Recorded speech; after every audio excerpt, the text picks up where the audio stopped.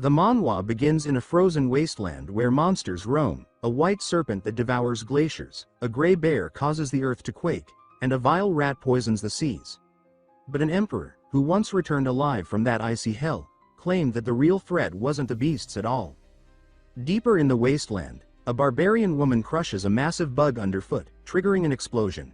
Nearby, a barbarian man grabs a bug with both hands and rips it apart effortlessly.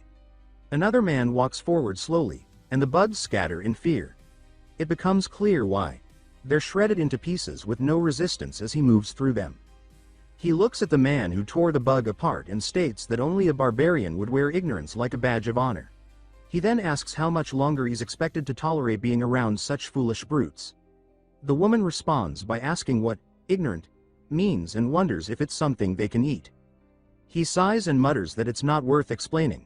As they begin roasting the insects they've just killed, he reminds them that he specifically told them not to eat those, warning that the bugs are lethal. Realization dawns on them as he glares. He remarks that it's been less than a week, and they've already consumed the entire stock. The woman tries to defend their actions, saying it was the noblest of challenges. He asks why she's proud of something so reckless, just as the bald man begins to foam at the mouth. It's revealed that the bald man is named Greta. The woman is taken aback when he collapses and tells him to pull himself together. The so-called smart one watches her panic, and when she starts slapping Greta repeatedly to wake him, he turns away, staring into the snow. He says that this isn't what he wanted at all. In a world full of magic and wonder, he had quit his job and set off on a journey. He claims he scaled the tallest mountain on Earth, reached the planet's core, and even traveled to the southernmost edge of the world. But nothing changed, no magic, no revelation. Reality remained barren of fantasy. Every night, he says, he wished that he would wake up in the middle of a dream, and one day, that prayer was finally answered. Elsewhere, a carriage trudges through the snow. One man grumbles about the cold, and his boss tells him to bundle up unless he plans on freezing to death. The mercenaries complain that even with a high reward, this journey is sheer madness. One of them mutters that only a lunatic would cross the white wasteland. Their captain silences them, reminding them they all agreed to this. They retort that none of them imagined it would be this bad. Inside the wagon, a butler clicks his tongue. He clears his throat and asks the lady in the carriage if she's all right. She responds with a gentle smile, saying that she is. Her name is Mylena of the Akasha family. Outside, the mercenaries continue complaining about the cold. The butler scolds them for their rudeness, but Mylena urges him not to be so harsh. She reminds him that these men chose to escort them through the wasteland and suggests bringing them inside, as they clearly look like they're on the verge of freezing. The butler firmly says no, insisting that she already knows what lurks in these frozen lands. Mylena nods and explains that long ago, an emperor sought to conquer the entire world, including the White Wasteland. She recounts how he led legions of soldiers into the snow and even entered it himself. But years passed, the empire crumbled, and the emperor returned alone. Aged beyond recognition and broken in spirit, he spoke like a madman. He warned of monsters, but emphasized that the true danger wasn't the beasts. It was the barbarians who thrived freely in the White Void. The butler calls it mere legend. Mylena counters that the emperor's words held truth, especially since many of the monsters he described were later proven to exist. The butler laughs, noting that no one has ever actually seen a barbarian. Mylena agrees that the sightings are non-existent despite the many stories. Suddenly, the captain halts the group, claiming there's something ahead. One mercenary asks what he sees, and they strain their eyes through the snow, making out only a shadow. The captain finally gets a clearer view and says he's got both good news and bad news. When pressed, he says the good news is that the figure is small. The bad news, it's heading directly toward them. The group tenses as the captain panics and reaches for his sword. Then they realize, it's human. The figure draws closer, revealing white hair and minimal clothing, and the truth hits them. They're staring at a barbarian. The man glances at them and says he was bored of seeing only barbarians, so he came out for a stroll, and finding outsiders was lucky indeed. He smiles and adds that he hadn't expected to encounter anyone out here. His name, he reveals, is Kettle, an Ashen barbarian. He surveys them and asks if they're merchants. When they say yes, he assumes they're the hired guards. The captain confirms, and Kettle suggests they turn back, though he doubts they'll listen. The captain stiffens, and Kettle realizes there's someone inside the carriage. Mylena sits nervously inside. Kettle then casually offers his services to the group. They're stunned by his offer. He asks if he was unclear, then clarifies that he's offering to guide them across the wasteland. The captain stammers that a legendary barbarian wants to become a mercenary and asks if this is truly all he's after. He questions whether Kettle means no harm. Kettle replies that if he intended violence, they'd already be corpses. The captain knocks on the carriage, asking Mylena if she heard that. She says she did. The butler asks what's going on, and the captain explains that the barbarian wants to join them. He asks Mylena what she wants to do.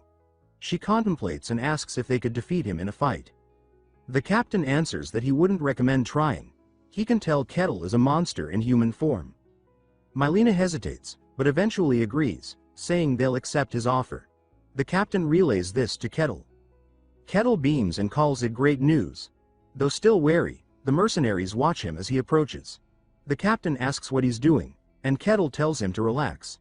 He says he wants to speak to the one in charge directly. The captain warns him that if he tries anything, he'll regret it. Kettle replies that he already knows and walks past. One mercenary whispers if it's really okay to let him approach her. The captain says their employer already agreed, though unease hangs in the air. Another suggests they stop him. The captain scoffs, asking how exactly they plan to do that. The butler, near panic, questions what she's done. Mylena tells him to stay calm. Kettle knocks on the carriage and politely asks if he may enter. The butler is on the verge of a breakdown as Mylena gulps audibly and tells him to come in. Kettle grins. Inside the carriage, the butler sits awkwardly, cramped and stiff, while Kettle appears completely at ease. Kettle tells the butler to calm down, assuring him that he has no intention of causing harm. The butler, visibly shaking, insists that Kettle must be lying. Mylena, meanwhile, is captivated, unable to hide her amazement at seeing a barbarian from legend up close. She responds that it's a pleasure to meet him. Kettle replies that the pleasure is his and remarks on the unexpected warmth of the carriage, noting that even with insulation, maintaining this temperature in such brutal snow must be difficult. She explains that it's all thanks to magic. Kettle says that he's genuinely excited to witness magic firsthand, especially in a world like this. She doesn't understand what he means exactly, prompting him to elaborate. He states that the White Wasteland is a perilous place. The odds of them surviving this journey with just those mercenaries are next to none. That's why he intends to protect their lives. But, he adds, he has one condition. They both look uneasy, and Mylena asks what it is he wants. He answers that all he seeks is knowledge of the world beyond the snowfields. He says that the information they hold is the only thing he desires. She's surprised by the simplicity of his request. Kettle points out that it's a fair trade, and she must agree. Mylena isn't even sure if she has a choice, but she says that she understands. Kettle expresses his approval and asks for her name. She gives it, introducing herself formally with her full title. Kettle introduces himself in return, saying he looks forward to working with her. He shares that he's always dreamed of living in a fantasy world. One day, when he opened his eyes, he found himself in this place, as a barbarian in an endless snowfield. There was no time to question it. The only reality was biting cold and monstrous beasts. To survive, he says he took charge of a barbarian tribe, hunting and leading with sheer desperation. He no longer remembers how many years have passed. He says he's spent countless days trying to escape this wasteland, but every time he reached the edge, he encountered a magical barrier. His quest remains unfinished, and he cannot leave the snowfield until it is complete. He explains that he was on the verge of giving up when, for reasons he doesn't understand, people from outside began to appear now and then. That's when it dawned on him. The world beyond the snowfield is the fantasy world he always longed for. His dream world. From that moment, he shifted from simply surviving to actively seeking his way out. He pursued his quest with relentless determination. During Quest 295, for example, he was tasked with killing a giant lizard. He crushed monsters beneath his feet and completed every objective given to him, never wavering from his goal.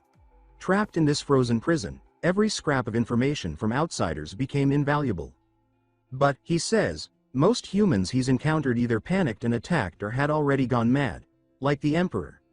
This time, however, he senses a real conversation is possible.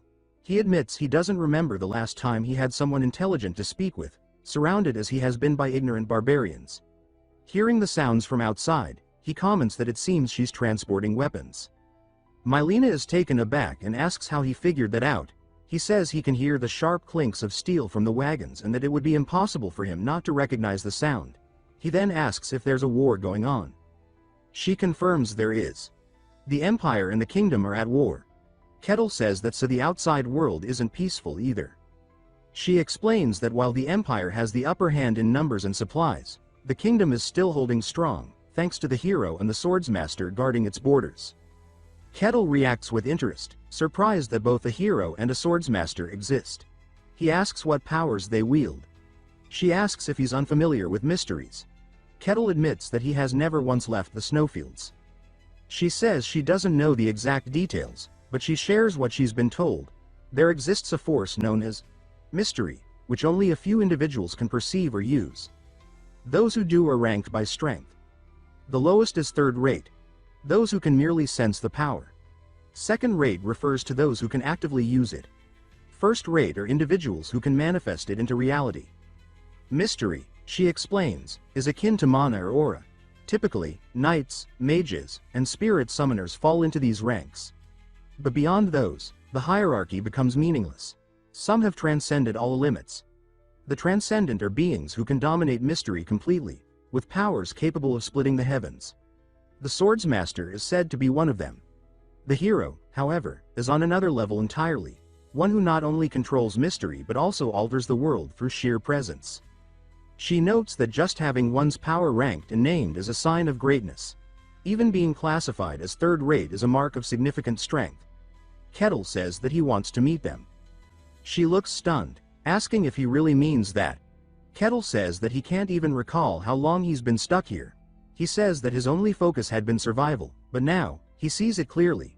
This snowfield is part of a fantasy world, and he needs to see the rest. He smiles, stating that it isn't just a wish, it's a necessity. Mylena asks if he truly is a barbarian. Kettle says that wouldn't be wrong, and judging from their reactions, they seem familiar with his kind. She confirms that there are legends. Kettle seems puzzled and asks about these legends. She finds it strange that he doesn't know, considering he's never been outside. She recounts the story of the Emperor, and Kettle says he remembers that man and had dismissed him as insane. When she asks what he means, Kettle quickly says it's nothing, but acknowledges that her legends are probably accurate, as he's met people like that before. He then shifts topics and comments on the number of wagons, noting that she seems to be moving a large quantity of weapons. He asks why she's crossing the snowfield. She hesitates, then admits they're in a dire situation and she needs a great deal of money. When he asks why, she tells him her family has long been in commerce. They amassed wealth over generations, but jealous rivals sabotaged them, leaving them deep in debt. This mission is her last hope to save her family. Kettle says that in that case, she must be trying to sell weapons to the kingdom. She asks how he figured that out, and he reminds her that she already told him the Empire has no supply issues. Therefore, the weapons must be for the struggling kingdom. He says that even though he doesn't know much about the outside world's values, transporting this quantity of weapons must be worth a fortune, enough to justify the risk of crossing the wasteland. He then guesses that the only reason they would go through the snowfield is if the kingdom's territory borders the Empire. She seems amazed by how quickly he deduced all of that. She adds that according to legend, barbarians are supposed to be ignorant savages, and now she wonders who Kettle really is. Just then, the carriage abruptly stops, startling her. The butler also asks what's going on. A piercing screech echoes outside. Kettle comments that it sounds like they've got some unwanted company. Beyond the carriage walls, a massive creature appears. It looks like it's melting. The captain is panicking. Mylena recognizes it immediately and says it's a black slime. Kettle repeats the name and asks if that's what it's called. She says yes, and explains that it's a monster well documented in the records. He asks what records she means, and she explains that many powerful warriors once tried to conquer the White Wasteland. Most died, but the few who survived wrote books describing what they saw. Of all the monsters mentioned, the black slime appears most often. She then asks if Kettle also knows of them. He says of course he does. They're chewy and taste pretty good. He calls them his snack of choice. Mylena recoils in disgust, asking if he's serious. He says that if she's curious, she should go catch one and try it. She quickly refuses. The carriage shakes violently as the black slime charges toward them, screeching. The captain shouts in panic, and Mylena begs Kettle to do something. Kettle doesn't move. She demands to know why he's just sitting there. Kettle calmly states that he made a contract with her. He promised to protect their lives, and he won't act unless there's actual danger. She asks what he means, and he answers that the mercenaries can handle this one. The black slime surged forward, and the captain barked at his men to raise a shield. They did, but it barely held. The force knocked the captain backward, sending him crashing into the snow. Another mercenary rushed forward, screaming with his axe raised high, but the creature flung him like a ragdoll into the side of a carriage. Dazed, the man dropped his weapon and shouted in confusion, asking what the hell was happening. The slime then turned toward the captain. He shouted a warning to his troops, explaining that the monster only moved in straight lines and ordering them to scatter and coordinate their attack. The mercenaries acknowledged the command and repositioned. One lunged from the side and managed to slice into its face, causing it to shriek and release a blast of purple goo. The mercenary raised his spear and hurled it directly into the slime's head. It pierced through, and for the first time, the group saw a clear result. Encouraged, the captain called out for them to keep going. He charged in himself, his sword glowing with green aura, and slashed deep into the creature's mass. He told them that ordinary attacks were useless. They had to strike the core hidden within. Working in unison, the mercenaries pressed in. The captain leapt and drove his blade straight down, shattering the core. With that, the black slime collapsed, defeated. The mercenaries stood frozen, then broke into triumphant cheers, chanting in disbelief that they had won. Mylena was elated, marveling aloud that they'd actually done it. Kettle, on the other hand, looked unamused, his expression more annoyed than impressed. They continued forward until they had to stop again. This time, a giant wolf blocked the path.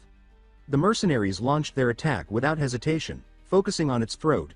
With coordinated strikes, they opened deep wounds across its neck until the beast finally bled out, collapsing. One mercenary remarked that the snowfield wasn't as terrifying as people claimed, saying the stories must be overblown. The captain warned them not to get careless. They were barely halfway through. Another mercenary began to question Kettle's strength, saying the barbarian hadn't done anything impressive so far. He speculated that the stories, just like those about the wasteland, might be exaggerated, and that Kettle could be nothing more than a leech riding on their effort. He suggested that they test Kettle's skills at the very least. A knock came on the carriage. Mylena asked aloud what it was. Kettle looked out without saying a word. One of the mercenaries approached and said he needed to speak to her, explaining that since they had a contract with her, it was their duty to ensure her safety. She thanked them, saying she was grateful they had accepted the job when everyone else ran from it. The mercenary nodded, but said there was one thing they couldn't ignore. Kettle hadn't lifted a finger during any fight. She tried to explain, but he asked bluntly if they were allowed to test whether Kettle truly deserved the special treatment he was getting. She looked toward the captain, who confessed that he had tried to stop them, but they wouldn't listen. Kettle grinned, saying that if they really wanted to test him, he didn't mind. But, he added, now wasn't the time. They asked him what he meant, and he said that they had incoming guests. The mercenaries scoffed, demanding to know what nonsense he was talking about. A guttural, mocking voice echoed through the air. A monster hissed that the fragile mortals had arrived, and that today would be a feast. It said it would savor their fear and asked them to struggle, saying their panic would be the seasoning. Mylena screamed and clutched her ears. The winds grew sharper, colder, howling around them. The mercenaries tensed, and Kettle stood calmly. He stated that this was enough. The people with him were his guests. He told the snake to turn back. The serpent questioned his presence, accusing him of forgetting his place and straying too far from his tribe's territory. Kettle cut him off, saying it was none of his concern. The snake began to stir the wind into a cyclone, declaring its identity and threatening to show Kettle what true power looked like. But Kettle replied that it was time the snake learned some respect. He pulled his fist back and drove it straight into the serpent's gut. A shockwave ripped through the air. Snow exploded in all directions. The serpent recoiled in agony. A massive blue burst followed, the ground trembling from the force. The mercenaries could barely stay on their feet under the pressure. A second shockwave erupted, this one even stronger.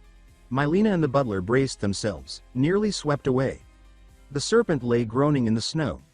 Kettle remarked that this was the kind of creature that only learned after a beating. Mylena called out his name, and he answered that he was finishing up here. He promised it wouldn't take long. With a stomp, he launched forward again. The serpent, not yet dead, reared up, only to be met with another devastating punch that triggered another violent explosion. Mylena watched in awe, stunned speechless. Some time later, the mercenaries bowed their heads, trembling. They admitted they had sinned and begged for mercy. Kettle responded calmly, saying that he understood. It was only natural not to trust a stranger so easily. As they resumed their journey, the butler looked half frozen, shivering violently. Kettle glanced at him, then turned to Mylena and said that something about her puzzled him. He explained that from her manner of dress and her speech, she didn't seem like a simple agent of her family. He asked why she was risking her life on such a dangerous expedition. She admitted that he was sharp, then revealed her full identity. She said she was the first daughter of Lady Belyaka, concubine to Lord Kestak Akasha. Kettle asked if that made her mother the second wife. She confirmed it, explaining that her mother was brought in through a political marriage, only to be discarded. She described her mother as pitiful, powerless, and treated as little more than a servant within the family. She and her mother existed in name only within House Akasha. Realizing she was speaking too freely, she said aloud that Kettle's silence had drawn her into over-explaining. She then stated that she had volunteered for this trade mission herself. Even if the journey was deadly, someone had to take the lead, so she stepped forward. Kettle told her that she was smart. He said she had strong ambition, and that greed, in the right hands, was a virtue. She looked at him, caught off guard, about to respond when they were interrupted by shouting outside. They both turned as Mylena's eyes widened. The captain shouted that they had made it. Before them, grass poked through the snow. They had crossed the white wasteland. The mercenaries celebrated, offering heartfelt thanks to Kettle. He asked them how they planned to handle the return journey.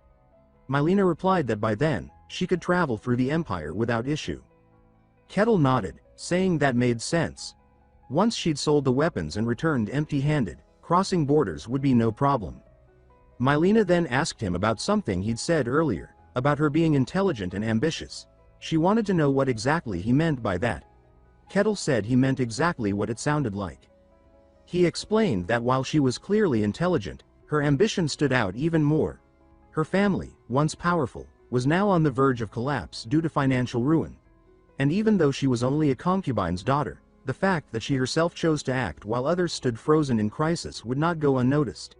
He concluded that, in times of downfall, people would naturally rally behind the one brave enough to lead. Her intent is clear. She wants to take control of her family. She asks Kettle if he disagrees with her assumption. Kettle responds that it's a perfect answer. She admits that he's not wrong at all. Kettle then says that it all makes sense. A child born of a concubine stepping into danger to reclaim the family name is a tale as old as the concept of ambition itself. She reflects on Kettle's intellect, thinking to herself that he isn't like the arrogant fools who think themselves clever.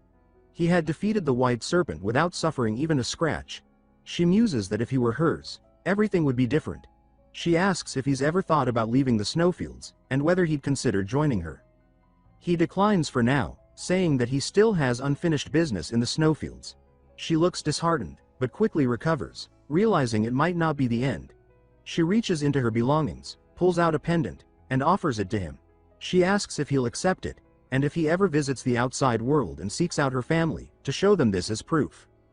He tells her that if it's a gift, he'll gladly accept it.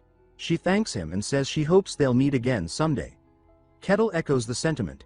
Their carriage drives off into the woods, disappearing between the trees. 5 years pass. At last, all conditions are met. Kettle has completed 784 quests, and the time has come. He is finally allowed to leave the snowfields. His face lights up with genuine excitement. He takes a deep breath and begins to savor the air. He says aloud that it's everything he missed. The scent of grass, the sound of water flowing, sensations utterly absent in the frozen wasteland. He turns back to the vast white plains and yells into the wind that he hopes he never has to return. He says that this strange, magical world, was the one he had dreamed of, even in sleep. It is a land of illusions, of mystery, of wonder, a world he thought he'd never reach. Though his origin had gone horribly wrong, he had survived against the odds. And now, he could finally embrace the world of swords, magic, dragons, elves, true fantasy. Without that yearning, he says, he would have died long ago. Surviving the snowfields required more than a will to live. It demanded obsession. As he walks, he notices glowing lights in the distance and assumes it must be a village. He becomes giddy at the thought of meeting actual civilized people. He remembers trying to talk to the barbarians who lived in snowholes, attempting to discuss concepts like shelter, only to be met with blank, clueless stares. He reflects on how much he misses human villages and wonders what to say upon arrival. He debates whether to greet them with a simple hello or dive straight into a question about the world. Whatever he decides, he's determined to be gentlemanly. As he gets closer, he notices the trees. They're unlike any he's seen, distinct in structure, glowing faintly. Deep within the forest, an elf stretches out his hand and announces that this will be their new home. The other elves break into smiles and excitement, unloading their supplies. One of the younger elves, however, raises a concern. The elder asks what's troubling him. The younger elf says he's unsure whether the area is truly safe. The elder says that it is, assuring everyone that this location is extremely remote and humans cannot reach it. The younger elf says he knows that, but points out that the snowy plains are nearby. The elder waves off the concern. He says that for thousands of years, nothing has ever emerged from the snowfields. Besides, they've set up a powerful barrier, one designed to hide their presence and make the forest seem completely mundane. He explains that the barrier took months to craft, built with ancient elven magic. As long as it stands, no one will find them. Even if a monster from the snowfields did get close, it would pose no real threat. But as Kettle walks, he unknowingly places a hand through the edge of the barrier. It tears under his touch like cloth. He pauses, noting the strange sensation and wondering what he just tore through. He looks around, trying to figure out how much farther he needs to go. That's when he spots her, a little elf girl, clearly lost and wandering alone in the forest. Kettle gasps, shocked that he's already encountered an elf. A real one. He says that this must be fate. Elves are a hallmark of any true fantasy world, and meeting one so early must be a sign of good things to come. But the girl looks frightened. She doesn't recognize the forest anymore. She's wandered too far. Then, she notices a shadow looming above her. Her eyes widen in terror as Kettle leans down and greets her with what he believes is a polite hello, though to her, it sounds like a threat. She freezes, then begins to faint. Kettle quickly catches her before she hits the ground and wonders what's wrong. He laments that he didn't even get a proper conversation in, and already she's collapsed. Given the situation, he decides he'll return her to her village. He remembers that elves are often portrayed as beings of peace, aligned with order and goodness. If he returns their lost child, perhaps they'll welcome him. He smiles at the thought, lifting the girl into his arms as he starts walking toward the direction she came from. Meanwhile, panic has broken out in the village. One woman is screaming about her missing child. The elves are in chaos. They demand to know how a human breached the barrier. Kettle arrives at the edge of the settlement, carrying the child. The situation escalates instantly. Her mother sobs with relief, but the others are in disbelief. The elder shouts in horror, asking how a human could possibly be here. He reiterates that the barrier should have stopped any outsider. The scouts inform him that there's a crack in the magical barrier. Gandalf demands to know where the queen is. Someone replies that she's away on a patrol. Kettle tries to speak, saying he means no harm.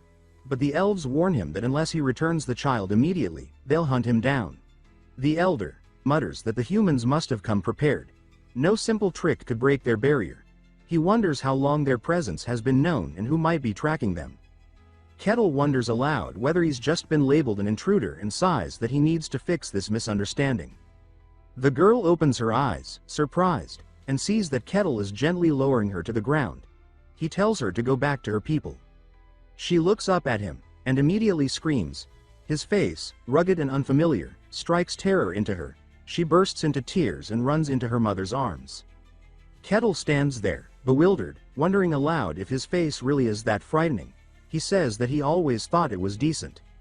Then he declares that he has returned the child and repeats that he is not their enemy. The elder yells that the hostage has been recovered and orders everyone to attack. Dozens of elves draw their bows and fire. Magical arrows streak through the air. Kettle asks if they're deaf. He shakes his head and says that elves are far more savage than he imagined. He always thought elves were peaceful nature lovers, beings of harmony and grace. But these elves are wild. He changes his tune. He says that it actually makes sense.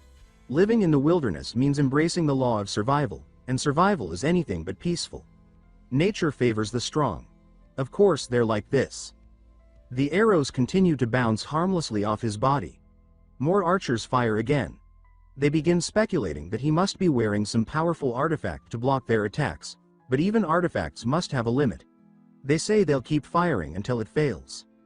Kettle raises both hands in the air and tells them to calm down. Then, with a single motion, he claps. The resulting shockwave rips through the forest, a thunderous burst that shatters the silence like an explosion of raw power. The elves are nearly blown off their feet, stumbling back as they shout that the barrier needs to be deployed. But it's already too late. The shockwave that erupts from Kettle's clap launches them into the air like leaves in a hurricane. Not only does it tear through their ranks, but it also shatters the barrier meant to keep their sanctuary hidden, sending cracks of magical energy rippling through the entire forest. The elder starts trembling, demanding to know what in the world just happened. Kettle, realizing the chaos he's caused, calls out to the elves, warning them again that he isn't their enemy. Then it dawns on him. He forgot to restrain his strength again. As he raises his voice to calm them, a fire arrow shaped like a bird arcs toward him from above. He looks up, watching as it soars, then detonates in a thunderous explosion. The smoke parts to reveal a woman standing on a rocky outcrop. Her presence stills the air. Gandalf and the others go silent, stunned as she appears. This is their queen, the legendary hero of EPI, and the ruler of the Leaf Clan, Marsilia Hussein Karuja.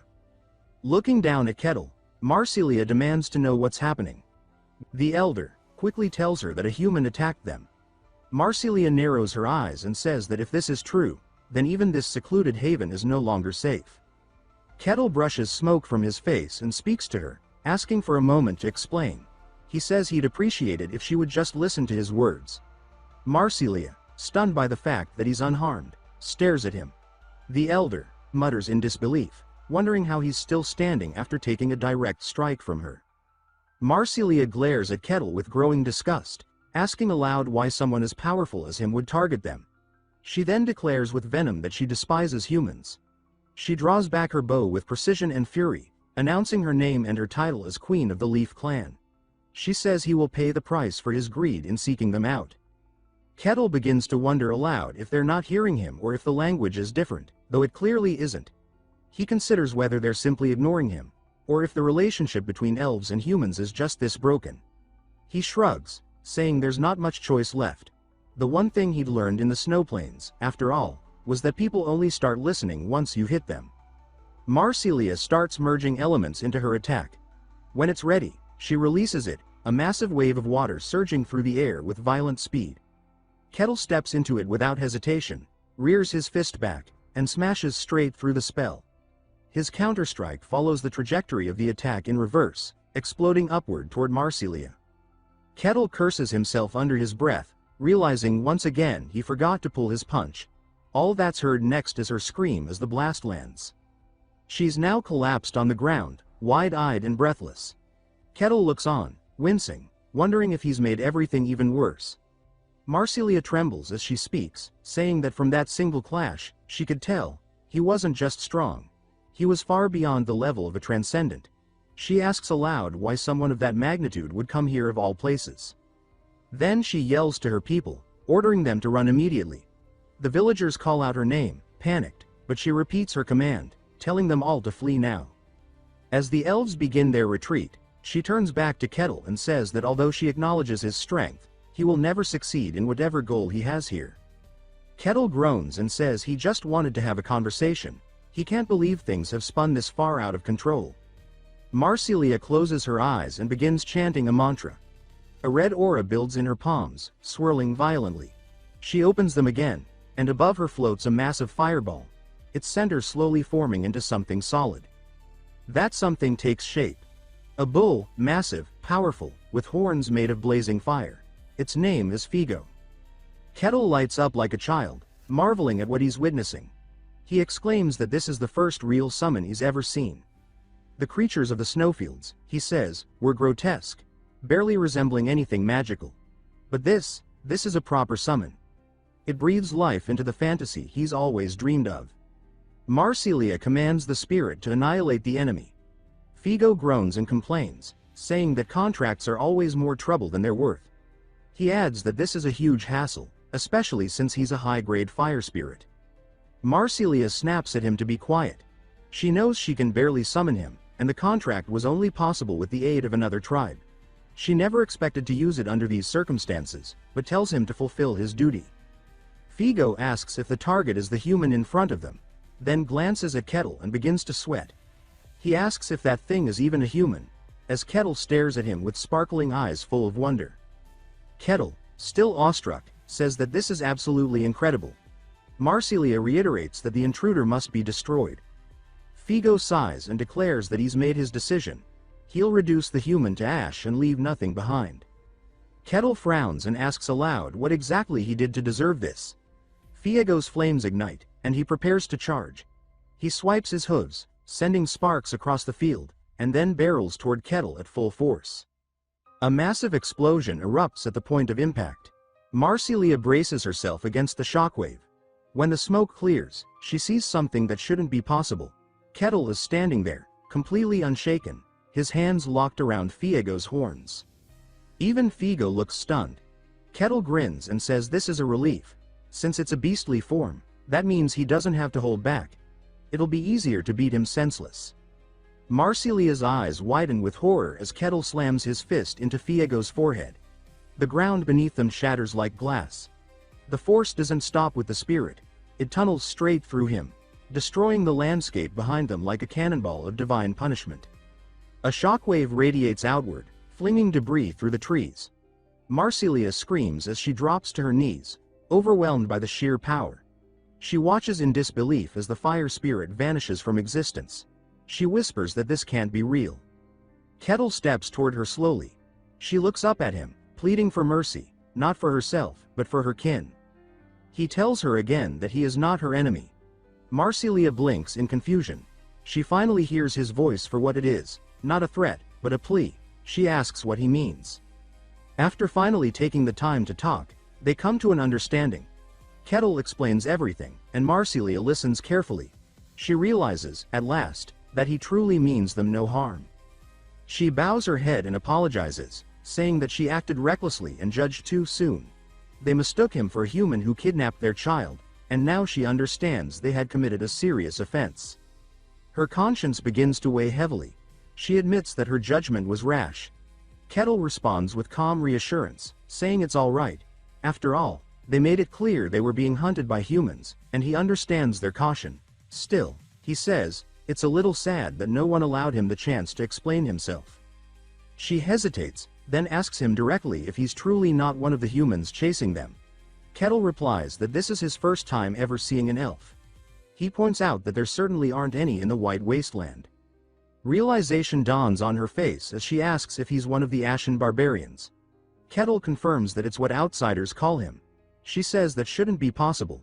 No human is supposed to survive the White Wasteland. If he came from there, then perhaps others could too.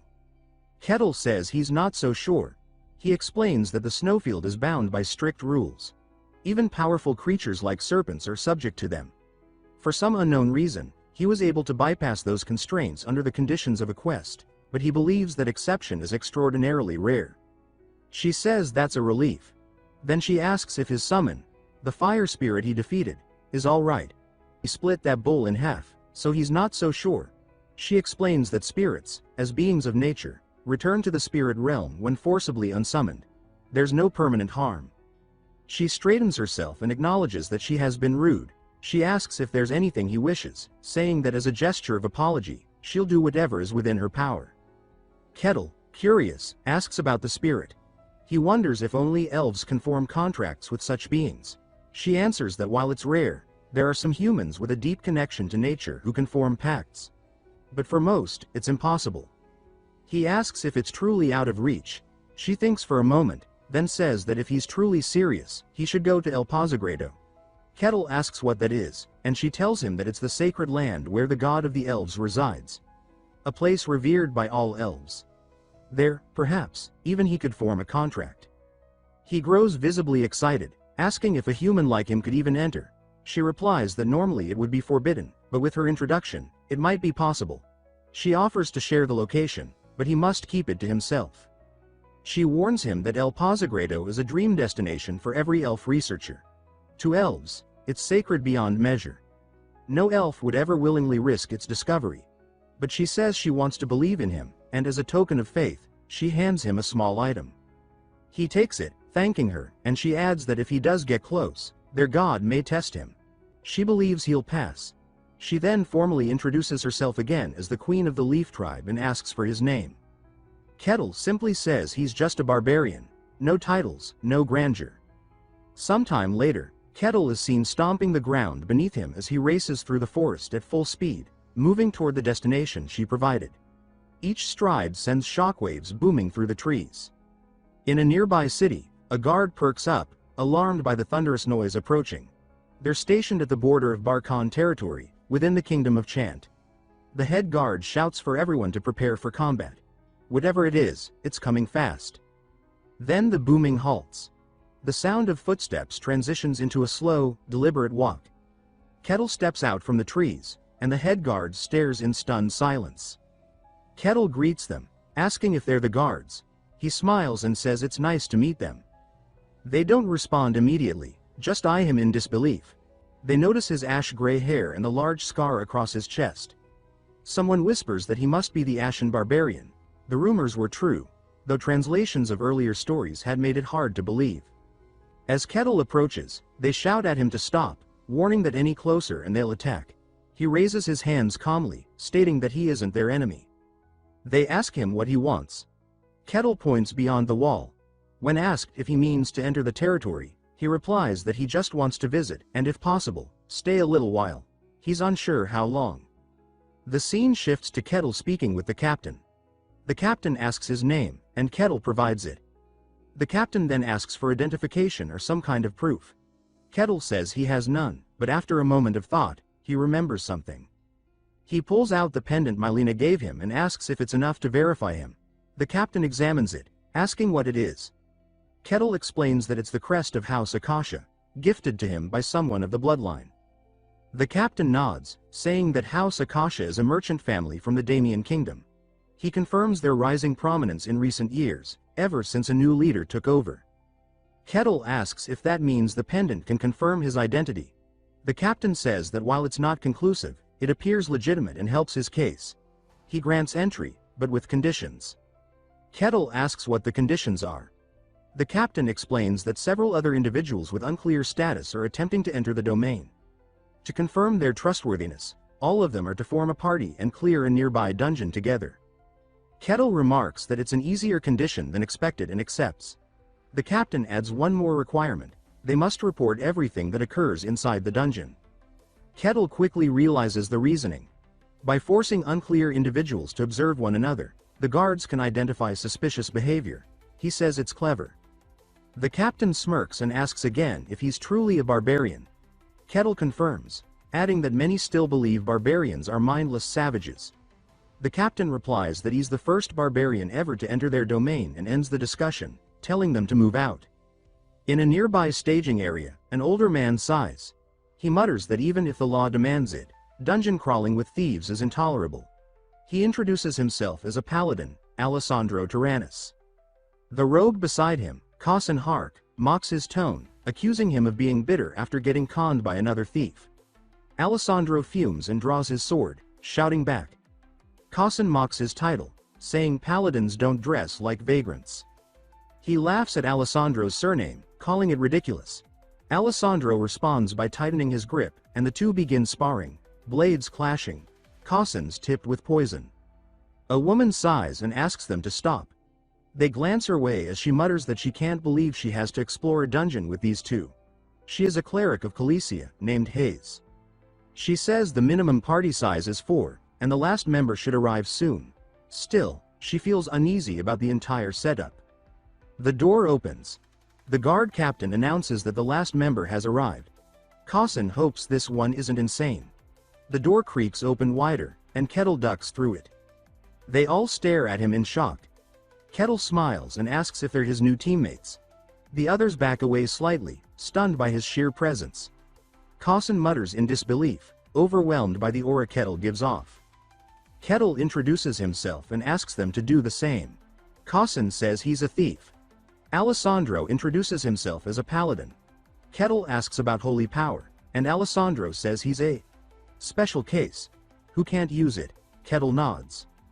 Hayes introduces herself as a cleric who serves Calathea, the god of lies and deceit.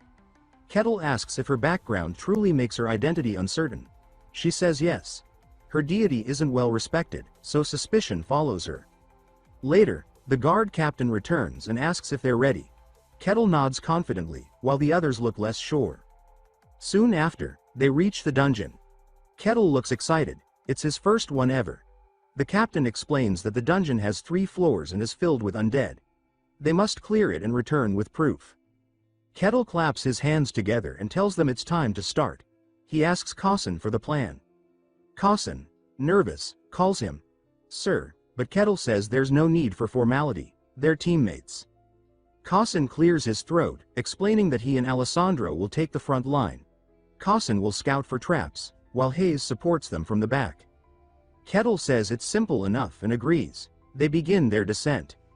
Inside, the group moves cautiously. They glance around, tense. Hayes remarks that the darkness is unsettling. Kausen agrees. The dungeon so far is too quiet, too normal. Suspiciously normal. Kostin suddenly stiffens, raising a hand and telling the group to hold. He says there are monsters nearby. Kettle glances around and says he doesn't see anything. Kostin points to the ground, noting the scattered bone fragments lying in a distinct pattern. He explains that these are skeletons, dormant until triggered. If they move too close, they'll animate and attack. Kostin mutters that the guard captain probably knew all along. He says this dungeon wasn't just meant to verify their identities, it was designed to quietly eliminate unwanted outsiders. Kettle, eyes scanning the fragments, says he's never fought a skeleton before. Kostin responds that they're no joke. Even when wounded, they keep moving. Their bones are unnaturally tough, granting them high defense. He adds that this dungeon is more dangerous than he originally thought. He instructs Hayes to prepare her magic, tells Alessandro to ready his shield, and advises Kettle to stay alert. Kostin says he'll look for an opening during the fight and warns that simply damaging a skeleton isn't enough.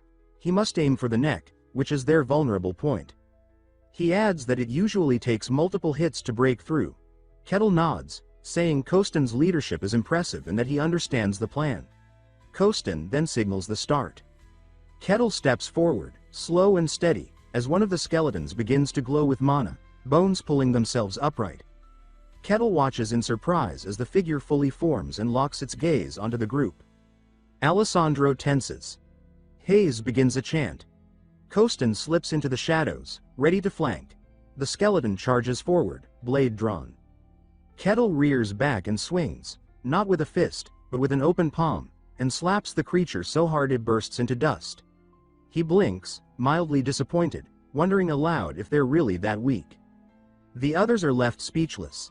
Alessandro is stunned, Hayes looks disturbed, and Kostin stands frozen in disbelief. Kettle laughs and remarks that, as Kostin said, once the head's gone, the skeleton stops moving. Kostin stammers that this isn't what he meant at all. He explains that skeleton bones aren't ordinary. They're reinforced by dungeon mana, extremely dense, tough, and notoriously difficult to break.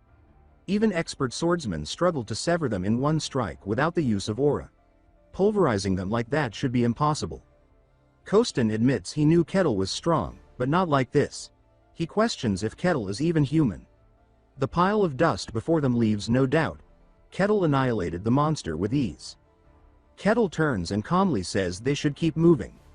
The others scramble after him without question. He tells them not to rush, but they say nothing, just trailing close behind, trying to hide their fear. Kostin gives him a nervous salute. Hayes and Alessandro exchange anxious glances, both thinking the same thing. They really don't want to die. As they continue, Kettle stops abruptly. He's noticed something. Kostin asks why, and then they all see it. More skeletons forming. Hayes shouts in alarm as the bones pull themselves together, and Kostin and Alessandro ready themselves for a fight. But Kettle raises a hand and asks them for a favor. They pause, confused. He says he wants to fight them alone. There's something he wants to test. They agree, not entirely sure what to expect. Hayes gives a quiet nod. Kettle walks toward the rising skeletons, picking up a sword from one of the bone piles. The others watch curiously. Kettle examines the weapon and comments on how curious it is that these creatures can reassemble themselves. One skeleton lunges at him, sword swinging down. Kettle casually catches the blade between two fingers and snaps it in half. He grins, asking what the skeleton intends to do now. The skeleton shifts, regripping the broken weapon and leaping from the wall for another attack. This time, it slices some of Kettle's hair. He doesn't flinch. Instead, he grips the creature's wrist and crushes it to dust. Its severed hand drops to the ground. The skeleton looks down at it, confused, then back at Kettle, and kicks the broken sword into the air. With precise motion, it snatches it with its left hand. Kettle lights up, saying it knows how to switch hands. That's impressive. The skeleton charges in again, this time with a reverse grip.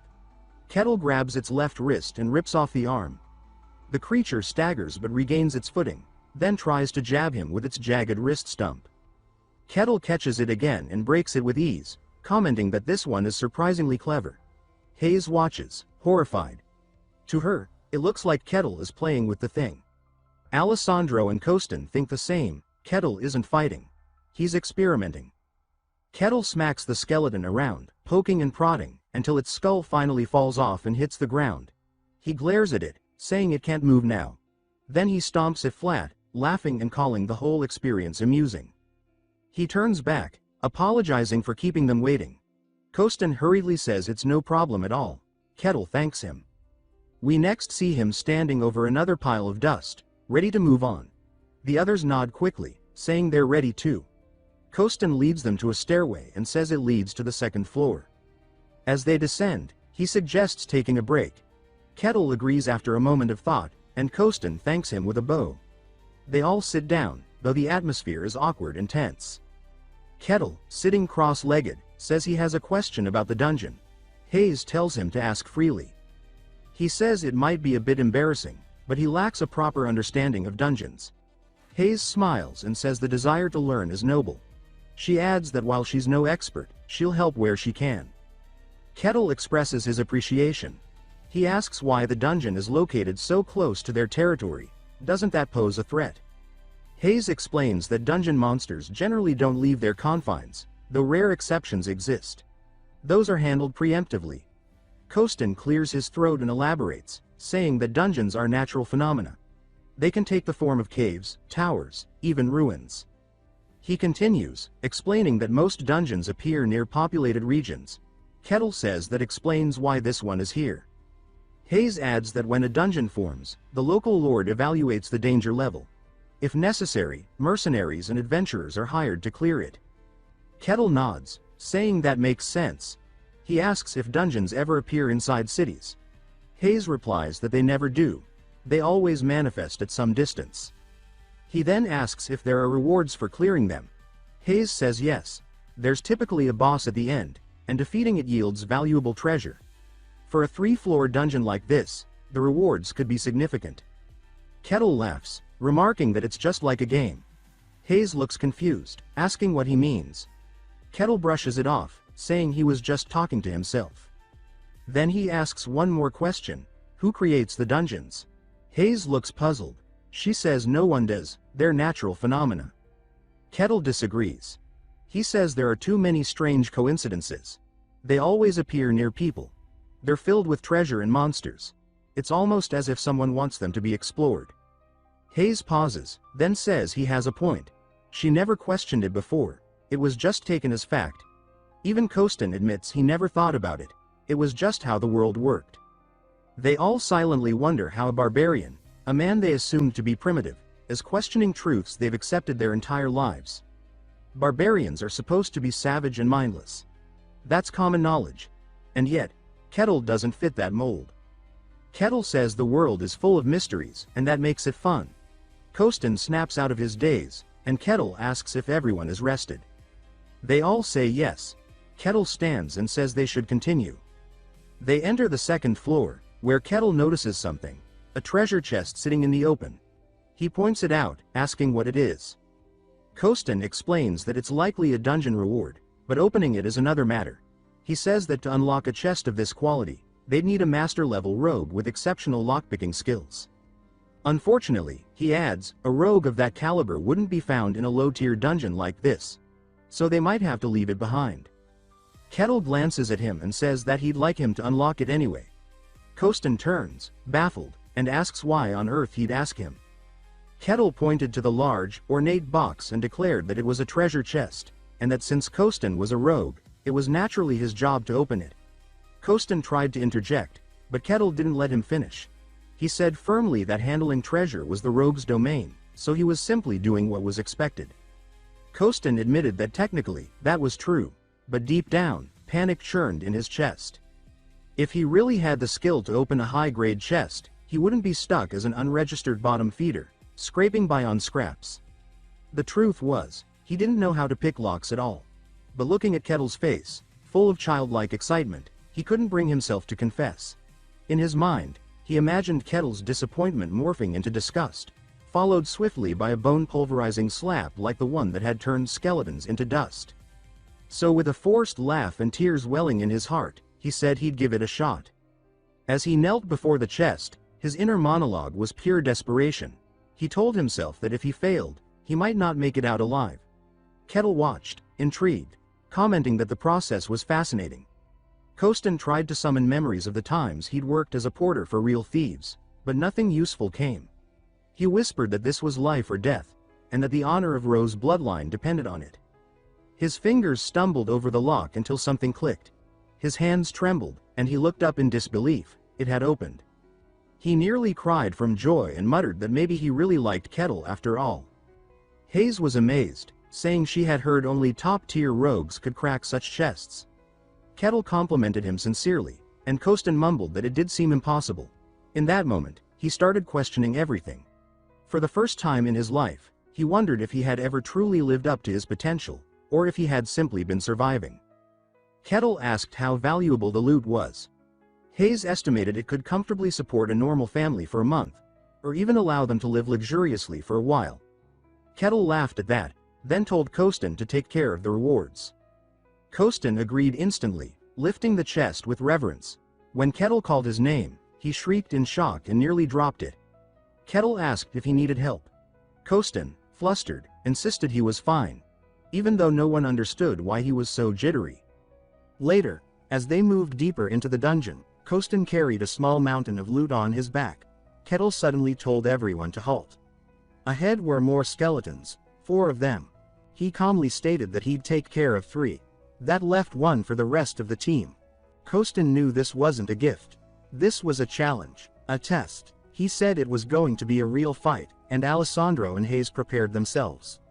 As Kettle walked forward and the skeletons began to stir, Kostin muttered that the way bones assembled themselves was always unsettling. The 4 enemies rose. Kettle reminded everyone to get ready. Hayes cast a glowing buff that wrapped the team in a golden aura. Kettle gave the order to begin, and Kostin lunged first. He aimed for the neck and struck cleanly, but it wasn't enough. The skeletons stayed standing. As the others moved to surround him, Kettle seized them and pulled them back, saying he'd already claimed those 3. He told the rest of the party not to interfere, this was their fight now. 1 skeleton swung downward, and Alessandro blocked with his shield, holding the creature in place. Kostin used the opportunity to leap off a nearby wall and strike its back. Hayes cast a disorienting spell, Shadow of Confusion, and bathed Alessandro in golden light. Empowered, Alessandro drove his sword toward the skeleton's neck. It cracked, but didn't fall. The skeleton laughed. So did Kettle. Having already dealt with the other 3 skeletons, he stood watching the final one stumble, saying it was genuinely enjoyable to see a team's dynamic in action.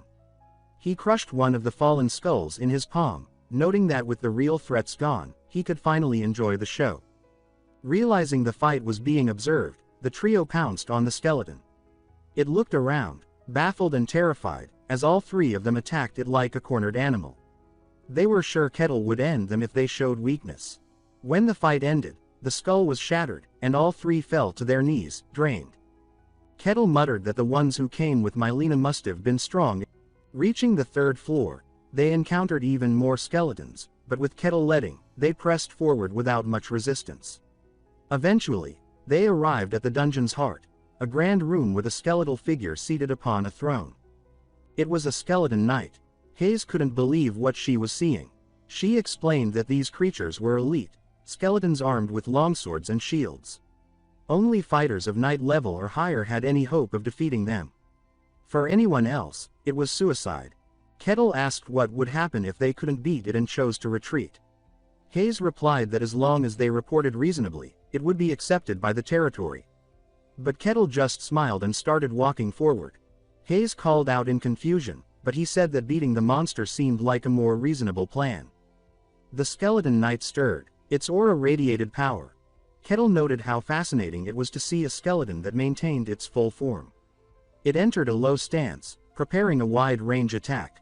Hayes shouted a warning and threw up a barrier, but the sheer force of the skeleton knight's blow cracked it immediately. Her magic shattered. Alessandro threw himself in front, taking the brunt with his shield and collapsing. He wheezed, asking if something that strong could even be fought. The skeleton knight set its sights on Kettle and charged. Kettle met it head-on and landed a single punch to its chest. The creature disintegrated mid-charge, its torso obliterated. It crumpled into a pile of ash. The others sat silently, stunned. Kettle dusted off his hands and asked if that was really it. He then noticed another treasure chest. He called out to Kostin. Kostin asked what he wanted, and Kettle asked if he could open it. Kostin said no way. It had a high-level lock, far beyond his skill. Kettle replied that it was a shame. Before Kostin could finish saying they'd have to leave it, Kettle punched the chest. It shattered. No one even reacted anymore. Kettle said the rewards were certainly more accessible this way and told Kostin to collect them. Kostin numbly agreed, still trying to process how someone could just break open a high-tier lock. And if he could do that, why had he asked him to unlock it? As the group approached the exit, a bright light enveloped them. A rumble echoed behind. They turned to see the dungeon collapsing. Kettle asked what was happening. Kostin explained that when a dungeon is perfectly cleared, it disappears, and this one apparently had no secret room. Kettle asked if such rooms really existed. Kostin said yes, but they were rare. Kettle laughed, saying that sounded fun. Kostin, still trying to understand Kettle's mental state, wondered what kind of lunatic could enjoy that. Back at the city gate, the guard captain was stunned. He said there was no way they finished so quickly. He cleared his throat and asked how the dungeon was. Kettle responded that it was satisfying. The captain nodded and began processing their entry. He asked if there were any issues. Hayes said nothing major occurred. When the guard captain asked her directly about Kettle, she said he should be fine, but her tone carried hesitation. The captain knew full well that dungeon clearance wasn't just about survival. It was a test of character, too. Kostin said Kettle didn't seem like a bad guy. The captain agreed, noting that although Kettle had monstrous strength, he never once endangered his party. He was nothing like the barbarian stereotypes. Kettle praised Kostin, saying he handled traps and even opened a chest. He complimented Alessandro for his reliability on the front line and credited Hayes's prayers with boosting their success. The guard captain was surprised. Normally, forced parties ended in finger-pointing. He handed out the rewards, though guards typically skimmed off a cut. In this case, he didn't dare. Kettle insisted they split the loot fairly. The others tried to decline, but he wouldn't hear it. He said they were a team, and they earned it together. Then he suggested celebrating, with drinks at the pub. As they left, Kettle radiated enthusiasm. The others trailed behind, visibly exhausted. The guard captain watched them go, whispering to himself that for a barbarian to one-shot a skeleton knight, he had to be stronger than a knight, and clearly wasn't ordinary. He declared that this was the start of something serious. Turning to his subordinates, he said he had to inform the Lord and left them in charge. He soon arrived at the Lord's estate and knocked. Inside, Lord Luke Varkin called him in. The guard captain reported that a barbarian had entered the territory. Luke asked if permission had been granted. The captain said yes, as he didn't perceive any danger. Luke asked what the issue was, then. The captain said plainly, the man was too strong. Luke asked how strong. The captain replied that he had defeated a skeleton knight with a single strike. That stunned Luke. A skeleton knight was beyond any common fighter. He asked if the man could really be considered a first-rate warrior. The captain said the chances were high. Luke rubbed his temples and muttered that a barbarian of such strength was bound to cause headaches. Luke instructed the captain to summon the barbarian immediately. The captain hesitated, questioning if that was truly a wise decision. Luke replied that the mere presence of someone with such overwhelming power roaming freely in his territory was a source of instability, and he would rest easier after seeing the man with his own eyes. The captain cautioned him again, emphasizing the danger, but Luke waved off his concern, saying he need not worry, his knight was present. At that, the captain blinked, startled. He hadn't even noticed the knight's presence until now. Luke turned to the man and asked what he thought of the barbarian. The knight answered with cold certainty.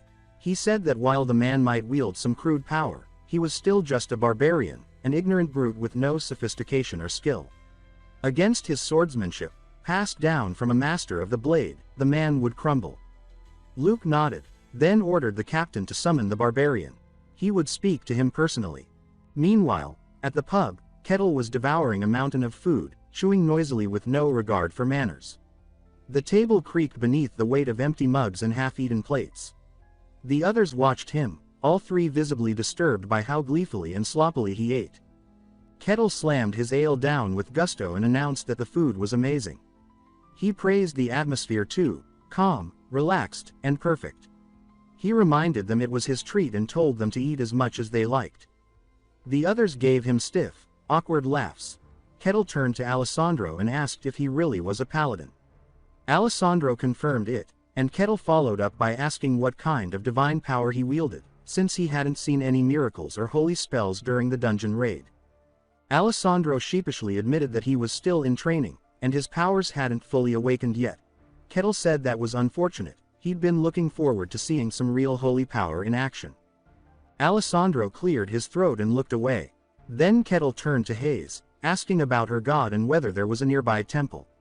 Hayes explained, slightly tense, that her deity, being the god of lies and deceit, was not a welcome presence in most lands. No temple would accept her here. The very mention of her god invited suspicion and scorn. After a short pause, she asked something bold, just how strong was Kettle? Kostin and Alessandro perked up at that. Kettle didn't seem offended. Instead, he replied simply that he had only recently left his homeland and didn't really understand how strong he was compared to others.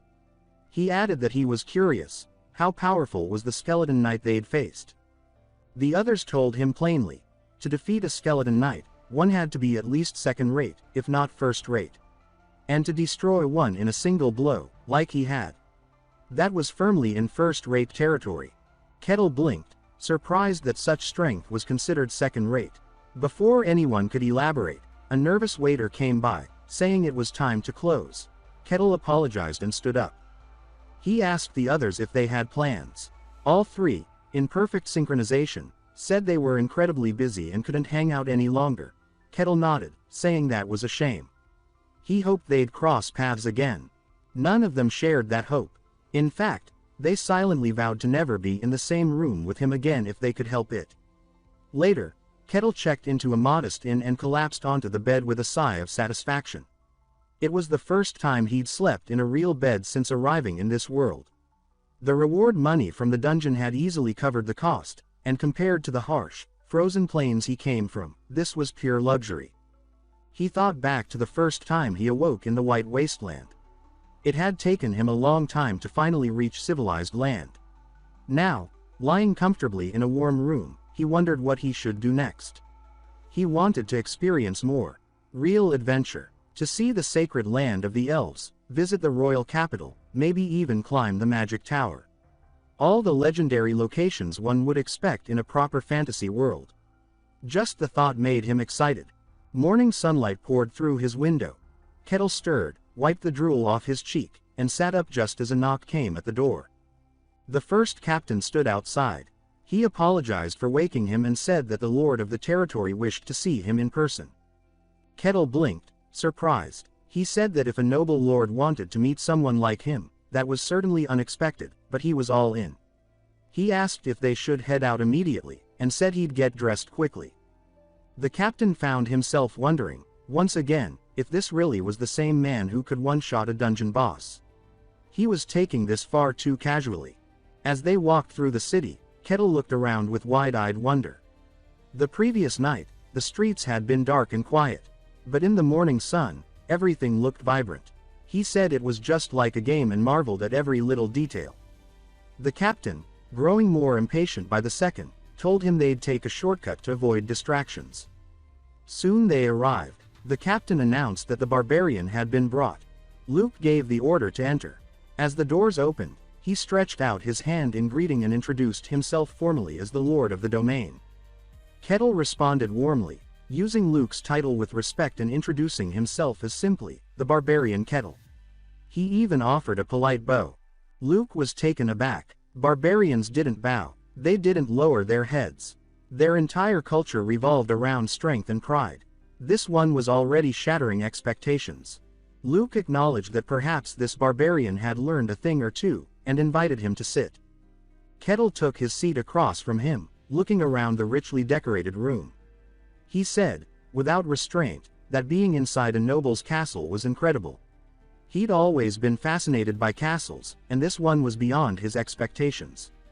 His eyes landed on the knight standing beside Luke. He lit up, saying that as a child, he used to play knight games, and seeing a real knight like this felt like a dream. The knight narrowed his eyes. To him, that look was not admiration, it was pure killing intent. He bristled and thought that this man had made a grave mistake by bringing that kind of bloodlust into the presence of a lord. He judged that Kettle wouldn't be leaving alive. Luke, unfazed, began his questioning. He explained that the reason he summoned Kettle was simple. He had a few things he needed to confirm. Then Kettle could go free. Kettle smiled and said he was ready. He could ask whatever he wanted. Luke's first question was where Kettle came from. Kettle said that was a meaningful question, and answered clearly. He came from the coldest place in the world, a land blanketed in white. Luke and the knight exchanged looks. They realized at once what he meant, the white snowfield. And if that was true, then the man before them was the barbarian of legend. Luke admitted that his words were difficult to believe. Kettle replied that the place he described was miserable, and whether they chose to believe him or not was their decision. Luke nodded slowly and rephrased his next question. He said what mattered wasn't origin, but strength. How powerful was Kettle, really? Kettle looked him in the eye and said that was the wrong question. Because he had no idea how to measure strength in this land, not yet. Luke leaned back in his chair, gaze shifting toward his knight, a silent signal passing between them. Then he turned to Kettle and proposed a sparring match against his knight, promising a generous reward in return. He explained that it wouldn't be a battle to the death, just a measured exchange. He trusted that Kettle could keep it within reason. Kettle laughed in response, his tone cheerful and excited. Luke raised a brow at the unexpected reaction. Most would flinch or show concern when faced with the prospect of dueling a trained knight. But Kettle was grinning ear to ear. To him, the opportunity to spar with a knight, an honest-to-God knight from a fantasy world who wielded aura and mystical skill, was nothing short of exhilarating. It wasn't just a fight. It was a chance to witness and learn from a legend. Luke tightened his grip on the armrest, uneasy. It was always the same with barbarians. No matter how civil they acted, they couldn't hide their primal love for battle. He felt a creeping discomfort settle over him as the group made their way to the Colosseum. From the stands above, Luke watched as Kettle and the knight stared each other down. He muttered under his breath that he hoped no blood would be spilled today.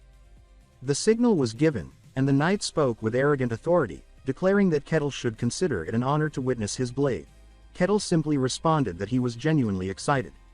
That nonchalance only irritated the knight further. Charging forward, the knight activated his aura. Green light coursed around him, his body glowing with focused energy. With a single motion, he lunged at Kettle, projecting 3 spectral blades from his sword, all aimed at the barbarian's head. Kettle dodged effortlessly. He said aloud that there were, in fact, 3 blades, and all of them were real. Not illusions. He seemed amused, asking if this strange trick was what the knight referred to as swordsmanship. The knight clicked his tongue, unimpressed. He remarked that while Kettle's evasiveness was surprising, he clearly had no way of countering.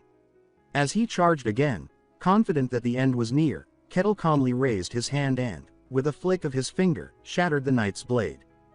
The knight barely had time to react before Kettle placed a hand against his chest. With slow, deliberate force, he clenched his fist, crumpling the knight's armor like paper. Then, in a single motion, he hurled him backward, sending him crashing into a wall with a deafening impact. The ground tore beneath him as he skidded to a stop. Luke's eyes widened. His knight, a top-tier warrior, had been dismantled in a single exchange. The arena bore the scars of the blow: a ruined wall, a cratered floor, and a knight collapsed in a heap. Kettle turned to Luke and casually asked if the match was over. Luke struggled for words. He forced a nod and croaked out a yes. Internally, panic took root. For a man to accomplish this in one strike, he had to be superhuman, and that was a conservative estimate. There was no telling how deep his strength ran. If left unchecked, he could very well destabilize the balance of the entire world.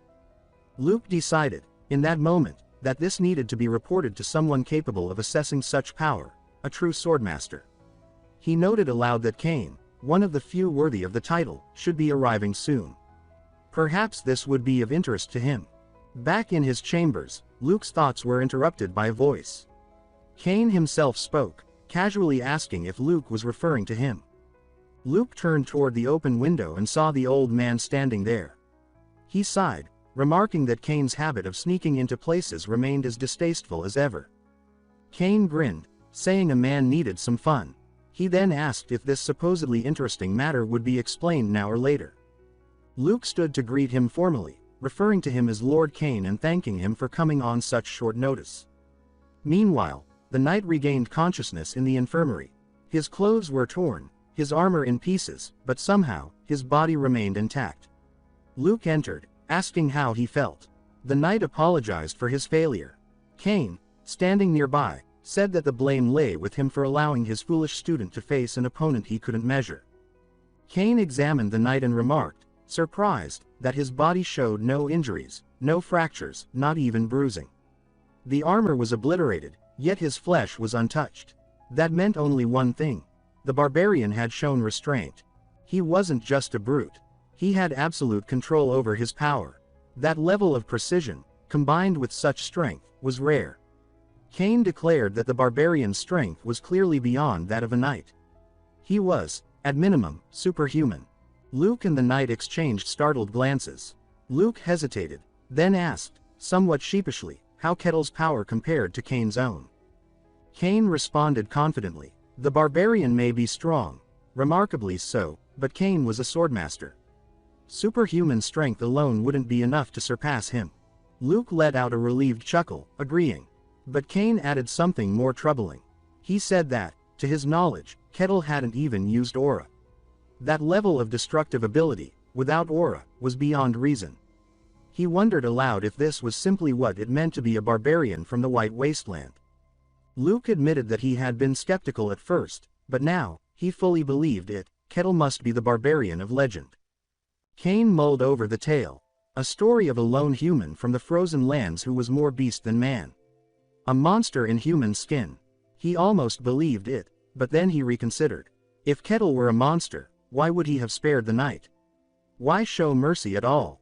He said he must be wrong, and Luke asked what he meant. Cain deflected, saying it wasn't important. There were matters he'd been sent to handle, and strange requests from the Emperor were piling up. Luke nodded, accepting it. Then Cain asked if Kettle was still in the city. Luke said that he believed so. Kettle mentioned staying for a while. Cain turned, stating that he would meet the barbarian himself. Elsewhere, the first captain sat with Kettle, asking what his next move was. Kettle admitted he hadn't decided yet. He appreciated the reward Luke had given him, but it felt like wandering from territory to territory and clearing dungeons would become tiresome. The captain told him that there were two ways to move forward. Either find someone with high status to act as his sponsor and vouch for his identity, or become a mercenary. Kettle asked for clarification, and the captain explained that mercenaries, after proving themselves through successful missions, could earn official recognition and status. But until they hit that mark, they were basically just disposable grunts. He added, with a hint of personal experience, that he had once been one himself. He then said that given Kettle's strength, getting a sponsor would be far easier. Kettle was surprised such a path even existed. The captain confirmed that mercenaries were monster hunters, errand runners, and everything in between. But sponsorship, that was a shortcut, if someone powerful enough vouched for him. Kettle asks what the other option is, and the captain tells him that he could become a mercenary. He explains that if Kettle builds up a track record and earns recognition from the guild, his status can be officially acknowledged. But, he says, unless a mercenary reaches a certain rank, they're basically treated like errand boys. He adds that back when he himself was a mercenary, it was the same deal. He tells Kettle that with his strength, going through a sponsor would probably be the easier route, but the mercenary path is still valid. Kettle seems surprised that such a path exists at all. He says that being a mercenary, someone who takes on requests to hunt monsters, sounds like the ultimate fantasy dream. In that case, he asks where he has to go to become one. The captain tells him that there's a guild hall. Kettle then says that he would appreciate it if the captain could show him the way. The knight captain, curious about why he wants to be a mercenary, says that he doesn't mind. Mercenaries are known to roam the world taking on various requests. Some people find romance in that kind of life, but the reality is far less glamorous. Mercenaries without recognized status are stuck at the very bottom of society. Even those who have some reputation often die trying to clear unidentified dungeons. They're often treated as expendable, used for the dirtiest of work. That's why the lower rungs of mercenary society are filthy, disgraceful, and loud. Inside the mercenary guild hall, someone gets punched square in the face and crashes to the floor. He gets up and asks the other guy if he wants to go another round. The other guy tells him to bring it on. The rest of the people just watch and start placing bets. Behind the reception desk, a woman lets out a long sigh as the commotion continues. A coworker calls out to her, asking how the new recruits are looking today. Her name is Rosa, and she replies that it's awful, nothing but weirdos. She says that one guy's some lunatic claiming to be a paladin. The others are rogues. Even the nun looks okay on the surface, but nobody trusts her because of the god she serves. Rosa seems completely defeated. Her coworker says that's disappointing. Rosa complains that not a single decent person has walked through the door. She adds that these muscle-headed mercs keep picking fights all day long and sighs that if only a handsome prince on a white horse would come rescue her from this desk job. Just then, the door swings open. Rosa's eyes light up as she looks up hopefully. She spots Kettle walking in. Kettle asks if this is the guild hall. The guy who was mid-fight stops, and everyone turns to look.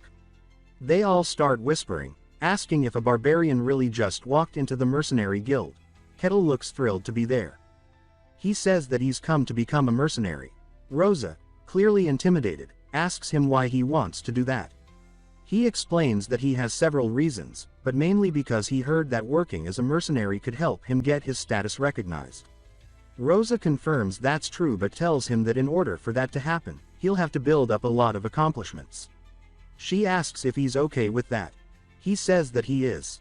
She tells him the registration fee is 5 copper coins and asks for his name and age. Kettle gives her his name but admits that he's not sure about his age. She tells him she'll just put down something that seems reasonable.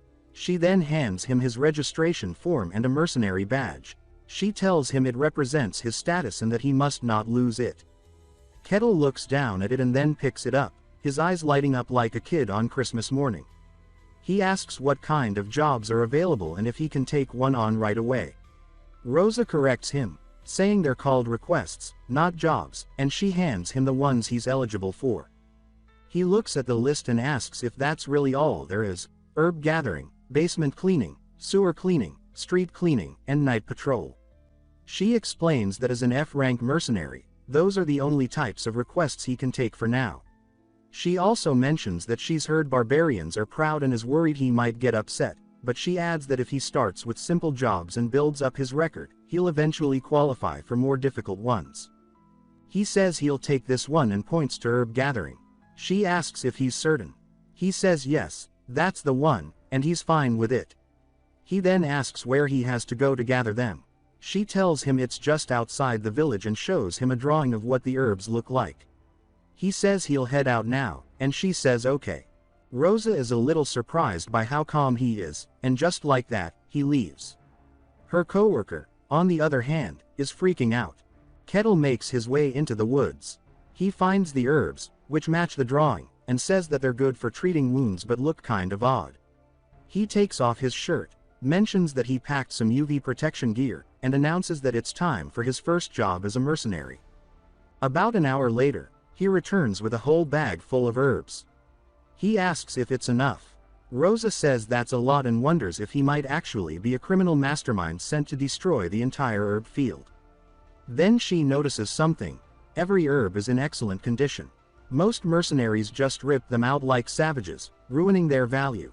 Kettle says that he may not look like it, but he's confident in his delicate touch. Rosa says she understands and thanks him for his hard work. She gives him the reward for completing the request, 1 silver coin. It's barely enough to buy the cheapest meal, but it's the first money Kettle's earned through honest work, and he's ecstatic. He immediately asks for another request. Rosa still can't believe how he's acting, especially since he's a barbarian. Kettle says that the sun is still high, so he'd like to get as much work done as possible. Rosa watches him, wondering why he looks so happy, and quietly concludes that this new guy is definitely a weirdo too. Kettle announces that he's going to take on the next job, mentioning the warehouse cleaning task, but it's clear from the request list that he's already completed several others. Rosa points out that, after gathering herbs, this is actually the third cleaning assignment he's chosen. She muses aloud, wondering if he has a thing for cleaning. She tells him that if he enjoys it so much, he should go right ahead. Kettle heads to the warehouse and steps inside. A woman looks up, surprised, and he tells her that he's here to clean. She begins to panic, visibly shaken, and he asks if she's the owner. She confirms she is, but then questions why a barbarian is standing in her warehouse. He later explains that the cleaning itself was straightforward, no need to move anything heavy. After that, he tackled street cleaning. He simply grabbed a broom and started sweeping. Controlling his strength at first was difficult, but with focused effort, he managed to keep from destroying the broom or the pavement. Someone is watching him. It's Kane, in a ridiculous disguise, peeking from a corner. He mutters to himself, baffled by what he's witnessing. Kane knows this man, Kettle, possesses a power vast enough to shake a kingdom. His mere presence, if revealed for what it is, would demand respect and deference anywhere. Yet here he is, a walking force of nature, performing menial tasks as if they held some sacred value. Kane stares in disbelief, unable to understand why someone like Kettle chooses to live this way. Kettle, however, is completely absorbed in the work. The next morning arrives with birdsong, and he stirs from bed. As he sits up, his eyes land on a pouch sitting on the bedside table. It's from the previous day's jobs. Rosa had dropped it off. She had praised his performance on his first day as a mercenary, rewarding him for completing all 15 tasks. Each earned him 1 silver coin, giving him a total of 15. He expresses his gratitude and says that he'll return tomorrow. He declares it's time to begin his second day in civilization. Elsewhere, a child sobs loudly in the street, with concerned citizens hovering nearby. Kettle walks by calmly and pauses as he spots a building marked as a library. He enters. A woman at the desk greets him, visibly nervous. He asks if he can read some books. She nods, intimidated. Inside, he begins pulling volumes off the shelves, flipping through them one after another. The librarian watches in stunned silence. Kane, though hidden from view, is nearby. He senses what's happening and is just as shocked. A barbarian reading books. It clashes with everything he knows. He begins to wonder if perhaps the people of the White Snowfield have some hidden culture the rest of the world is unaware of, or if Kettle is just a rare exception. Kettle closes one book and states that the Empire ended up winning. He recalls that a few years ago, Mylena had come to the Snowfield, claiming she would sell weapons to either side, the kingdom or the Empire. Apparently, the Empire came out on top. It is now staggeringly powerful, and the Varkan kingdom has essentially become its vassal. The Empire has already consumed half of the human world and continues to expand relentlessly, as if aiming to dominate everything. Kettle muses about their conquests, then shakes his head. That's enough of human history, he thinks. He flips to a different section, eager to read about non-human races. He says there must be fantastic things written here. He reads about Mentamia, the dwarven cave overflowing with rare ores. Then there's Parapia, the hidden village of fairies. Lega Maria, the floating city of celestials. And Marsilia, the elusive sanctuary of the elves. So hidden that even the most powerful rulers have failed to find it. Kettle comments that, perhaps, he now qualifies as someone worthy to seek it out. His expression changes as he realizes something deeper. He reads about places like the White Snowfield and the Demon Zones, vast, hostile regions that reject human life. There are 5 such zones. The Silent Forest, where all things succumb to silence. The Abyss, which pulls the world into darkness. The Deep Sea, where even primates breathe and survive. The Hollowing Pit, a place of absolute void. And finally, the White Snowfield itself. Within these regions dwell horrifying creatures known as aberrations. But these monsters never cross into the human world. Kettle contemplates the size of the world. The White Snowfield is already massive, and yet it's just one among many. He concludes that this is all the information the library has to offer. He thanks the librarian for allowing him to read. She nods and tells him it was no trouble. Kettle leaves and makes his way back to the Mercenary Guild. He approaches Rosa and asks what requests are available today. She jumps a little at his sudden appearance, then hands him the forms. He's visibly excited. Kane watches from afar and mutters to himself that Kettle is completely insane. He decides he needs to confront him directly. That evening, as Kettle walks home, he reflects aloud that he completed about a dozen more tasks today. Even the small ones add up, and the work feels fulfilling. At this pace, he says, it won't be long before he's officially recognized as a true mercenary. Just then, Kane steps out from behind a corner. Kettle notices him immediately and asks what's going on. Kane glares silently. Kettle says that he's known he's been followed all day. Kane is stunned. He had completely suppressed his presence. No one should have been able to detect him, not even the most perceptive. Kettle eyes him and wonders aloud if he's a bandit, quickly shifting to protect his coin pouch. Kane stares in disbelief at the accusation. Kettle then declares that, since Kane isn't responding, his guess must be right. He adds that even in a place with decent security, bandits still lurk around. Kane protests and mutters something about being a source master, though he doubts anyone would believe it. Kettle then shakes his head and says it's pathetic, resorting to robbery at such an old age. He remarks that the economy must be worse than he thought. He then considers that defeating Kane and turning him in might make a nice addition to his growing record as a mercenary. Kane finds himself baffled by Kettle's assumption that he's a bandit, but admits internally that this could actually work in his favor. If Kettle really believes that, then engaging him directly might be the best way to assess both his strength and his true identity. As Kettle begins walking forward, Kane feels a flicker of unease rising in his chest. Then, with no warning, Kettle's body starts to sway, and in the blink of an eye, he vanishes from sight. Kane blinks, confused, trying to register what just happened. Before he can react, Kettle reappears inches from his face, his hand stretching forward with intent. Kane recognizes immediately that if he stays frozen, Kettle will grab the back of his neck. He barely manages to dodge. Kettle steps back, intrigued. He says that wasn't bad at all, clearly impressed by Kane's quick reaction. Kane retorts that there's no way he almost got caught, but deep down he knows it was a close call. He admits to himself that had his reflexes been even a moment slower, he would have been snatched. But what truly unnerves him is the total absence of aura. Kettle moved with inhuman speed, and yet there was no energy signature at all. Kettle declares this interesting. Kane can hardly believe it. This kind of speed, this kind of pressure, all from a purely physical body? He tells himself to forget about testing and instead prepare for a real fight. With a sharp breath, he charges, announcing that he's going all out. Kettle braces himself, then vanishes once again. Before Kane can process it, a hand locks onto his arm. Kane says aloud that even after expanding his perception, he couldn't react. Kettle begins to twist his wrist, and Kane grits his teeth in pain. He compares it to being jammed into solid stone, with his entire body dragged along against his will.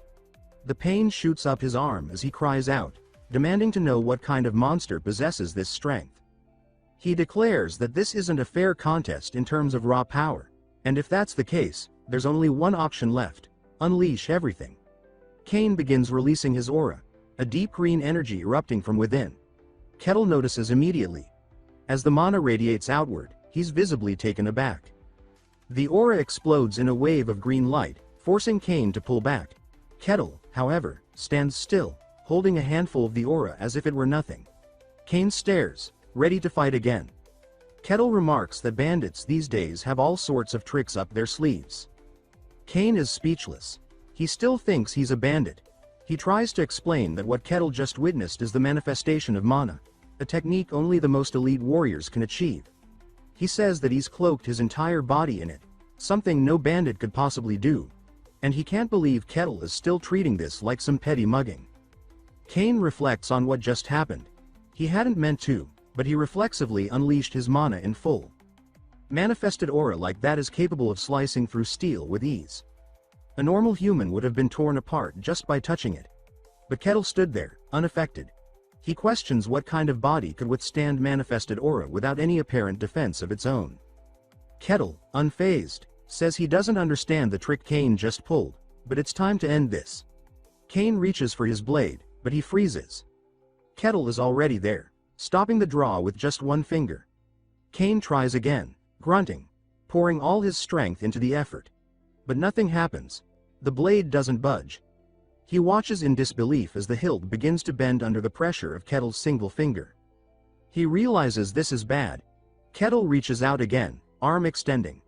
Kane sees it coming, and a single tear rolls down his cheek. He mutters that this must be the end. Later, Kettle strolls through town, Kane slung over his shoulder like a sack of potatoes.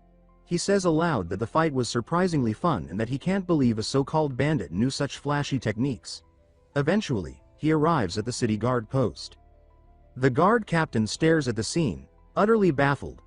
Kettle casually lifts Kane up by the back of his shirt like a captured animal and presents him. The captain demands to know what the hell is going on and why Kane is here of all people. He questions whether Kettle attacked him, clearly trying to make sense of the situation. Kettle tells him plainly that he caught a bandit. The captain is stunned into silence. Kettle asks if turning him in counts toward his mercenary record, hoping to get credit. The captain is too stunned to respond properly. His thoughts race. Kane, Sir Kane, is known as the kingdom's only swordmaster. A man who has reached the pinnacle of superhuman ability. And here he is, dangling in the air like a criminal, bested in broad daylight by a barbarian. He finally tells Kettle that Kane is no bandit. Kettle raises a brow, asking if the captain knows him. He asks if he's Kane's accomplice. The captain quickly stands straight, bows with utmost respect, and says that he pays his deepest respects to the swordmaster, the only one in the kingdom. Kettle blinks, still confused. Kane stares at the ground, refusing to meet anyone's eyes. Kettle says that it makes no sense. Why would a swordmaster be lurking around like a common thief? He insists that Kane tried to steal his silver coins. The captain assures him that Kane is indeed the swordmaster, and there's no way he'd confuse his face. Kettle wonders aloud if maybe Kane is a mage using some kind of illusion magic.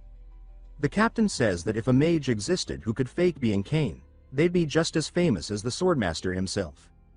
Kettle then asks if swordmaster is just a fancier name for a bandit. The captain, exasperated, asks what the hell he's even talking about. An awkward silence follows. Finally, Kettle asks again if Kane really is a swordmaster. The captain confirms that it's true. Kettle looks shaken. The captain says he'll have to report this to the Lord immediately. The scene jumps to Lord Luke slamming his desk in disbelief. He shouts, demanding confirmation that Sir Kane actually lost. Later, Kettle apologizes, admitting that he should have given Kane a chance to explain himself. Kane responds that it's his own fault for staying silent. They lapse into awkward silence. Luke tries to make sense of it all. He had expected Kane to confront the barbarian in a proper duel, not to be utterly defeated. He doesn't know the exact details, but from the look of things, it was a clear loss. Which means the barbarian is stronger than the kingdom's only swordmaster. He considers the ranking of superhumans. Kane only recently reached that level, so he's likely still at the lower end. Still, being a swordmaster means earning one of the noblest titles in the realm, and Kettle beat him. Luke sighs heavily and mutters that his head hurts. He acknowledges that there's clearly been a massive misunderstanding and decides to excuse himself. He tells the two men that they should probably talk things out properly. Then he leaves, shutting the door behind him. Kettle continues to stare. Kane breaks into a nervous sweat. He confesses inwardly that this is beyond humiliating. The defeat wasn't just bad, it was flawless. His pride is in shreds. He places his teacup down, gathering what composure he has left. Then, with dignity, he formally introduces himself. Kettle asks if Swordmaster is his actual surname. Kane responds that once someone reaches his level, surnames no longer matter. Kettle nods, intrigued. He then asks about the technique Kane used earlier. Kane is taken aback that he's interested and produces a small swirl of aura in his hand, asking if that's what Kettle means. Kettle lights up, saying that at first, he dismissed it as some cheap bandit trick, but now that he knows it's a real Swordmaster ability, he's eager to learn more. Kane explains that it's called aura, an embodiment of the arcane. Kettle is thrilled, finally seeing arcane energy firsthand in this fantasy world. He immediately asks if Kane can teach him how to use it. Kane replies that to manifest aura, one must control the arcane directly. Kettle asks if the arcane is similar to mana. Kane explains that the arcane is the energy itself. If you shape it as aura, you become a swordsman. If you channel it as mana, you become a mage. Kettle finds this fascinating. He asks again if Kane would be willing to teach him, admitting humbly that he's still lacking in knowledge and trying to improve. He even says, please. Kane agrees, but hesitates. He asks if Kettle really needs his guidance. After all, he's stronger. Kettle says that he knows nothing about aura or swordsmanship, and that up to now, he's just been swinging blindly. Kane asks if he's serious, but then collects himself. He affirms that he's a swordmaster, and while he may have lost, he never even drew his blade. He resolves to teach this barbarian the way of the sword and use it to reclaim his fractured pride. He declares that, without his sword, he is only half a man anyway. Kettle says that he figured as much, that Kane's weakness during their fight made more sense now, seeing as he never drew his sword. Kane, a bit deflated, admits that's exactly what happened. Kettle goes on to say that it felt off to hear someone of Kane's current strength being called a swordmaster, but that if he'd actually drawn his blade, he might have stood a chance at winning. Kane, however, isn't entirely convinced of that outcome. While Kettle is visibly eager to start their lesson, Kane can't help but reflect inwardly, wondering if this training is just going to chip away at his confidence even further. He worries that the more he teaches Kettle, the more insecure he'll become. Kettle tells him that, before arriving in this kingdom, he did study a form of swordsmanship. But what he's seen now is something entirely different. This is real fantasy swordsmanship. It manipulates arcane aura in ways his old training never approached, and it's that kind of power he wants to learn. Kane explains that his unique style centers around the embodiment of illusion into reality, and he asks if Kettle noticed that when he fought his disciple. Kettle responds that he hadn't realized that Knight was his disciple, but now that Kane mentions it, he remembers the Knight's sword splitting into three, all of which were real. He wonders aloud if this embodiment technique is based more on finesse than brute force. Kane confirms it. He explains that true swordsmanship is the fusion of blade and aura, an art that, when perfected, allows the wielder to harness the arcane.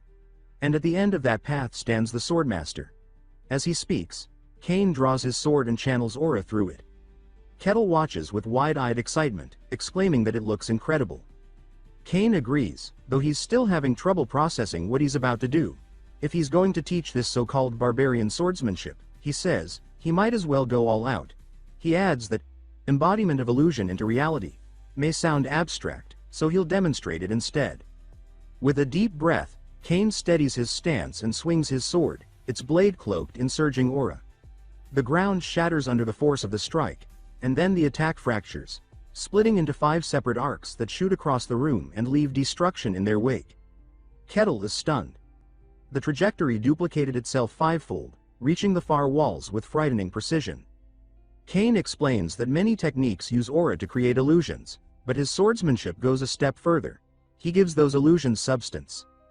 Kettle repeats the technique's name and admits that it impressed him. Kane, thinking the moment has landed properly, asks if he was amazed. But Kettle says something unexpected. He says he feels like he could probably do it too. Kane blinks, stunned by the sheer audacity. He demands to know what kind of nonsense that is. He's spent his entire life training, combining rare talent with merciless discipline to reach this level. There's no way someone could imitate such mastery just by watching it once. Kettle shrugs and says it'll be easier to show than to explain. He steps aside, grabs something. And it's not a sword but an axe. Adjusting his stance, he plants his feet firmly and raises the axe behind him. He swings. The movement isn't graceful, and it lacks the polished aura control Cain displayed, but the result is undeniable. Multiple impact waves slice outward, matching the pattern of Cain's technique. A deafening explosion follows, shaking the entire room. Smoke rises from the axe. Kettle looks to Cain and asks him how that was. Cain replies that, yes, visually it resembled his technique, but the similarity came from raw speed and monstrous strength, not refined skill. He confesses that for a moment, he was actually fooled, but ultimately, it was just brute force. Kettle points out that in combat, the result is what matters. If the effect is the same, doesn't that count for something? Cain reflects on that and reluctantly agrees. He admits that it's hard to argue with that logic, even if it bruises his pride deeply. He then declares that if Kettle thinks he can replicate anything, he wants him to try this next. Cain readies himself once more. But this time, instead of focusing aura into his sword, he channels it into his body. Then, with a burst, multiple images of Cain break off from him, surrounding the space. A wave of condensed aura fires from the center and detonates into a tremendous blast. The training grounds have never known peace, apparently. Cain explains that this is bodily separation achieved through mastery of aura control, and he asks Kettle if he can copy this one too. Kettle steps back a few paces, adjusts his grip on his axe, and concentrates. Slowly, shadowy figures begin to peel away from him. Clones made of swirling purple aura. Then, with a roar, the clones explode outward, forming a vortex of violent energy that tears the entire area apart. Cain collapses to his knees. His face crumples. He begins crying. He says aloud that what Kettle just did is the culmination of his life's work, and he copied it in seconds. Cain sobs, unable to believe that his swordsmanship could feel so worthless. The pain is so deep he begins to clutch his chest as if suffering from a heart attack. Kettle, unfazed, says that Cain's mind is fragile, like toilet paper. If he used it, he'd poke through it with one wipe. Still, he tells him sincerely that his swordsmanship is remarkable. Cain looks up. Kettle clarifies that his own move was just a fast swing, nothing more. The technique Cain demonstrated was something real, something Kettle can't do. He admits he hasn't reached that level of arcane mastery. Cain steadies his breath, blinking back the rest of his tears. He nods, saying that Kettle is right. His swordsmanship does have value. He just needs to accept that the problem isn't his technique, it's that Kettle is completely insane. He wonders what kind of monster can move fast enough to blur without even using aura. That's something no human should be capable of. Kettle then asks if Cain can teach him the true meaning of technique. Cain takes a breath, realizing he let his emotions run wild, and apologizes. He explains that in order to use true technique, one must first master aura control. But aura control comes only after comprehending the arcane.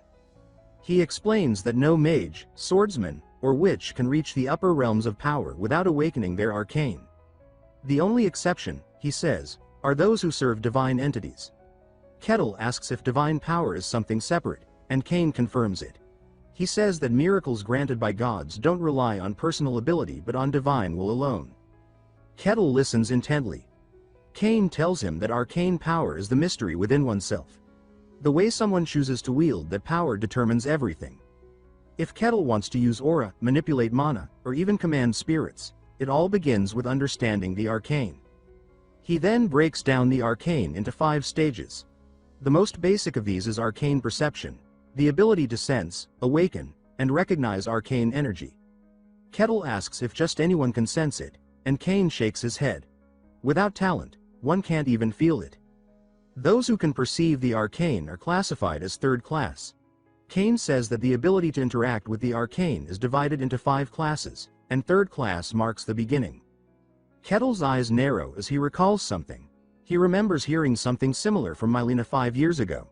He says that this arcane classification must have been what she was talking about. Cain explains that the ranking system of arcane users is more of a loose guideline than a strict hierarchy. The differences between individuals within the same class can be vast, and the lines between levels are anything but clear. He emphasizes that he only wants Kettle to understand the concept exists. Kettle nods, saying he gets it, and Kane states it's time to begin. The first step, he says, is arcane perception. Kane instructs Kettle to feel everything around him, not just with his body, but with a heightened awareness. He must reach beyond the physical, awakening a dormant sense he's never used. He tells him to notice the breeze on his skin, the pressure of the earth beneath him, and the currents flowing through the air. Somewhere in that awareness, there lies a presence unlike any other, the arcane. Kettle tries. He sits down, closes his eyes, and concentrates deeply. A few moments pass before he opens his eyes and bluntly declares that he can't feel anything. Nothing at all. Kane stares at him, caught off guard. He didn't expect that. He questions if Kettle's sure, because someone of his physical prowess should at least have a spark of perception. Even those without mana sometimes manage to sense it. But he concedes that perhaps Kettle is an exception. Maybe it's something about being raised in the White Wasteland. Kane admits that barbarians from that region are unpredictable. Kettle says he doesn't know. He's never heard anyone speak of the arcane where he's from. Most people there don't even think deeply enough to grasp the idea.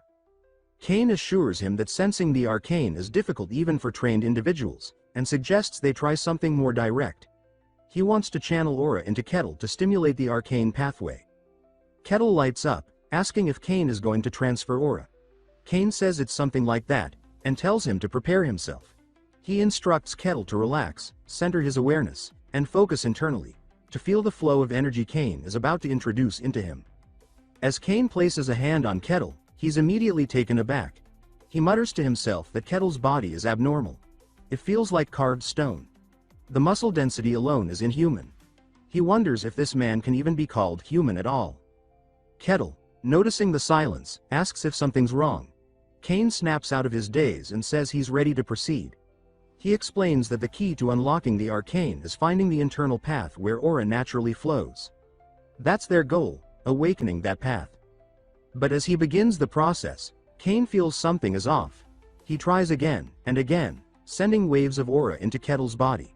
Nothing. It's like swimming through an abyss, trying to grab at something that isn't there. The deeper he sends the aura, the more he feels the crushing pressure of resistance. Eventually, he pulls back and says it won't work. Kettle blinks, confused. He asks if this means he lacks the talent. Kane quickly denies that. It's not a matter of talent. The problem is that his aura can't reach far enough inside. To awaken the arcane, the energy must touch something deep, and in Kettle's case, it simply can't get there.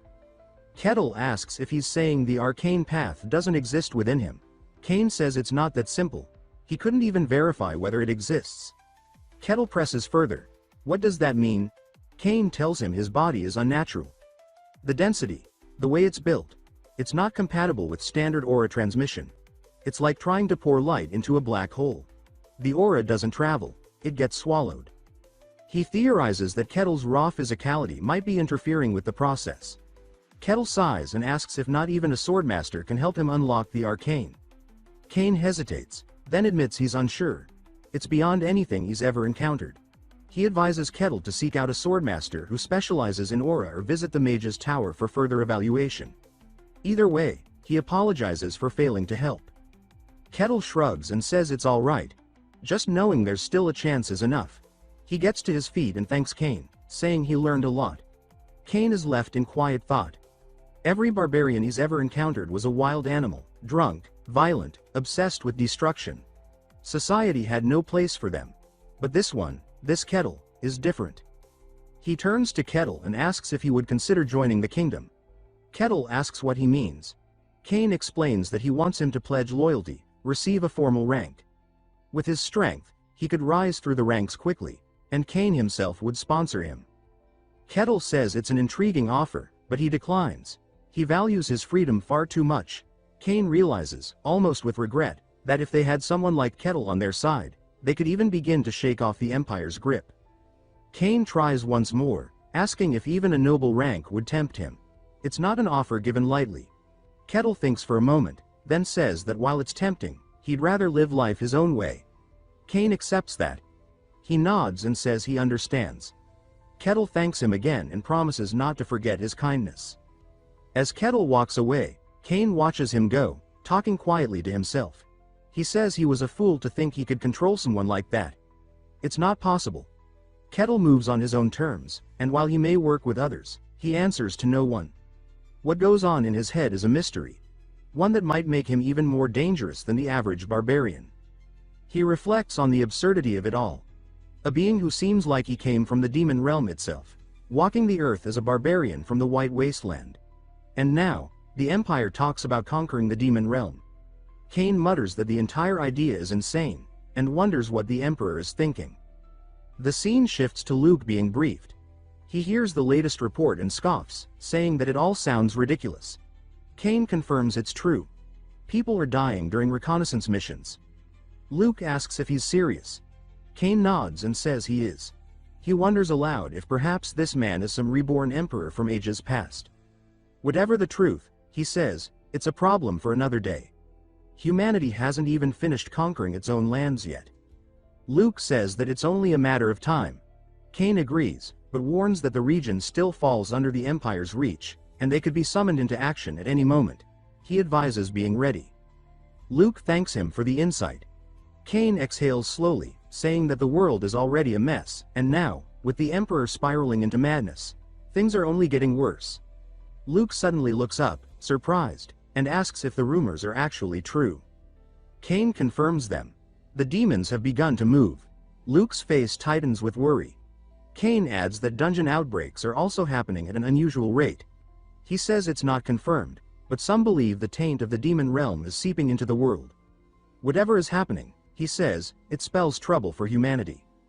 And then, almost as an afterthought, he wonders aloud, what if the problem isn't coming, but is already here among them?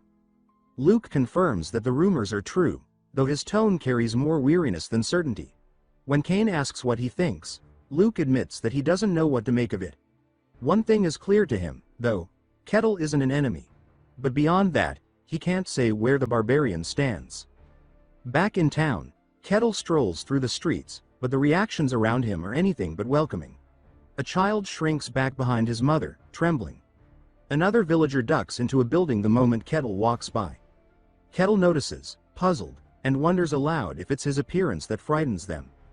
He reflects on his current outfit, just a vest made of beast hide. He says that while it's perfectly fine by barbarian standards, it probably doesn't give off the most civilized impression. He decides that they must think he's insane or dangerous. He's wrong, of course, but it's enough for him to come to a decision. He announces that it's time to buy real clothes. He enters a clothing shop, prompting the shopkeeper to greet him, only to immediately recoil in fear. Kettle explains that he's looking to buy clothing. The man stammers out an apology and says they don't have anything in his size. Kettle tilts his head, finding that troublesome. He asks if there's truly no alternative. The shopkeeper quickly suggests that a custom order is possible, if Kettle is willing to wait. Kettle perks up and says he'd love that. The tailor nervously agrees and tells him they'll contact him when it's ready, all the while silently wondering if he'll survive the encounter should the barbarian dislike the final product. Later, while walking toward the mercenary guild, Kettle notices something glittering on the ground. He crouches down and picks it up. A small, smooth bead. He turns it over in his fingers and wonders why a gemstone would be lying in the street. It begins to glow faintly in his hand. Intrigued, he decides to ask Rosa about it. At the guild, he presents the orb to her, explaining that he found it on the way. Rosa studies it and says that it's clearly no ordinary gem. Kettle agrees.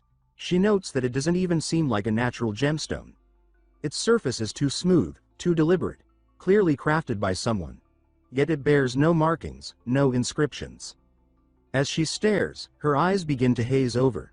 She mutters to herself, wondering if the orb holds some sort of value. Kettle snaps his fingers, and she jolts back to awareness. He asks if she's all right. She seems confused and says she doesn't know what he means. He tells her it looked like she had been entranced by the orb. She blinks, trying to recall, and says that he might be right. There's something strange about its energy, she says. She offers to have it appraised. Kettle declines, saying that figuring it out himself is part of the fun. He then asks what jobs are available. Rosa, trying to regain composure, grabs the request sheet and hands it to him. The list reads: Street cleaning, sewer cleaning, weed pulling, potato digging. Kettle looks thrilled. That night, his reward pouch sits neatly on his nightstand. Kettle reflects on the day and says it was another satisfying one. Yet the orb still lingers in his mind. Rose's reaction hadn't been normal, and he wonders what power the orb could possibly contain. Just then, a voice calls out inside his head, telling him to come. He freezes, unsure if it really just spoke to him. The voice repeats itself, whispering for him to follow. Kettle furrows his brow and wonders where it's trying to lead him. He realizes that it's showing him something, a map inside his mind. He continues listening, contemplating it. He peers out the window and decides that there probably isn't any harm in checking it out. But as the voice continues to echo in his thoughts, he finally snaps at it to shut up. The next scene shows Kettle stopping in front of a dark cave. He looks up at the entrance, then smiles slightly, asking if this is the place. Deep inside, a skeleton's eyes glow in the dark. The voice continues. Kettle announces his arrival, asking where the body behind the voice is. From the shadows, a sinister voice replies. It mocks Kettle as another fool walking into his lair. Just another sacrifice, though a sizable one this time. The creature declares that this makes 10 now. With that many, resurrection may actually be possible. We learn the truth.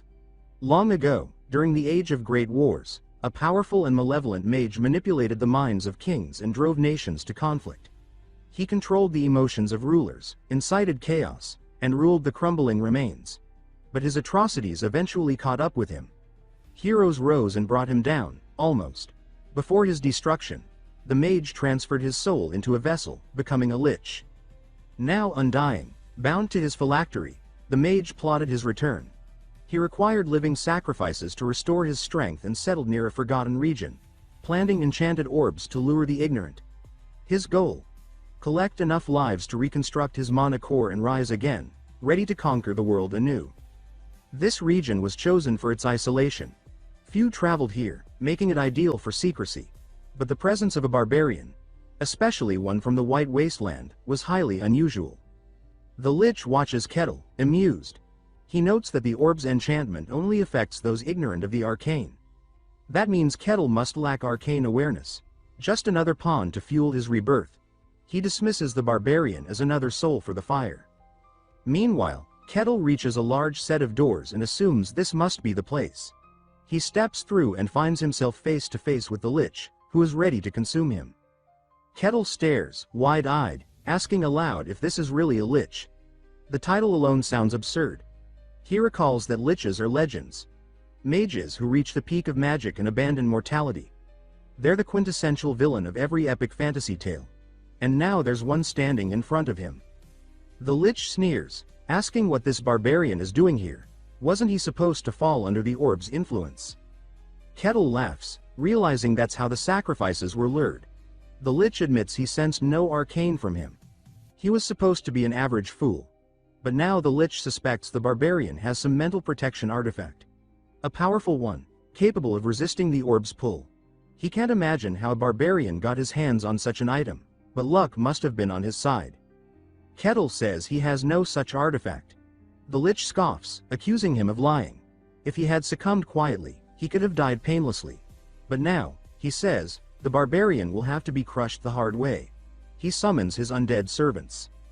As the skeletons charge forward, Kettle grins and says that stumbling into a dungeon with a real lich might be the best encounter he's had yet. The first skeleton leaps, and Kettle casually smashes its skull with one swing, reducing it to powder. The lich watches in disbelief. Kettle remarks that the skeletons are flimsy, far weaker than he expected. The lich scowls, threatening to rip off his limbs and keep him alive just enough for the ritual. He summons a dozen more skeletons and orders them to cut Kettle down. Kettle sighs and cracks his knuckles. As they rush him, he knocks one into the air, smashes another into the ground, slams a third with a high kick, and bulldozes through the rest with brute force. The lich is frozen, speechless. Kettle casually observes that, just as Cawson once told him, destroying the head works fine. But still, for a lich, he's disappointed. No Death Knight, no necrotic horrors, not even a summoned abomination. Just skeletons? The lich, Kartos, seethes with frustration, muttering that he's had enough of playing nice. His staff begins to radiate with a fierce, unnatural glow, and the cavern trembles as he calls forth something stronger, something meant to end this nonsense. From the darkness, a heavily armored skeleton knight emerges, summoned by Cardos himself. Kettle's eyes widen slightly with recognition. He says that it's been a while since he saw one of these. But considering it was conjured by a lich, he remarks that it might be a bit more dangerous and interesting. Cardos stretches his bony hand toward the knight and commands it to kill. The undead champion surges forward without hesitation, sword drawn, eyes glowing with magical fire. Kettle tightens his stance, muttering that a lich-forged skeleton knight should be different, stronger. As the knight approaches, it raises its weapon for a cleaving strike.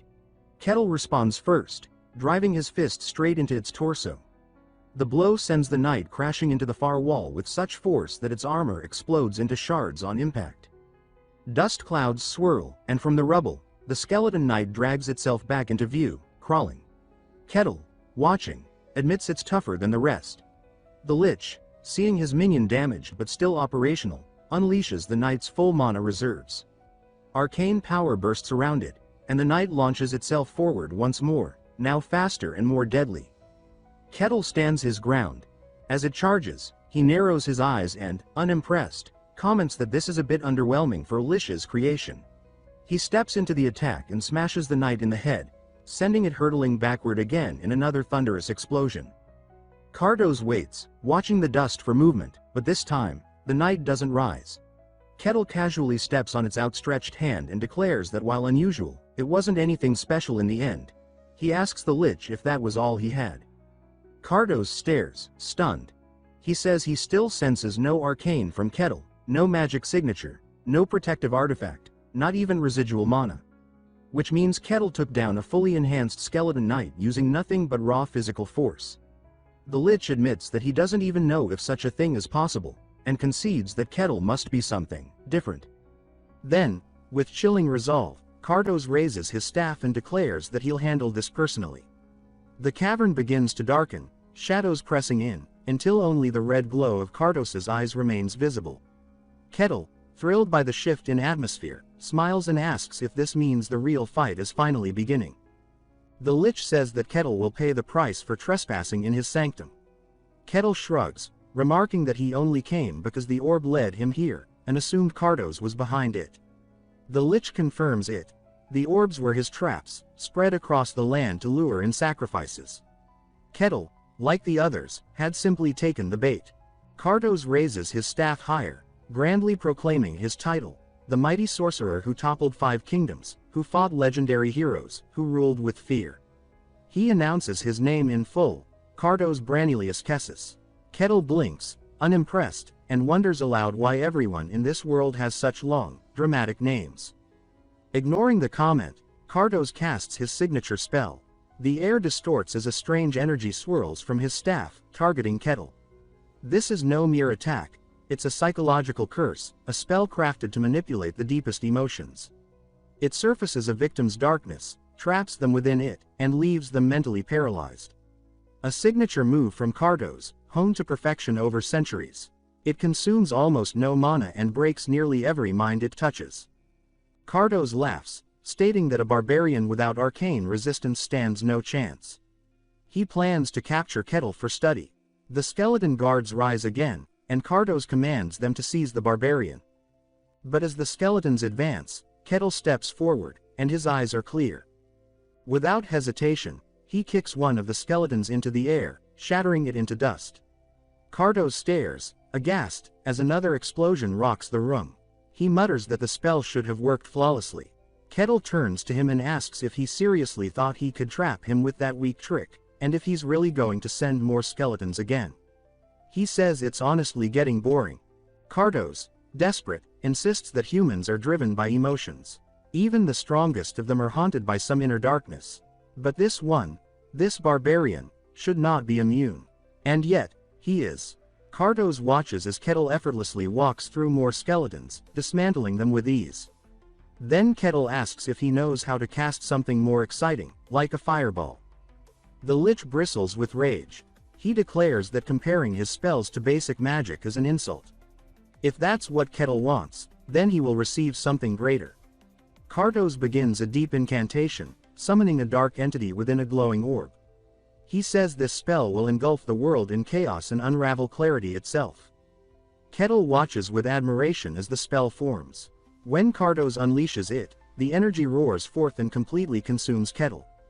The Lich howls with victory. But then, his knees buckle. He collapses and coughs violently, purging some black ichor.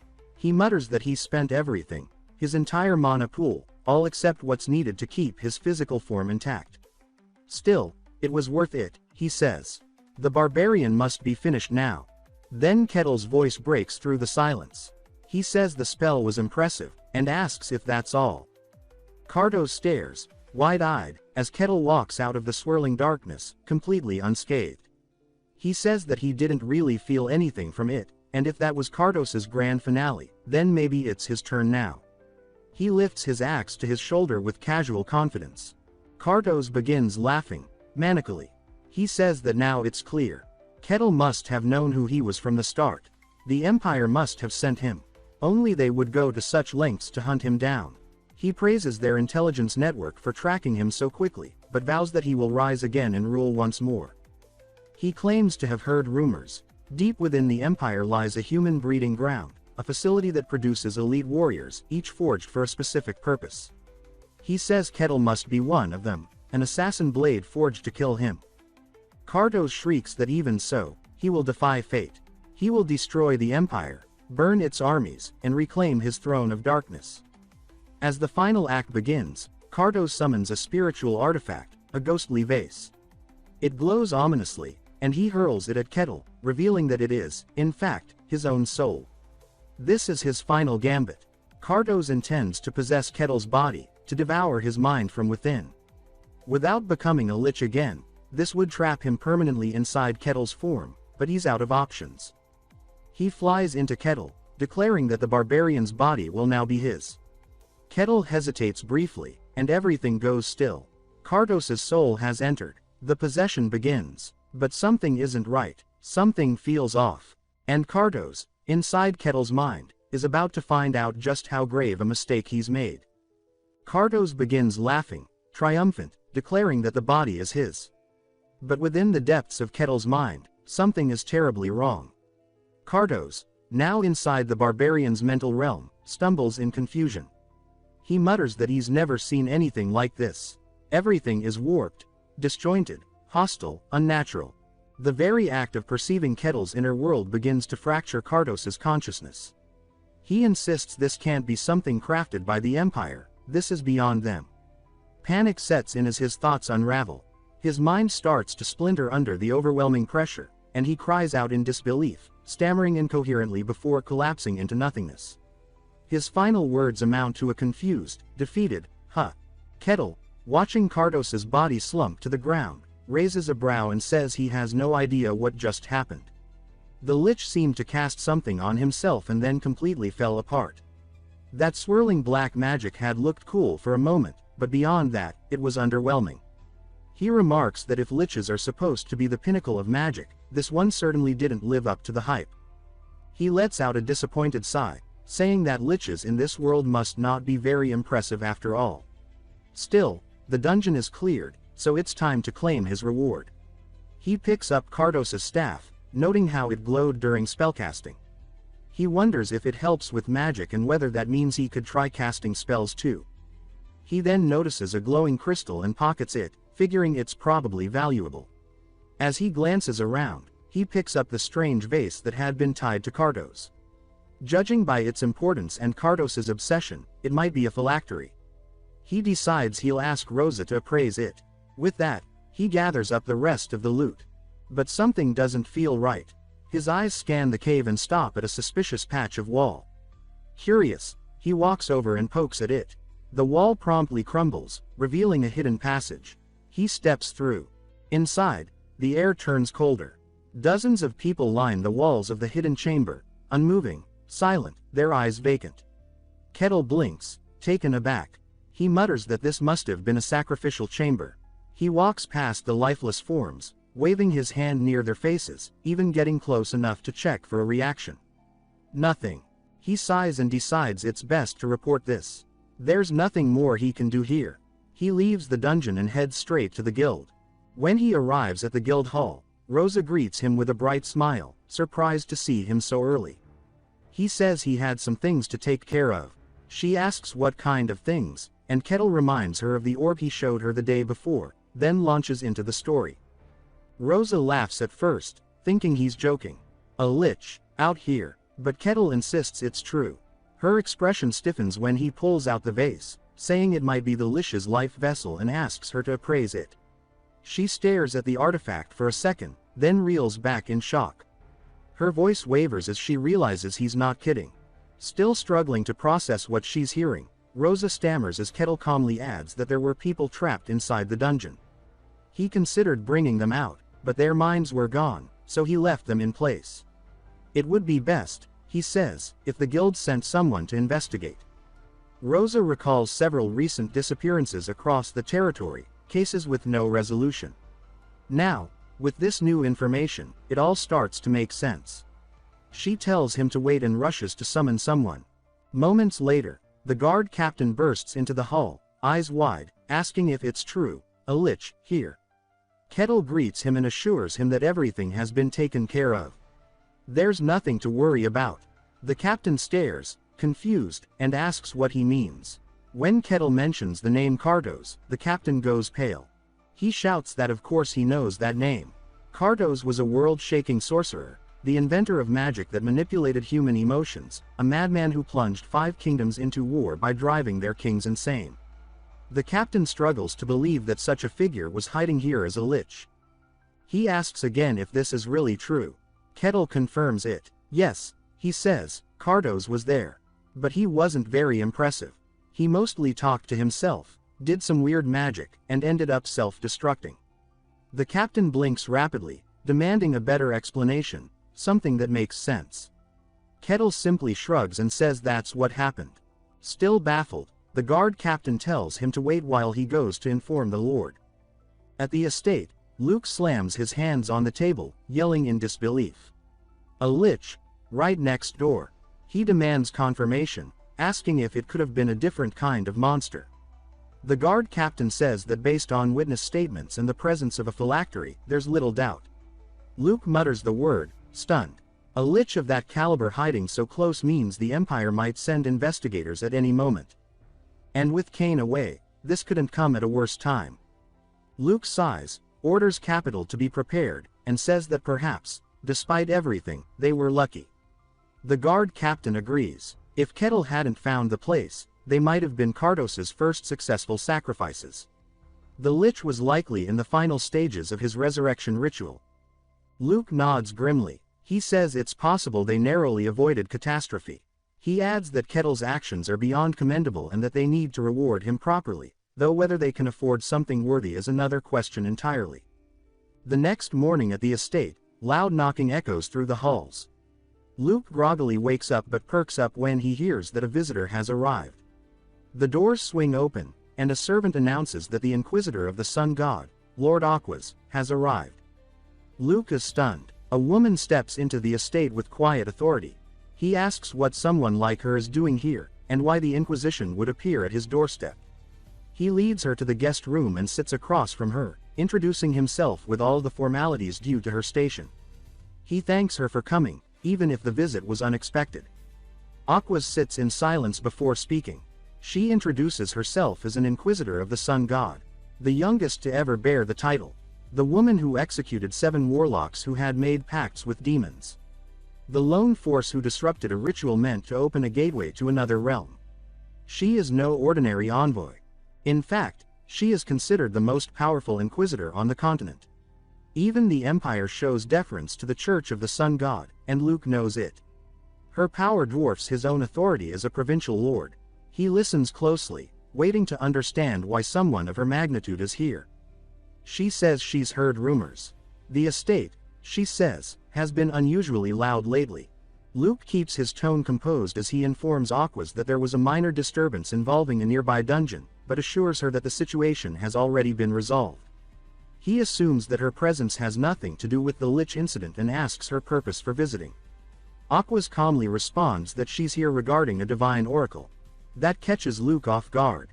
But before she shares the oracle's contents, she says she needs to hear everything that's transpired in recent days. Luke considers for a moment, then decides to be honest. She asks if it's true. A barbarian defeated the Lich. Luke confirms it and adds that the Lich might have been none other than Kartos. Aquas raises an eyebrow, clearly shaken by the possibility. She says that sounds utterly insane, and asks if there's any proof. Luke retrieves the phylactery and places it before her. The moment she sees it, her composure fractures. She grips her amulet tightly and asks if the barbarian is still within the estate.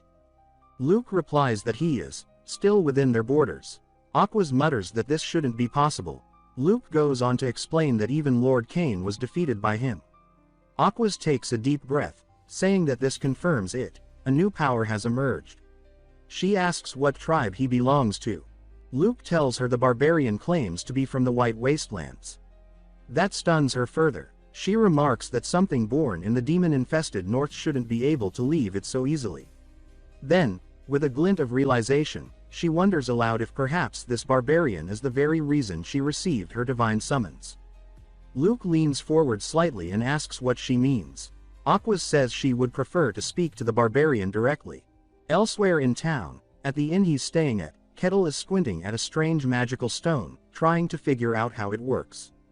He remarks that it looks like some kind of support artifact, probably used by mages. He makes a mental note to ask an actual magic user about it later. Then he remembers something, the appointment. Earlier that morning, the guard captain had informed him that the Inquisitor of the Sun God had requested an audience with him, and that it would take place at the local church. He had also asked Kettle, perhaps a bit nervously, to show proper respect during the meeting. Kettle, ever casual, had said not to worry. Soon after, the guard captain appears, scanning the room and asking if Kettle is ready. Seeing him already dressed in clean clothes, he takes that as a yes. They head out together. As they walk, Kettle reflects on the nature of this world. Here, gods aren't vague myths, they're real. They grant power directly, they descend in person, and the places where their chosen servants gather, those are the churches. This, he muses, is what sets a fantasy church apart. They arrive at a towering cathedral, its spires gleaming in the sun. Kettle is visibly impressed, saying it looks amazing. The guard captain says someone will guide him once inside, and Kettle thanks him before stepping through the doors. Inside, the hall is filled with warm golden light and towering stained glass windows. The scent of incense lingers in the air. A few sisters approach and greet him with courtesy, informing him that the Inquisitor is waiting. They offer to escort him to the private chamber. Kettle agrees without hesitation. Inside the meeting room, Aquas rises to greet him. She introduces herself with the weight of formality, and Kettle responds in kind. He notes how young she is, and compliments her on what must be extraordinary capability. He smiles. Aquas notices the smile and pauses, asking what it means. Kettle simply asks why she wanted to meet with him, a question that seems to briefly catch her off guard. She looks down and says it concerns recent events. She begins to recount what she knows of Kartos, the sorcerer who committed unspeakable crimes, manipulated rulers, brought kingdoms to ruin, and eventually transcended death to become a lich. She says that only legendary heroes could challenge such a force. Kettle nods and replies that he's heard about all that, but what he saw was a lich flailing around, talking to himself, and ultimately imploding. He says he understands if she finds that hard to believe, but he can only speak of what he witnessed. Aquas looks at him seriously and asks if he would allow her god to directly observe their conversation. Kettle raises an eyebrow and asks what she means. She explains that if he lies in the presence of the sun god, there will be a divine reaction. It's essentially a holy truth detection ritual. She adds that even if he is no ordinary barbarian, he is still a barbarian, and she doubts he would accept such scrutiny. However, Kettle shrugs and says he has no reason to refuse. In fact, he welcomes the opportunity to witness divine power firsthand. Aquas stares at him, surprised by his enthusiasm, and asks if he's truly comfortable with it. Kettle responds that he has no reason to fear being watched. He says that he has told no lies, and if a god wants to listen in, then so be it. She realizes then that she may have misjudged him. Her expression softens slightly. She says she understands, and that they may begin. She clasps her hands and bows her head in prayer, invoking her god's attention. She calls upon the one who reigns above, the divine eye that watches from the peak of the heavens, and asks him to reveal falsehoods in the space. A massive beam of golden light descends into the chamber. The temperature shifts. The air thickens. Kettle looks up, awestruck, and says aloud that he can feel something beyond the light. It's immense, an unknowable presence, not describable in human language. But what shocks him most is its emotion. Confusion. Utter, divine confusion. Aquas opens her eyes slowly and says she is glad. There was no divine reaction. The pillar stands undisturbed. From this point on, she says, no lie can be spoken within its reach.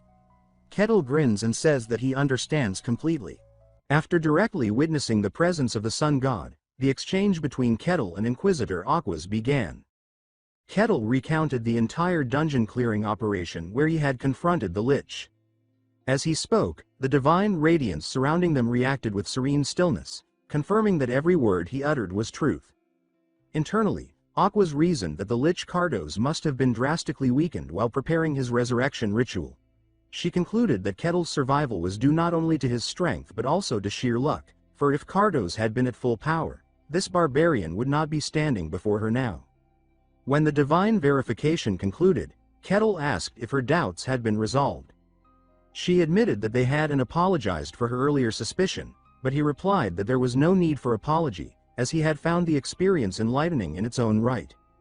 After a brief pause, Aquas asked for permission to pose one final, personal question. When he agreed, she hesitated before asking, in a firm yet uncertain tone, if he was truly from the White Snowfield. Kettle answered calmly that he was. At this, Aquas's composure faltered. She seemed unable to comprehend how someone could emerge alive from that demonic realm. Her thoughts immediately connected his existence to the ancient legend of the Ashen Barbarian once spoken of by the Emperor himself. Her expression sharpened, crimson eyes narrowing with intrigue, when Kettle announced that he too had a question for her.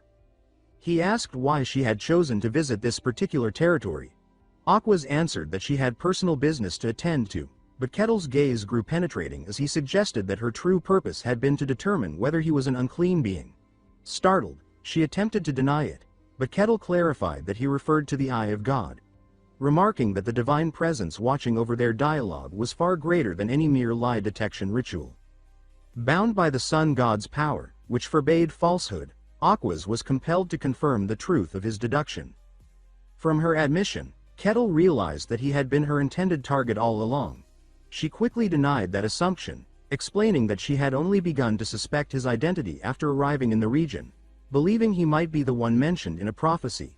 But the divine revelation had proved otherwise. She apologized for concealing her true motives, and Kettle accepted it without resentment, remarking that the situation itself had been quite fascinating. He then took advantage of the moment to inquire about the prophecy she mentioned. Aquas hesitated, her hand tightening around the sun-shaped pendant at her neck.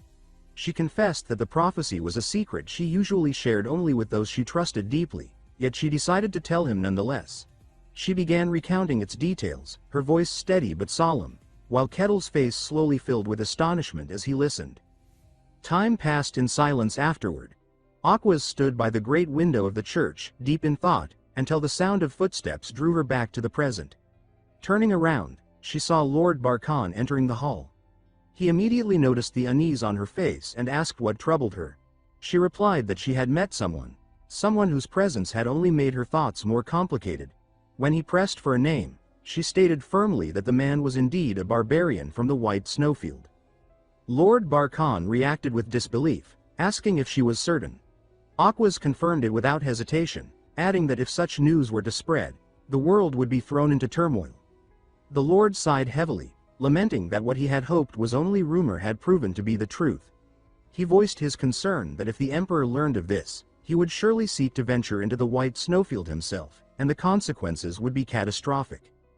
Aquas reassured him that her order intended to handle the matter of the Lich Cardos personally and that they would ensure the existence of the barbarians remained hidden from the public.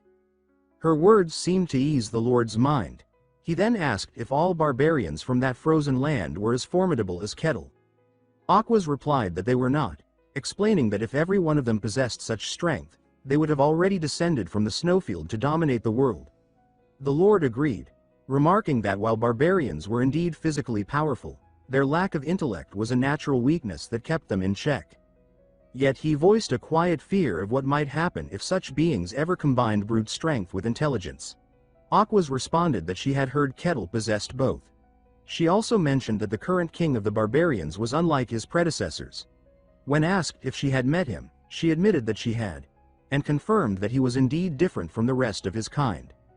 The Lord remarked that a meeting between Kettle and this king would be quite the spectacle, but Aquas immediately rejected the idea.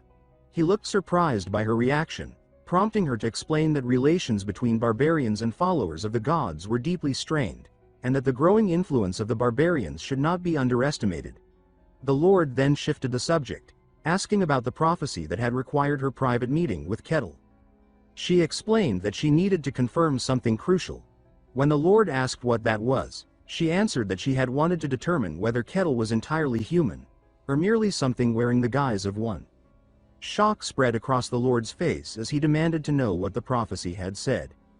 Aquas stepped closer to the towering window, bathed in the golden light pouring through the glass, and finally recited the prophecy's words.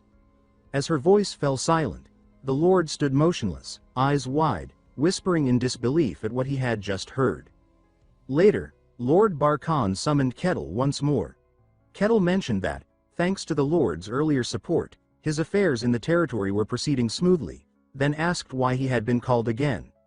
The Lord replied that there was something he needed to convey to him, something befitting his position as ruler of the land. Though Kettle's expression showed mild disinterest, the Lord went on, explaining that he had prepared a reward in recognition of Kettle's service in saving the territory.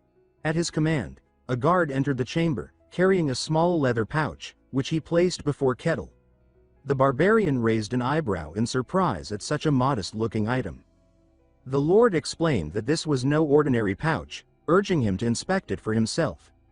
Kettle lifted it, turning it in his hands, already sensing that something about it was unusual. The Lord told him to open it and see, revealing that it was a magical artifact, specifically, a bag-type relic. He explained that it could hold a vast number of items, as much as its internal capacity allowed, and that its inner space was roughly the size of the very hall they were sitting in. Kettle was stunned.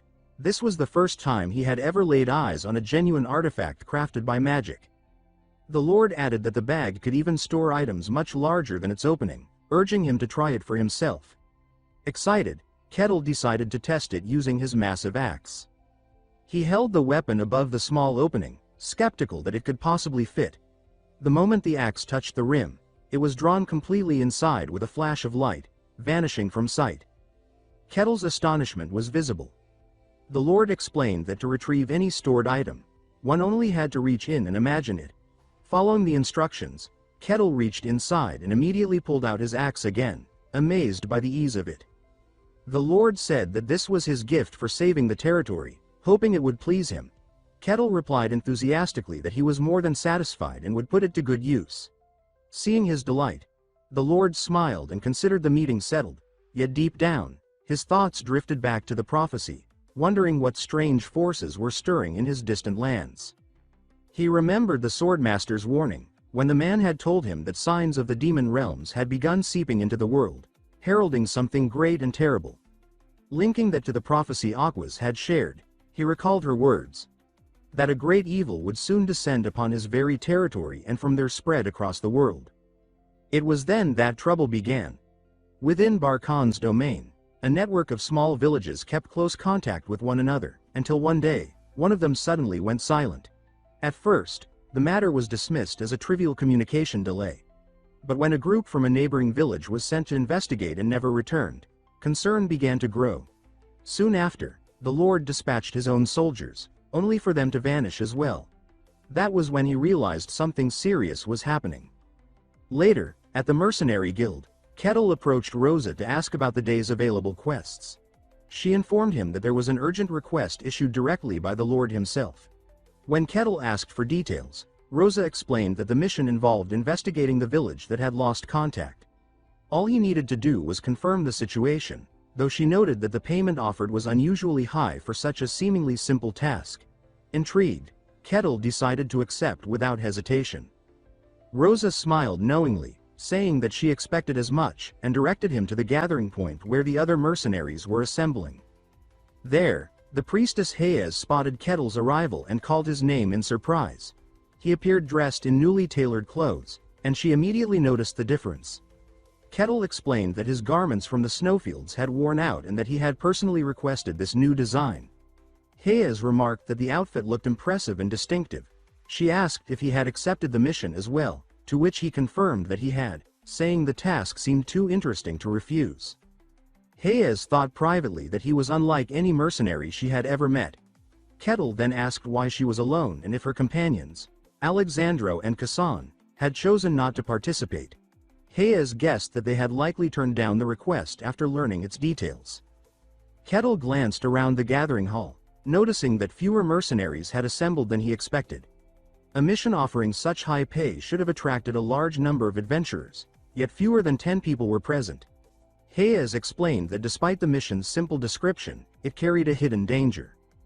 Kettle remarked that it seemed straightforward enough, but Hayes pointed out that the reward was far too generous for an ordinary investigation. She revealed that rumors had spread about the Lord's guards never returning from that same village, implying that the mission was not as simple as it appeared. Kettle still found the turnout surprisingly low. Hesitant, Hayes said there was another rumor explaining why so few had volunteered. She revealed that it involved Lady Aquas. Kettle's expression shifted at the mention of the name.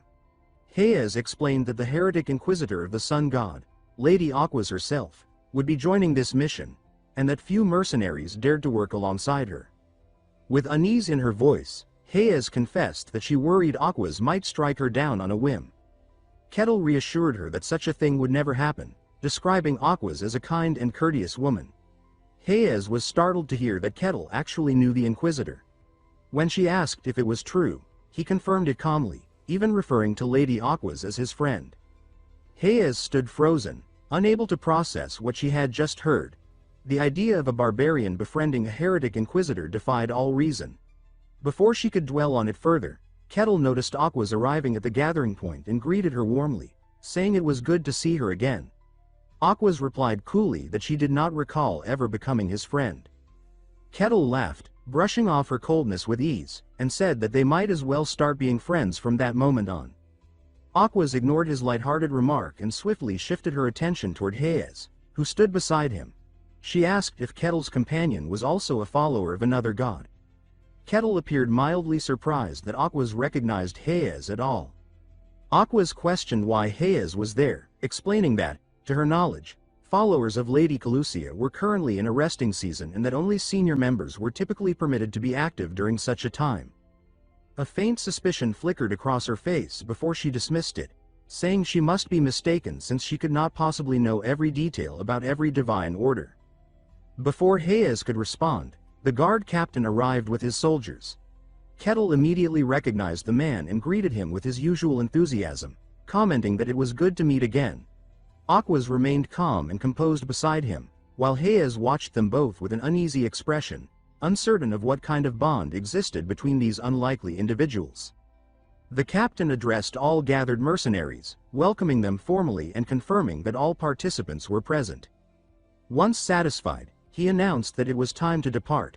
Kettle remarked with faint sarcasm that their assembly felt more like a military unit marching off to storm a fortified fortress. Then, with sudden seriousness, he asked if Aquas's quick response to this mission meant that the moment spoken of in the prophecy had arrived. Aquas answered in her measured tone that she could not say for sure, as the divine signs had revealed nothing specific about when such an event would occur. She explained that all they knew for certain was that the village had been completely and suddenly cut off from contact. Kettle deduced aloud that if nothing else, this event could indeed be the one foretold.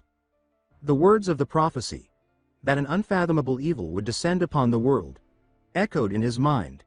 Instead of dread, however, an unmistakable spark of excitement shone in his eyes. The possibility of facing such an evil filled him with eager curiosity. After a long stretch of cautious marching, the group reached the outskirts of the missing village. The settlement lay silent under a pale sky, shrouded in an eerie stillness. The guard captain asked Aquas what her spiritual senses could discern from the area. She replied with growing concern that she felt no signs of life whatsoever. It was as though every soul had been erased from existence. The captain speculated that perhaps the villagers had simply fled in fear of something, and he ordered his men to spread out and search for any clue that might explain their disappearance.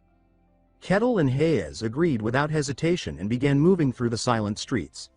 The captain noted that the village was small, likely home to no more than 100 people, and reasoned that such a community could not vanish completely without leaving a trace. Convinced that some evidence must remain, he commanded a thorough search to begin at once. Before long, one of the mercenaries shouted from inside a wooden hut, claiming to have found something unusual. The captain hurried to him, and the man revealed a table set with food still steaming hot, as if freshly prepared.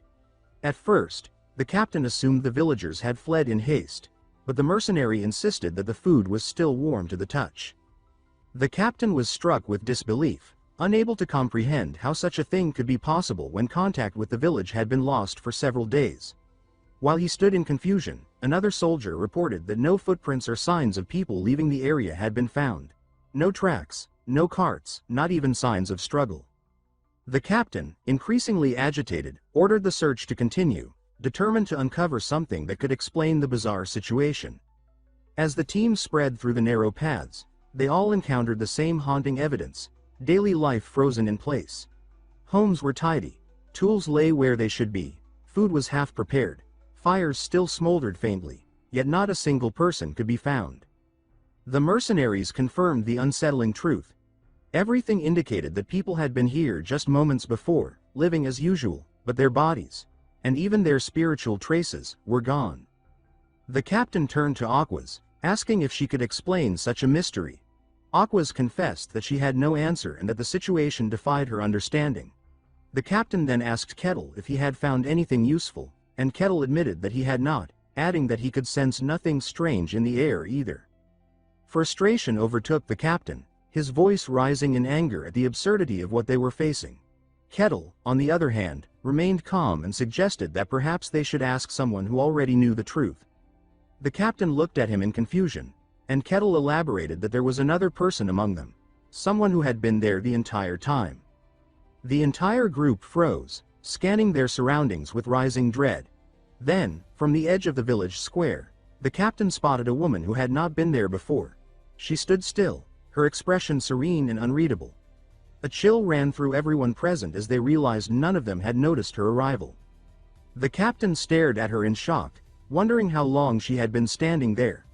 The mysterious woman smiled faintly, saying she was impressed that Kettle had sensed her presence despite how carefully she had hidden herself. Kettle replied that it was only natural to notice a stranger suddenly appearing in a place like this, but the woman countered with quiet amusement, saying that most people never realized she was there until she wished them to. The mysterious woman scoffed at the tense gathering before her, her voice dripping with mockery as she remarked that even the great inquisitor of the sun god had failed to sense her concealed presence. Her sharp eyes lingered on Kettle, studying him with an amused expression. She thought to herself that he lacked any sign of awakened mystical power. Nothing about him suggested mastery over the deeper mysteries. When Kettle boldly demanded to know her true identity, she ignored his question entirely, viewing him instead as an unexpected yet useful piece in her own hidden design. The guard captain suddenly felt an ominous wave of killing intent radiating from her and shouted for everyone to retreat immediately. Panic rippled through the group. What truly horrified him was that even Aquas, the most powerful inquisitor of their order, could not detect the woman's aura, as though she were a ghost from beyond reality. The captain's mind raced to two dreadful conclusions. Either the stranger was not evil at all, or she was an evil so ancient and immense that her presence existed beyond mortal or divine perception. Then, with a cruel, blood-chilling smile, the woman announced that she had decided their fate. Her gaze fixed upon Kettle as she declared that he was quite the fascinating barbarian, and in a cold, absolute tone, she proclaimed that she would drag him to hell and make him her slave for eternity. In an instant, her form twisted grotesquely, revealing her true demonic nature. Her body radiated raw power as a sphere of pulsating purple energy formed in her palm. With a hiss, she hurled it toward the sky, and the air crackled with violent pressure as she levitated effortlessly, defying gravity itself. Kettle, Hayes, and Aquas stood paralyzed, their minds struggling to comprehend such overwhelming force. The guard captain screamed for everyone to flee, but before anyone could move, a translucent magical barrier shimmered into existence, trapping them all within its invisible walls. Desperation broke out as the mercenaries pounded and slashed at it in vain. Hovering above them, the demoness declared in a voice that echoed across the village that the entire place now belonged to her. None of them, she said, could escape her grasp. Licking her lips with predatory delight, she announced that they were now her prey. Terror spread among the mercenaries, and Hayes, trembling, cried out that this was no ordinary demon but a named one, among the deadliest of their kind. Falling to her knees, she began praying frantically for divine salvation. Kettle placed a reassuring hand on her head, his voice calm and steady as he told her to relax, promising that he would not abandon her. He then asked her what made a named demon so different from others. With shaking breath, Hayes explained that most so-called demons were nothing more than scattered fragments of magic and malice, weak shadows of true evil. But the named ones, she said, were original beings born in the abyss, ancient entities that chose their own names and wielded unimaginable strength. Even the weakest among them could destroy an entire kingdom and plunge nations into chaos. Kettle quickly understood that the creature before them was one of those legendary beings. Hayes confirmed this with despair, recognizing her by her distinctive curved horns. She was Ashtar, the demoness of gravity, a fiend said to have ravaged countless lands centuries ago.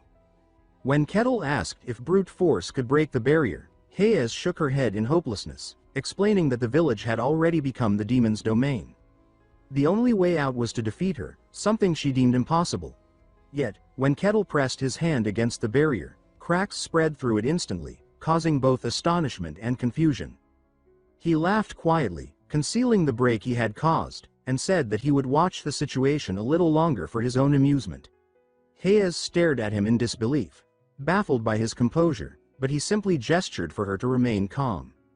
Meanwhile, Ashtar turned her attention to Aquas and taunted her mockingly, asking whether the trap she had prepared had not been entertaining to investigate.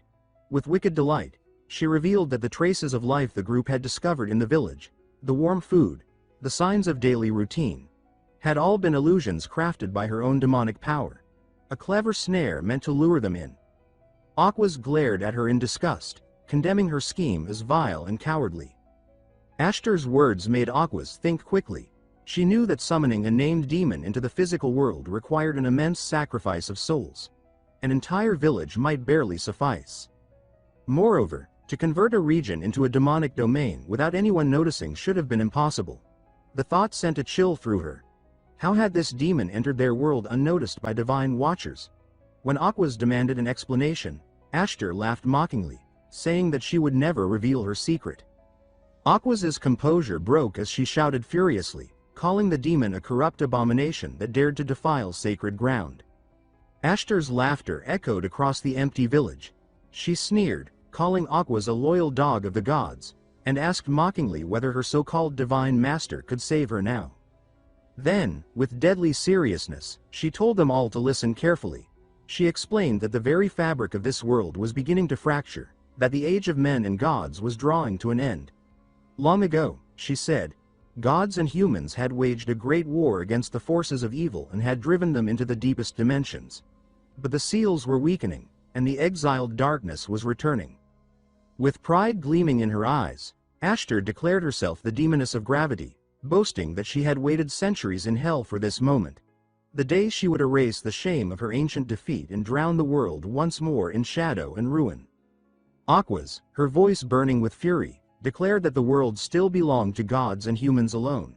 She commanded the creature to return to the abyss and began invoking a divine ritual.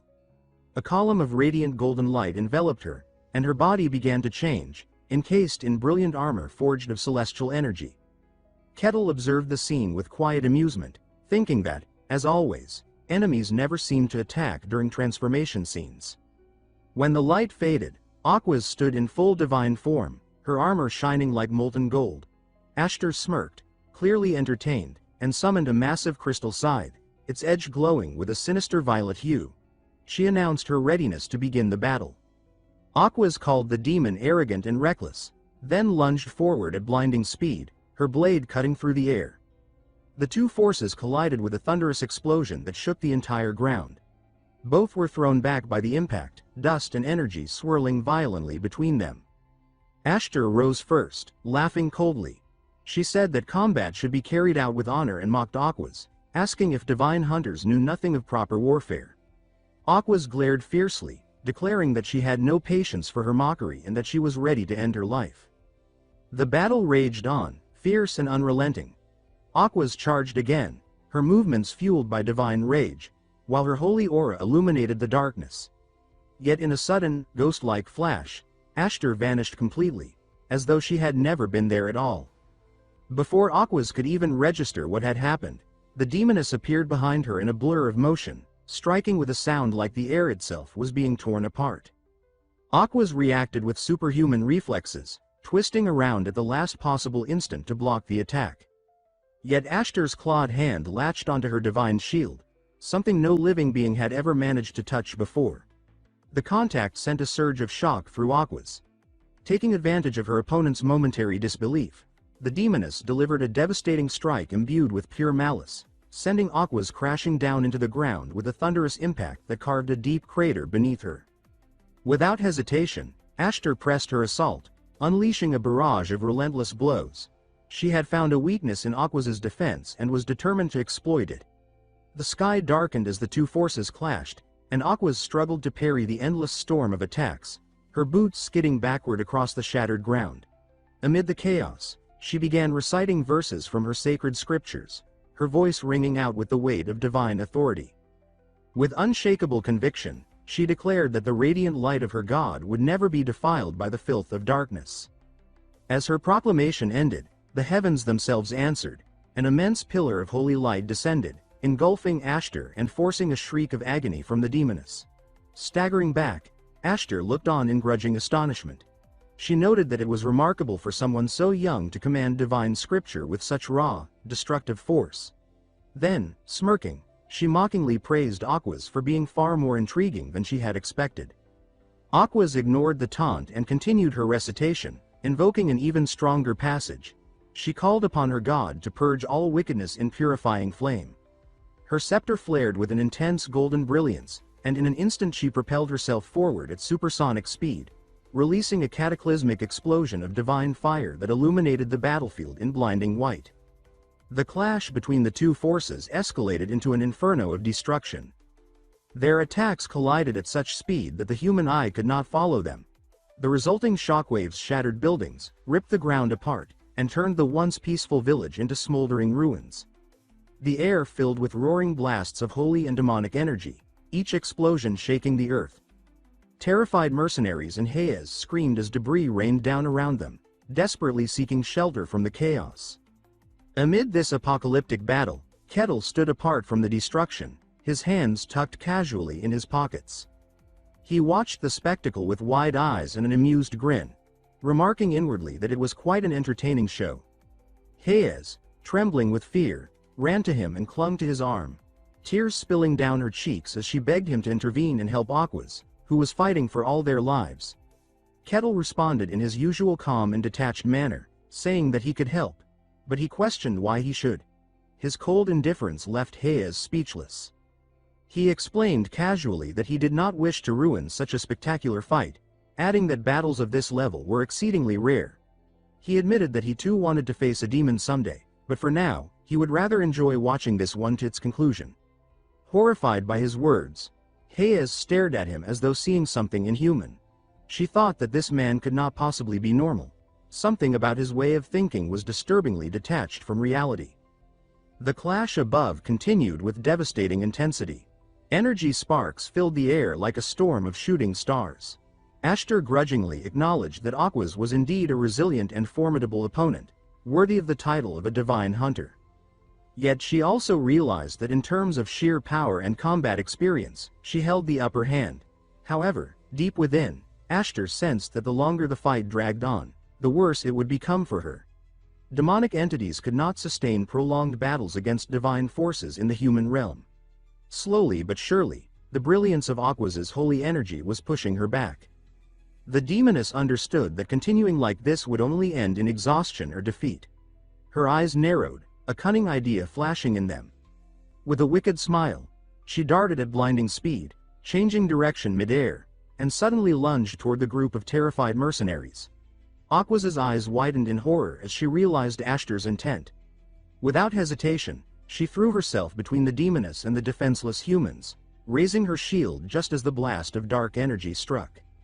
Ashtar unleashed an unending torrent of demonic force, pressing against Aqua's barrier with overwhelming might. Cracks began to spread across the divine shield as the mercenaries screamed in terror, knowing that their lives depended on it holding. Rage burned in Aqua's eyes as she shouted at her foe, condemning her cowardice and calling her a creature without honor. Ashtar only laughed, her voice dripping with scorn, saying that it was absurd for a holy warrior to expect fairness from a demon born of chaos. Fury and divine light surged within Aqua's as she invoked one of the most sacred verses known to her order, one that she reserved only for the direst of moments. She proclaimed the birth of the golden essence, the highest manifestation of holy energy. A blinding radiance exploded from her body, enveloping her in a celestial aura. The ground trembled as she formed a massive dome of light, a sanctuary that repelled the demon's energy. She ordered everyone to enter the holy refuge immediately. The surviving mercenaries, half in tears, obeyed without hesitation, stumbling into the radiant barrier that surrounded them like a divine fortress. They fell to their knees inside, overwhelmed with gratitude, thanking Aquas for saving them from certain death as the golden light continued to shield them from the wrath of the demoness outside. Ashtar laughed darkly, her voice echoing through the ruined village, mocking Aquas for wasting such sacred and rare divine scripture merely to protect a group of fragile mortals. Her words dripped with venom as she questioned whether the life of a few weak humans was truly worth such a sacrifice. Aquas, filled with fury, commanded her to be silent, but the demoness only smiled wider, saying that this was exactly the kind of answer she expected from an enraged holy warrior. Both women launched forward at once, their movements a blur. Their weapons collided with explosive force, sparks of gold and violet filling the air. Aquas managed to block the demon's fierce attack, but she was caught off guard when Ashtar flipped gracefully above her, moving with a fluid, inhuman agility. In a blink, the demoness landed behind her, leaning close to whisper in her ear. She murmured that death was simply death, and that no one would ever praise Aqua's noble sacrifice for such worthless creatures. She warned that if Aquas continued down this path, she would only perish in disgrace, staining the very name of the god she served. Then, with a sly glint in her crimson eyes, Ashtar presented her with a cruel offer. She told her to release the divine protection surrounding the mercenaries so she could wield her full power to save herself. If Aquas succeeded in defeating her afterward, her god's name would shine eternally across the heavens. With sharp, mocking laughter, Ashtar asked whether she truly intended to die for the sake of mere humans. Aquas saw through the manipulation and declared that such words were hollow and meaningless. But when her righteous defiance failed to provoke the reaction Ashtar wanted, the demon's smirk turned sinister. She said that if Aquas insisted on martyrdom, then she would gladly grant her death. A devastating surge of dark energy gathered in Ashtar's hands, the sheer pressure of it shaking the ground beneath them. She released it in a torrent of destruction, forcing Aquas to pour all her remaining strength into resisting. Her golden light flickered as the holy barrier began to weaken under the relentless assault. Then, suddenly, Ashtar vanished, reappearing before Aquas like a phantom. She struck from point-blank range, unleashing an explosion of pure darkness that sent Aquas hurtling backward. Though she narrowly avoided a direct hit, the impact left her breathless, fear flashing briefly across her face. Ashtar gave her no time to recover. She launched rings of glowing violet energy that spiraled through the air and trapped Aquas within a sphere of darkness. The holy warrior found herself surrounded on all sides, unable to see or sense anything beyond the shadow that swallowed her whole. Then, from above, Ashtar dove down like a predatory hawk, her voice booming that she had grown weary of hearing the sacred words of gods. With both hands raised, she released another massive burst of demonic energy. Aquas was struck with terrifying force, blood spilling from her lips as she was thrown violently to the ground. She barely managed to raise her shield in time to block a lethal strike aimed at her heart. But Ashtar pressed on mercilessly, hammering her with blow after blow while she lay defenseless. Then, with an eerie calm, The demoness began condensing an enormous sphere of black energy between her hands. The orb pulsed with malignant power before she hurled it downward, striking Aquas directly. The resulting detonation obliterated the golden barrier protecting the mercenaries, shattering it into fragments of fading light. One of the mercenaries screamed in despair, realizing that their last protection was gone. Ashtar's grin widened as she announced that they would make a fine dessert after she finished her main course.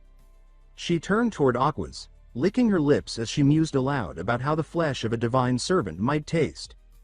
Then, opening her maw filled with razor-sharp fangs, she lunged forward. But before her jaws could close, a hand suddenly appeared between them. Kettle's hand, clamping down on her chin with overwhelming strength. He stood before her, calm and cold, and told her to stop, declaring that the game was over. Both Ashtar and Aquas froze in disbelief.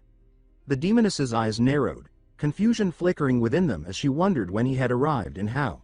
She had sensed nothing, no aura, no movement. He had simply appeared out of thin air. Without a word, Kettle drove his fist into her face with explosive force. The impact created a shockwave that tore through the village, hurling Ashtar across the ruins and demolishing several structures in her wake.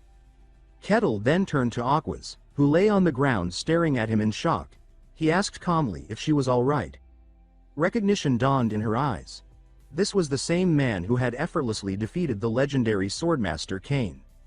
In the distance, Ashtar rose from the rubble, her eyes blazing with fury. She screamed at him, calling him an insolent barbarian, and demanded to know how he dared to interrupt her feast. Kettle answered simply that Aquas was his friend, and for that reason alone, he would not allow her to die. The demoness's rage deepened. She shouted that she had planned to keep him alive as her new toy once she was done devouring the others. Kettle chuckled softly, saying he had no interest in belonging to anyone. Ashtar's lips twisted into a wicked grin, and she told him that in that case, he would die here. Her scythe appeared in her grasp, summoned from the shadows, gleaming with malevolent power. Nearby, Aquas struggled to rise, her body trembling from exhaustion. She urged Kettle to retreat, warning him to flee while he still could. He shook his head and told her that despite appearances, he was strong enough to handle the demon. Aquas insisted that brute strength alone could never overcome such a being, reminding him that only divine power could banish demons from the world. She explained that this was a law written into the foundation of existence itself, and since they now stood within a demonic domain, there was no miracle left to hope for. Kettle considered her words thoughtfully, glancing at her bloodied and weakened state. He told her bluntly that she didn't look capable of continuing the fight. But Aquas, her eyes burning with determination, declared that she would not stand down. She said it was her sacred duty to face evil until her final breath, for she was a servant of the sun god. Kettle smiled faintly, impressed by her unwavering conviction. He told her to rest and allow him to take over. His confidence caught her off guard. He explained, with a spark of excitement in his eyes, that he had always wanted to test his strength against a demon. Ashtar let out a cruel laugh, mocking his arrogance. She said he had no idea what kind of being he was facing, that a mere human like him would never even touch her. Kettle accepted the demoness's challenge without hesitation, telling her to prove her words with action. Ashtar's tongue slid across her claws in delight as she promised to enjoy watching the light in his eyes fade while she tore him apart piece by piece. Her laughter echoed through the ruined village as she gathered her power, summoning a spiraling vortex of shadow that consumed the air around her. In an instant, she shot forth from the heart of the vortex, her speed so great that even Aquas, still recovering on the ground, barely saw her move. Fear seized her as she realized the barbarian stood still, utterly unguarded. But before Ashtar's claws could reach him, Kettle's fist flashed upward. With absolute calm and frightening precision, he delivered a single punch that connected squarely with her face. The impact thundered through the air like a cannon blast. Ashtar's skull shattered instantly, her head exploding under the sheer force of the blow. Her body was flung backward like a ragdoll, and the resulting shockwave split the ground beneath them. Aquas froze in disbelief. Her lips parted, her breath caught in her throat, as her mind struggled to comprehend the sight before her. A mere human, barehanded, had just crushed the head of a high-ranked demoness as though smashing a piece of fruit. She whispered to herself in terror, wondering if such power could truly exist within mortal flesh. But the momentary silence was shattered by the roar of dark energy. From within the dissipating smoke, a swirling storm of black mist reformed itself. The demoness's body began to mend, bones and flesh twisting back together in grotesque fashion until her head was whole again. Kettle observed the process with detached curiosity, noting with a faint smirk that her regeneration was remarkably fast. Ashtar's eyes burned with hate and disbelief. Her voice trembled between fury and confusion as she demanded to know who, or what, he truly was. Kettle replied with unbothered calm that he was nothing more than a simple barbarian. The demoness's expression twisted in rage. She took his words as a mockery, an insult to her intelligence. Her senses told her the truth. There was no trace of mystic energy, no aura, no magic surrounding him. His strength was raw, primal, and completely unnatural. Determined to uncover the truth, Ashtar lunged again, faster than before, her voice thundering that he would die like the rest of his kind. She sneered that facing a weak human was beneath her dignity but decided to end the farce regardless. However, her arrogance shattered the moment Kettle caught her wrist mid-attack. His grip stopped her movement cold, his expression utterly indifferent, as though halting her assault had required no effort at all. Before she could react, his other fist slammed into her chest. The blow detonated like a cannon shot, sending her body soaring backward as she coughed up black blood, the pain unlike anything she had felt before. She crashed into the ground with such violence that the earth split apart, leaving behind a crater. Trembling, she realized in horror that his attack contained no magic, no aura, only raw, physical might.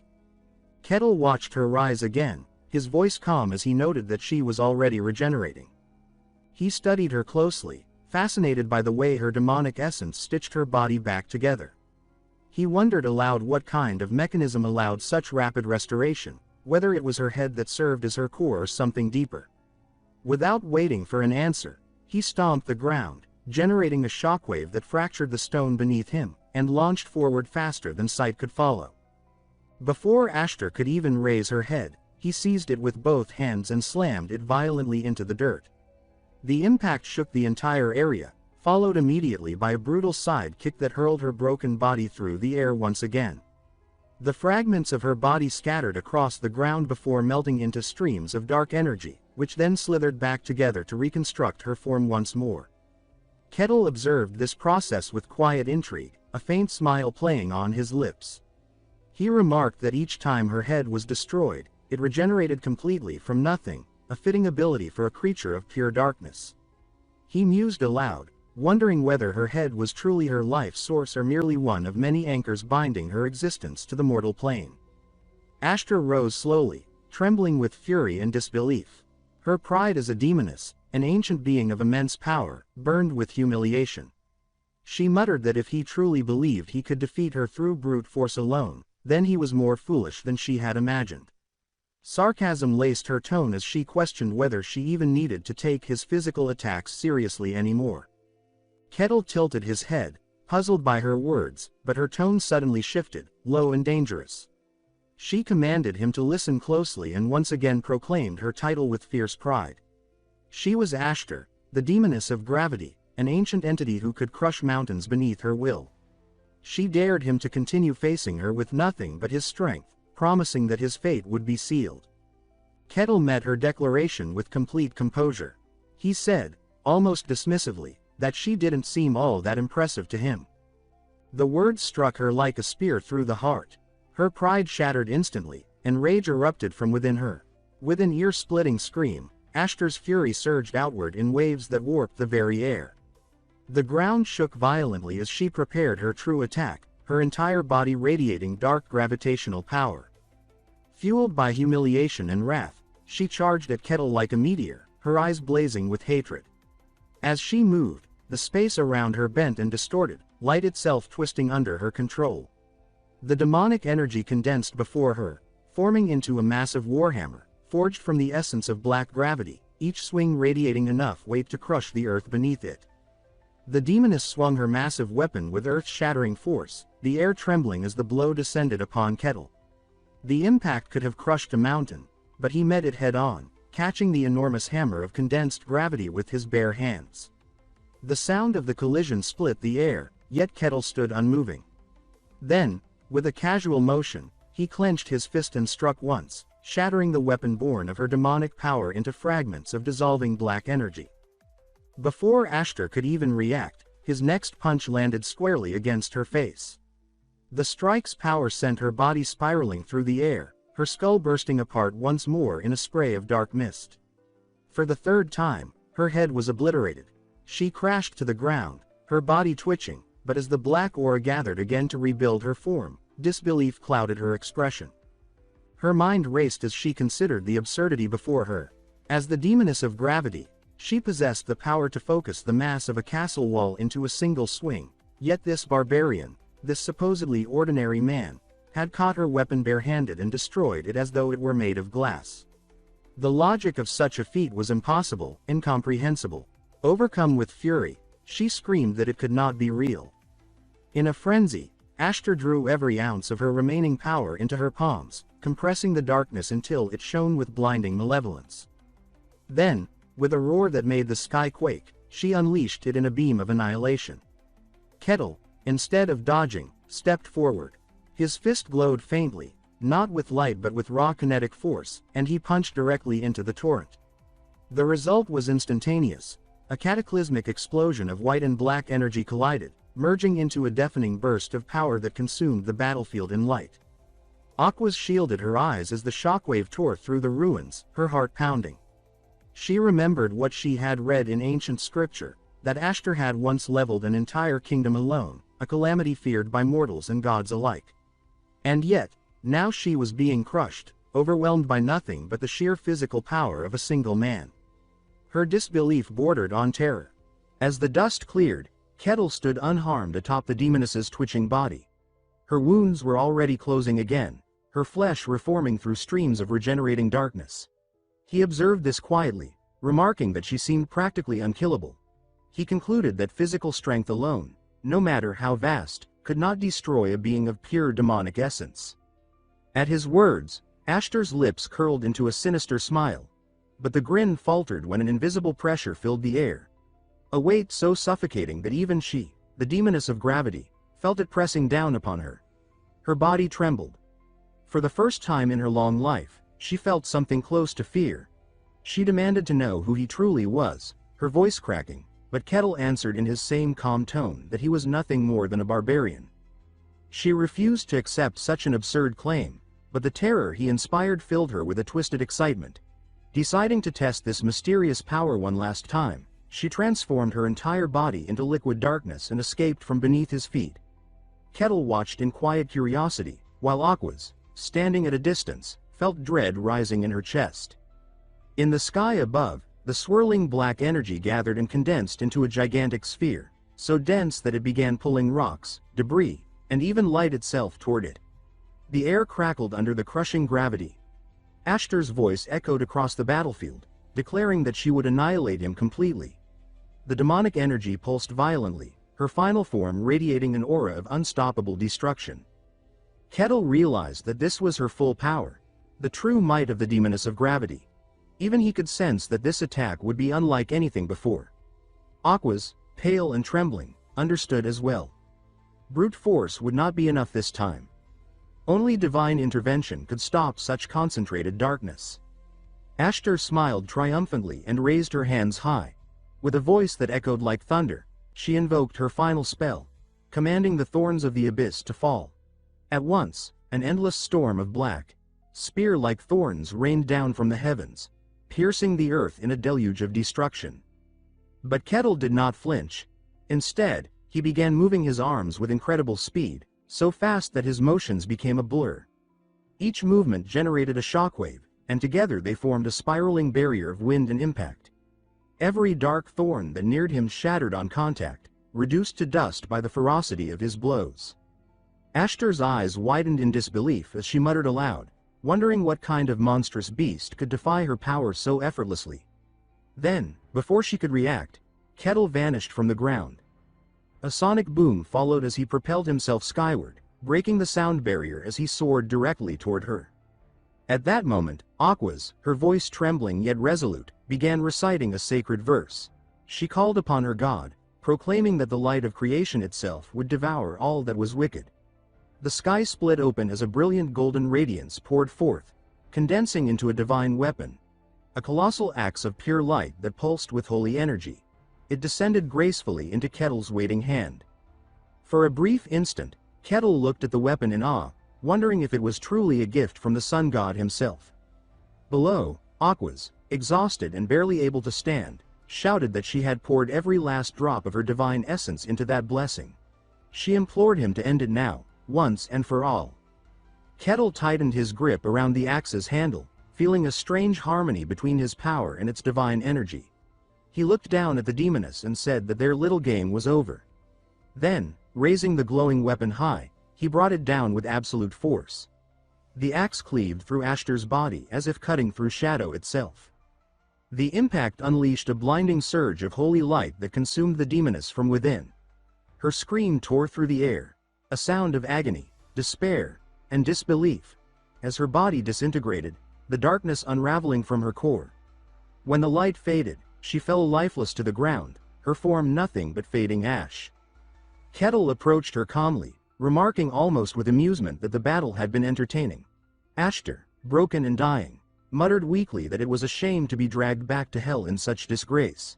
Still, she said, it had not been a total loss, for now she knew that a being like him truly existed. She looked up at him and asked for his name. He answered simply, Kettle.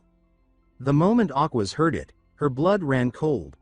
Terror filled her eyes as she screamed his name aloud, her voice cracking with pure fear. Ashtar, lying in ruin, began to laugh, a crazed, broken laugh that echoed across the battlefield. With the last remnants of her strength, she opened an ethereal rift, tearing a hole in reality itself. From within that void, her voice roared across the abyssal dimensions, a message to every infernal being that dwelled in the depths of hell. She commanded them all to remember, to carve the name Kettle the Barbarian into the very core of their collective memory, so that none of them, for all eternity, would ever forget it. Aquas let out a final cry of despair as the dying demoness raised her clawed hand toward the sky, commanding her unseen followers to devour her memories and extract all knowledge of the being named Kettle. Ashtar's final laugh echoed across the battlefield, triumphant even in death, as she declared that the barbarian's existence now belonged to them all. At that moment, invisible presences, dark, ethereal entities, descended upon Kettle, piercing through his mind and forcing their way into his consciousness. Kettle froze for an instant, his expression shifting into mild confusion as he wondered what exactly was happening to him. Then, within the vast inner space of his mind, he witnessed the intruders take form. Gigantic, worm-like demonic beings materialized, slithering through the void of his consciousness, their monstrous eyes burning with greed and hunger.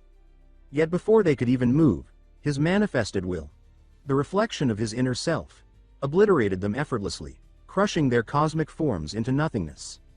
In the physical world, Kettle blinked once, then looked down at his own body with faint curiosity. He dismissed the event as inconsequential, his face calm and expressionless.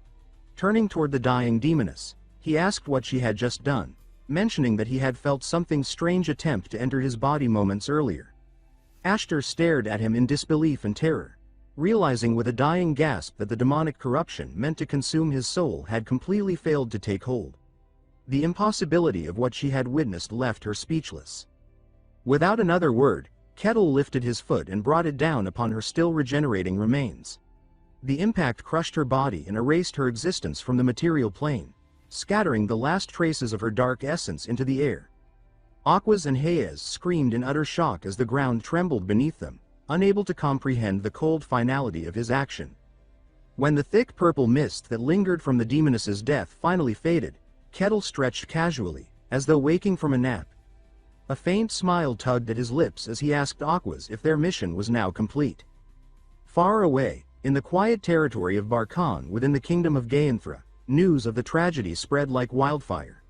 Reports of the cursed village and the horrific battle reached every corner of the land.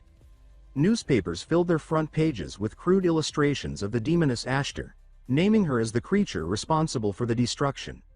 The people whispered in fear, their hearts heavy with dread. Inside his office, the lord of the territory sat behind his desk, his expression weary and grim. He murmured to himself, wondering how such a calamity had befallen his small domain, the one he had fought so hard to keep safe. First the Lich, and now a named demon from the oldest scriptures. It felt as if the world itself had turned against him. Still, he found some small comfort in the fact that the Inquisitor of the Sun God had managed to drive the creature away. It was a fragile reprieve, but enough to grant him a moment of breath before deciding what to do next. Elsewhere, Kettle sensed the tension hanging over the land, the lingering fear left in the wake of recent events. He turned his gaze toward Aquas, who lay resting nearby, her body bandaged and her breathing slow but steady.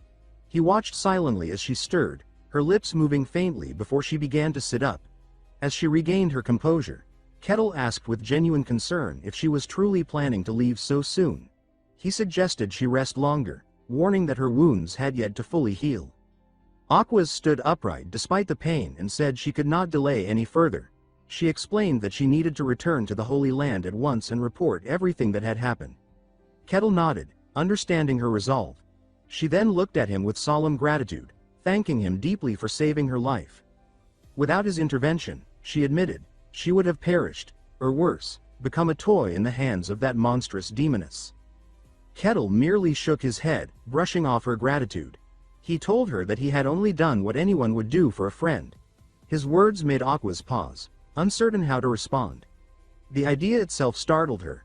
Friendship between a barbarian from the northern wilds and a devout servant of the sun god seemed absurd.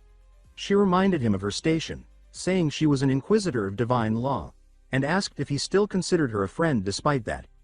Kettle responded simply, asking why that should matter. After a moment of quiet thought, Aquas admitted there was no real reason why not. Kettle nodded, concluding that friendship between them was possible after all. A faint, rare smile appeared on Aquas's face as she agreed. Then Kettle, his curiosity piqued, asked her about something he had heard before, the warning never to share one's true name with a demon. Aquas confirmed this was indeed true, explaining that demons practiced a dark art known as marking. By learning a person's name, a demon could inscribe an invisible sigil upon that person's soul.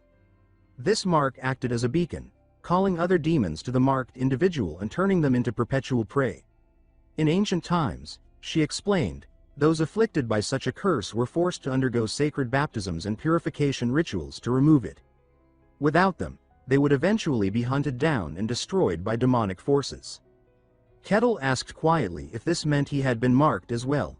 Aquas quickly reassured him that he was not. The demoness had failed to leave such a mark on him, though his name, his very identity, was now known in the infernal realms. She warned him that while the demons could not locate him without the mark, his name alone would attract attention should he ever cross paths with them again. Kettle listened in silence, his face thoughtful. He then remarked with genuine curiosity that, despite all his power, he had been unable to kill the demoness through physical force alone. Aquas nodded and explained that such was the nature of demons. They were not creatures of this world but entities born of another realm entirely, spiritual beings that could only be destroyed by divine energy. She told him an ancient story, one passed down through the oldest temples. In the beginning, the gods had created humanity and breathed life into their fragile bodies. But from beyond creation, beings of darkness had looked upon the mortal world with envy and malice. These creatures broke through the veil separating dimensions and began slaughtering humans in great numbers, reveling in chaos. The gods, moved by compassion and fury, descended to the mortal world and waged war against them. The victory was decisive. The invaders were banished, sealed away in deep dimensions, and branded forever with a single name, demons. After that war, humanity built temples and shrines to honor the gods. Under divine guidance, their civilizations flourished and prospered. But over the centuries, something changed. Slowly, subtly, demons began to reappear, creeping back into the human world through cracks in the ancient seals. Because such creatures could not be defeated by mortal weapons or strength, the gods chose their most faithful servants and granted them a portion of divine power to oppose the darkness. These chosen became the Inquisitors, warriors of light who served as the gods' blades in the mortal realm. Kettle reflected on her words, concluding that demons could not be destroyed by physical force because they did not belong to the world of men. Aquas confirmed this, adding that they existed outside the world's natural order, their presence a constant threat to the balance of existence. Kettle frowned, noting that if such beings continued to appear more frequently, it would spell disaster for everyone. Aquas agreed softly, her voice heavy with exhaustion. The age of peace, she said, was beginning to crumble, and neither gods nor mortals could afford to ignore the signs any longer. Aquas reassured Kettle that beings like Ashtar, high-ranking named demons, could not manifest in the mortal realm easily. Such occurrences, she explained, required immense energy and elaborate rituals. However, her tone darkened as she revealed that something deeply abnormal had been happening lately. The cycles of dungeon appearances across the continent had become unpredictable and erratic, as if the barrier between worlds was beginning to weaken. She said that the sealed realm of demons seemed to be exerting influence over the mortal world, slowly seeping into it. Reports of strange entities and unnatural phenomena had been increasing, and according to the records of the church, these anomalies had started exactly 1 year ago. Those words made Kettle pause. His mind drifted back to his own past, to the exact moment he had completed his final mission in the boundless white snowfield, 1 year ago to the day. The coincidence struck him deeply, though he kept his thoughts to himself. After their long conversation, Aquas thanked Kettle once again for everything he had done. She said that she had to return to the Holy Land immediately to deliver her report to the Saintess, but she promised that he would always be welcome in her order's temple should he ever wish to visit. Kettle smiled faintly and said that he would like that someday. Later, as her carriage rumbled away along the dirt road, Aquas sat quietly inside, her hands clasped in her lap. Her body was still weak, but duty demanded she move quickly. She thought about the demoness, about Kettle, and about the unanswered questions that haunted her. It troubled her that no prophecy, no divine vision, no holy omen had mentioned his existence. She could not understand why the sun god, who saw all, had remained silent about this mysterious and terrifying man. Far away, in the imperial capital, Swordmaster Cain trudged through the long marble corridor of the royal palace, his face weary after hours of exhausting discussion with the emperor. He exhaled heavily, muttering to himself that he had not endured such a tedious meeting in years. The grandeur of the place, with its jeweled columns and painted ceilings, did little to lift his mood. Then, from the dimness of the corridor, a shadow detached itself and took shape, a tall figure with long black hair and a faintly amused smile. The newcomer commented lightly that Cain seemed to be suffering from the strain of court life. Cain instantly recognized him, the master of the magic tower, one of the most powerful and enigmatic figures in the entire world. The tower master asked what had brought Cain to the palace this time. Cain replied curtly that he had been summoned to give a full report on his latest mission. The sorcerer nodded knowingly, guessing with uncanny precision that it had been a reconnaissance expedition into the demon world, specifically to the desolate region known as the Forest of Silence. When he asked what the experience had been like, Cain's expression darkened. He said that the place was beyond comprehension, a nightmare where all natural laws seemed to fail.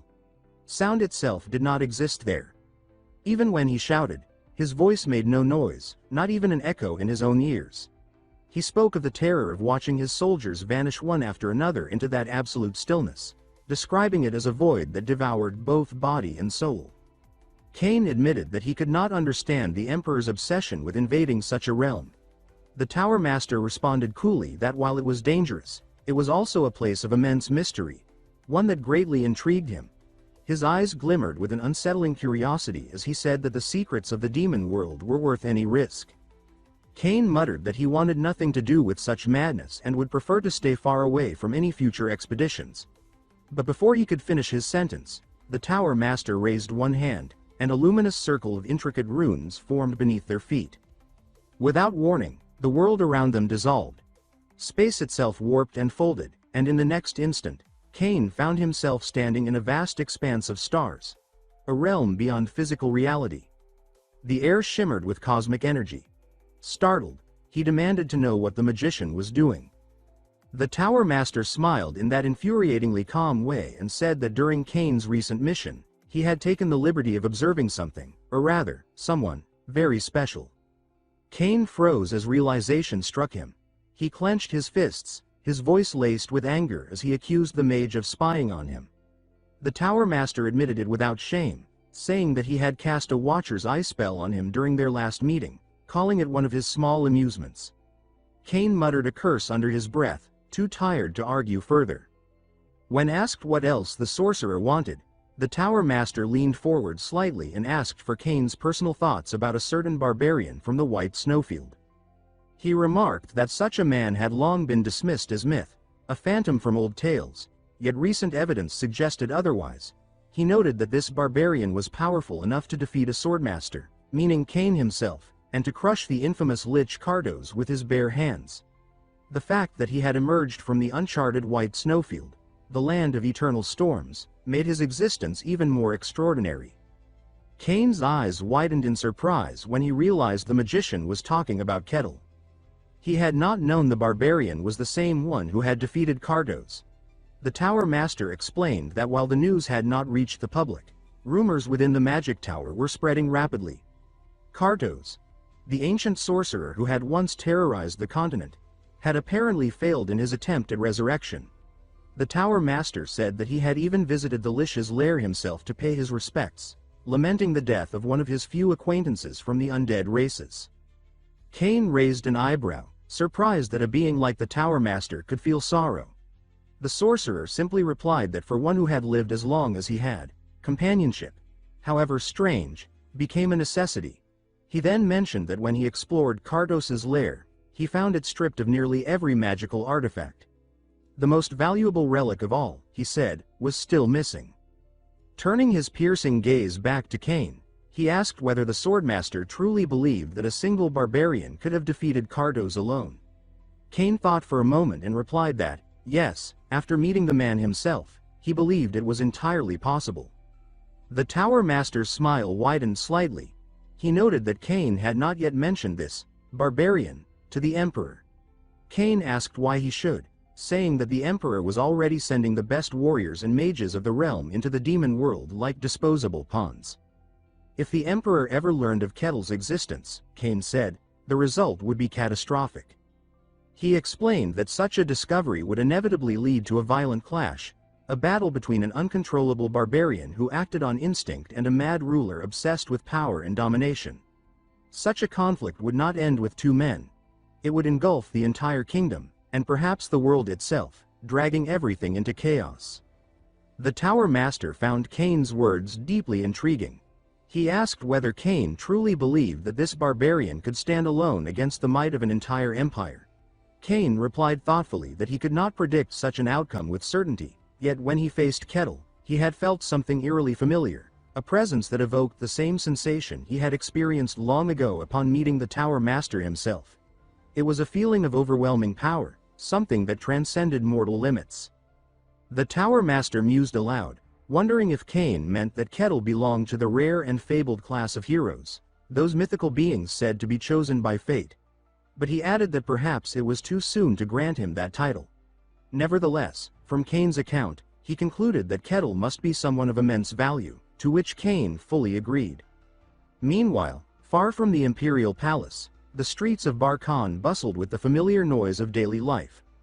Vendors shouted their offers, children darted between carts, and the scent of freshly baked bread filled the air.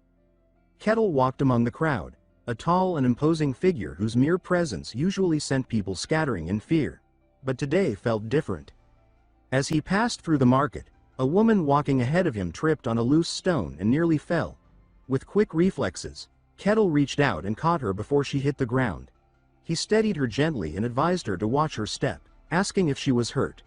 Expecting the usual reaction, a frightened scream, a hasty retreat, he waited for her to flee.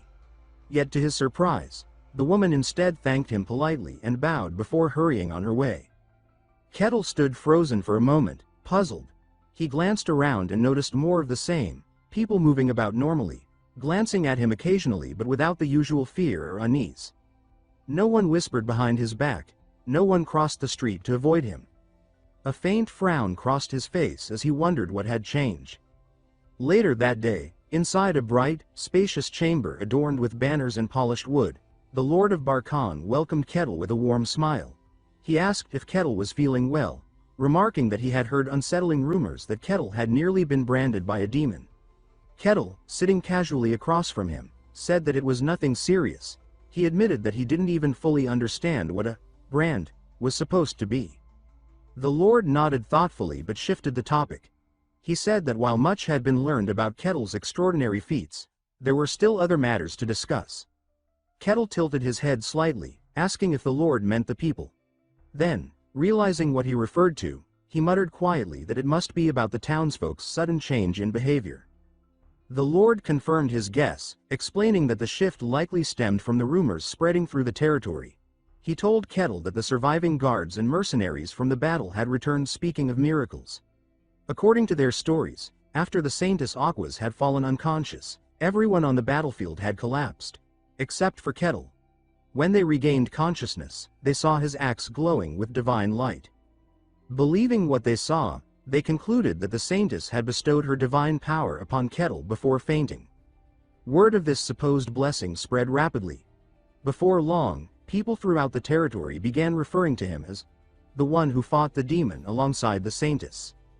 Listening in silence, Kettle eventually gave a small nod of understanding. So that was the reason, he realized. The Lord sighed and apologized, admitting that by the time he had heard about the misunderstanding, it had already spread beyond control. But Kettle waved off his concern, saying that it didn't bother him. In fact, he found it oddly convenient. Perhaps this was why the people no longer looked at him with fear.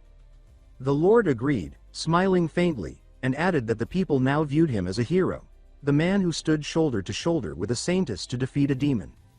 Kettle pondered the words for a moment. Demon opponent, he repeated in thought, turning the phrase over in his mind. Then he gave a quiet, amused chuckle and muttered that this must be what people called a reputation. Later, Kettle stopped by the mercenary guild as usual, unaware that the rumor of his divine battle had already reached even here. Behind the counter, Rosa, the cheerful receptionist, greeted him with a broad smile and congratulated him. She announced that his rank had been officially raised. When Kettle asked what she meant, she told him that he was now classified as a C-rank mercenary. His eyes widened slightly in surprise.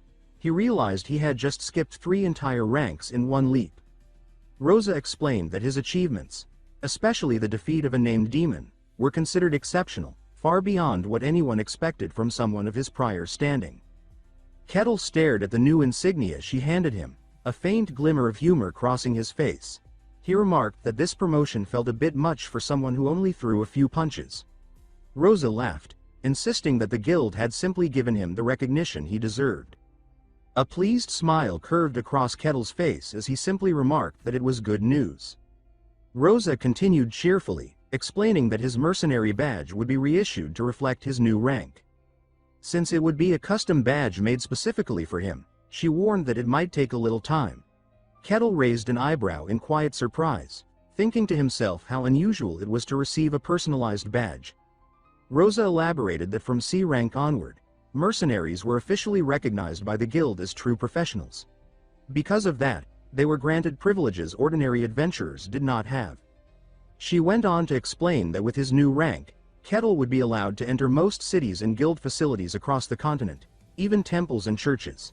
Then, realizing her words, she let out a nervous laugh and quickly corrected herself, saying that the imperial capital would, of course, be an exception. Kettle gave a low hum, commenting that the empire must be an especially strict place. Rosa nodded solemnly and confirmed his suspicion. She said that entry into the imperial capital was restricted only to those personally recognized by the nobility. Then, lowering her voice, she leaned forward slightly as if sharing a secret and confessed that no one really knew what went on inside those heavily guarded walls. Rumors circulated constantly, dark, unsettling stories about what the empire was hiding. She admitted that, disturbingly, even the demon realm was better understood than the capital itself. Kettle frowned at this revelation, muttering under his breath that things must be truly bad if even the empire's own people avoided discussing it. Rosa cleared her throat, brushing off the gloomy topic and quickly changing gears. With renewed enthusiasm, she told him that as a newly promoted C-rank mercenary, he now had access to nearly every available request on the board. She added that he could even participate in rank dungeon expeditions, so long as he joined a registered party. At that, a wide grin spread across Kettle's face. He commented with quiet excitement that this opened many new opportunities for him. The thought of entering an A-rank dungeon stirred his curiosity: stronger creatures, rarer materials, and perhaps challenges that could finally make him feel alive again.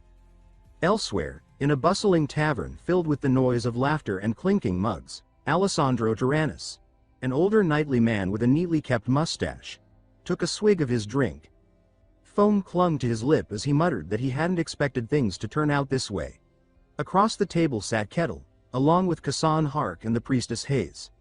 Alessandro asked whether everything had been resolved. Kettle nodded casually, explaining that the demon had been defeated and that the Inquisitor had confirmed all was well, so the matter was settled. Alessandro exhaled in relief, saying that it was good news. Kassan, with wide eyes, remarked that it was incredible that the Sun God's Inquisitor had been able to defeat a demon of such power. Those words made Hayes stiffen. Her lips pressed tightly together, and her eyes darkened as anger and disbelief stirred within her. Inside, she screamed that this was completely wrong. She remembered that day clearly. She had not lost consciousness. She had seen everything. She alone had witnessed the Barbarian's terrifying strength, seen him crush a named demon with his bare hands, while even the Saintess herself had been left powerless before him. Her memories flashed like lightning. Kettle standing over the broken figure of Aquas, his presence towering, his expression calm yet inhumanly detached. Hayes thought bitterly that the Saintess had merely finished what he had already done. The victory everyone credited to her was his, and no one knew it. Oblivious to her inner turmoil, Kassan turned to Kettle and asked what his plans were now that he had reached C rank. Kettle replied simply that nothing would change. He would continue doing his work as usual. Kassan found this answer admirable. He thought to himself that such humility was rare, especially from someone who had faced a demon and lived to tell the tale. In his eyes, Kettle's calmness only made him seem even more formidable. Hayes, however, felt panic rising in her chest. Her mind screamed that they were all being fooled. She told herself that this creature sitting across from her wasn't human at all. Kettle then turned the question back to them, asking what each of them planned to do next. Kassan scratched his head and admitted that as an F-rank mercenary, his options were limited. With a sheepish grin, he confessed that he had been living aimlessly, just scraping by, but now he felt inspired to do better, to live fully, like Kettle did. Alessandro rolled his eyes and made a dry remark about how typical it was for a bottom feeder to have such a late epiphany. The two began to bicker lightly, glaring at each other across the table. Ignoring their squabble, Kettle turned to Hayes and asked what she intended to do. She snapped out of her anxious thoughts, startled, and tried to compose herself. Kettle then mentioned that followers of Kolosia were supposed to be on break right now, except for high-ranking members. His words made her flinch visibly. She stammered in denial, insisting that Aquas must have been mistaken, and claimed she was just an ordinary priestess. Kettle regarded her with an unreadable expression and said calmly that if she insisted, he would take her word for it. Hayes forced a nervous laugh, but sweat trickled down her temples. Her mind raced in terror. He knew. She was certain he knew. The thought gnawed at her as she wondered whether he was toying with her or simply waiting for her to admit the truth herself. Later that night, the mercenary guild had grown quiet. Rosa sat behind the counter, neatly organizing stacks of papers, humming softly as she prepared to finish her shift. With a satisfied sigh, she thought to herself that it was finally time to go home. But just as she began to gather her things, the creak of the front door froze her in place. Her eyes widened when she saw a figure step through, a hooded man with a long white beard. He announced in a low, calm voice that he had a request. Rosa's heart sank. So much for going home on time, she thought bitterly. Suppressing her frustration, she forced a professional smile and asked what kind of request he had in mind, though her tired eyes betrayed her exhaustion. The old man cleared his throat and said he needed an escort mission for 2 people, himself and a young girl. That made her snap back into focus. She began typing on her machine and asked for the destination. The man replied that their destination was the Kingdom of Danian, its capital city. Rosa froze mid-motion. Escorting 2 travelers across multiple territories to a royal capital was an enormous task. She studied the man carefully, noting the strange contrast between his fine speech and his worn, travel-stained robe. She thought to herself that he looked like someone deliberately hiding his identity. Despite her suspicions, Rosa nodded and began drafting the paperwork. She said she would accept the request and prepare the documentation, her tone shifting back to formal professionalism. Once everything was ready, she looked up at the mysterious man and asked if he had any form of identification to register the mission. The hooded man rubbed his chin thoughtfully. After a short cough to clear his throat, he slipped a silver-etched tag from his sleeve and placed it on the counter, telling her to use this. Rosa narrowed her green eyes as she caught sight of the crest, instantly recognizing it. She said aloud that it looked like a mercenary guild token, her tone sharp with surprise. Straightening, she handled the tag gingerly, remarking that such an item was not easily obtained. After a brief inspection, she set it back down with a measured tap, confirming that it was genuine and that she would now collect the commission fee. The man fell silent for a moment, then reached into his robe and produced a coin, saying he would pay with this. The gold piece hit the tray with a clear, ringing sound. Rosa leaned closer, eyes widening as she identified it as pure gold. She estimated the value quickly and said that this would be enough to hire one person. The man froze, disbelief coloring his tone as he repeated the number in question. Only one. He tried to reason with her, gesturing nervously that it was merely a bodyguard escort request. Rosa kept her professional calm and explained that the mission involved a full journey across territories, meaning the mercenary would accompany him the entire way, which made the risk significantly higher. The distance to the kingdom of Denian, she added, could take a month or more depending on circumstances, making it a far more expensive undertaking than an ordinary request. The man sighed in defeat, agreeing reluctantly but pleading to find a way to include 2 people instead of 1. Rosa tilted her head, saying that it was possible but would require lowering the mercenary's rank. She advised that if he wanted reliable guards, he should hire at least a D-rank mercenary.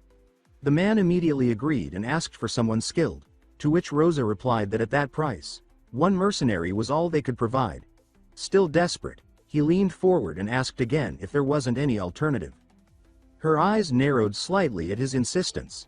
She remarked that he seemed unusually anxious and admitted that from such a remote territory, finding anyone willing to take that kind of job was already difficult. She promised to do her best but warned that securing 2 mercenaries would be nearly impossible. The man finally relented, bowing his head and saying that he understood, leaving the matter in her hands. As the gold coin spun on the tray, Rosa noticed something odd. The edges had been filed down, as if someone had tried to erase its markings. She sighed softly, rubbing her brow, and muttered that this request was going to be trouble. Night settled over the quiet town. Footsteps echoed softly down the cobblestone street before stopping at a wooden door. Inside, a young woman turned, her curls brushing her cheek as she asked who was there. The hooded man lowered his hood in the lantern's glow and said that it was her loyal retainer. Recognition filled her blue eyes as she whispered his name, Aaron, and hurried to open the door. Composing herself with a polite dip of the head, she invited him inside. Aaron stepped into the modest room, the hem of his robe brushing against the floorboards. The woman, still tense from worry, asked how things had gone. He replied that the guild had accepted the request.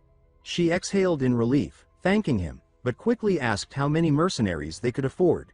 After a hesitant pause, he admitted that only 1. Her smile faltered. He apologized, explaining that their funds were simply too limited. She sighed, saying it could not be helped. He muttered that if only he hadn't been so careless when he was scammed. Ellen shook her head and reassured him that it wasn't his fault. Anyone could have been deceived in such desperate circumstances. They stood in uneasy silence until they broke. In a burst of emotion, they started bawling their eyes out. They only stopped when their neighbor shouted at them to shut up. When the quiet returned, she lifted her face and asked how long it might take to find someone. Aaron rubbed his temple and said he didn't know, explaining that it depended on how long it took to locate a trustworthy mercenary. She nodded tiredly, saying they would simply have to wait. Then, softening, she told him he had done well and suggested that they both get some rest. Some days later, Eileen's voice broke the silence as she whispered that it was happening again, another night of uncertainty. Aaron, slumped beside her, admitted with shame that it was proving difficult to find anyone willing to take the job. She frowned, saying that their food supply was nearly gone, then added with resignation that they would simply have to endure it.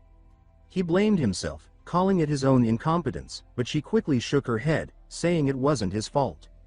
He straightened and said grimly that informing the local lord of their situation was out of the question.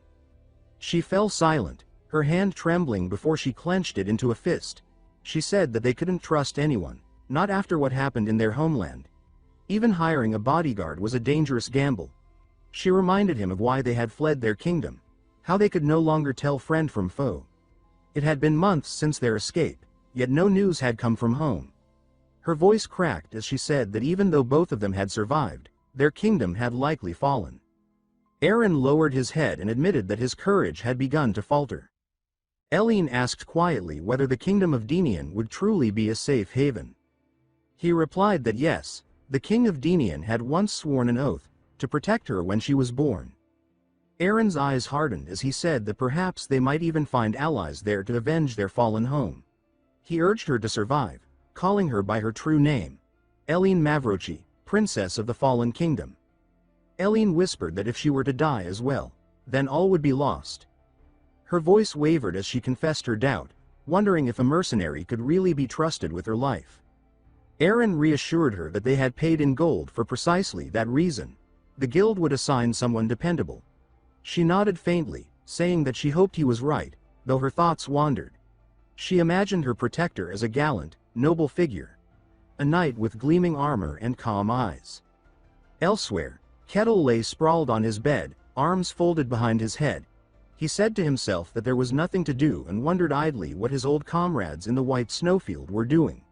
He thought of the reckless warriors who had never feared him, unlike most others, and chuckled that they were probably still living their same foolish lives.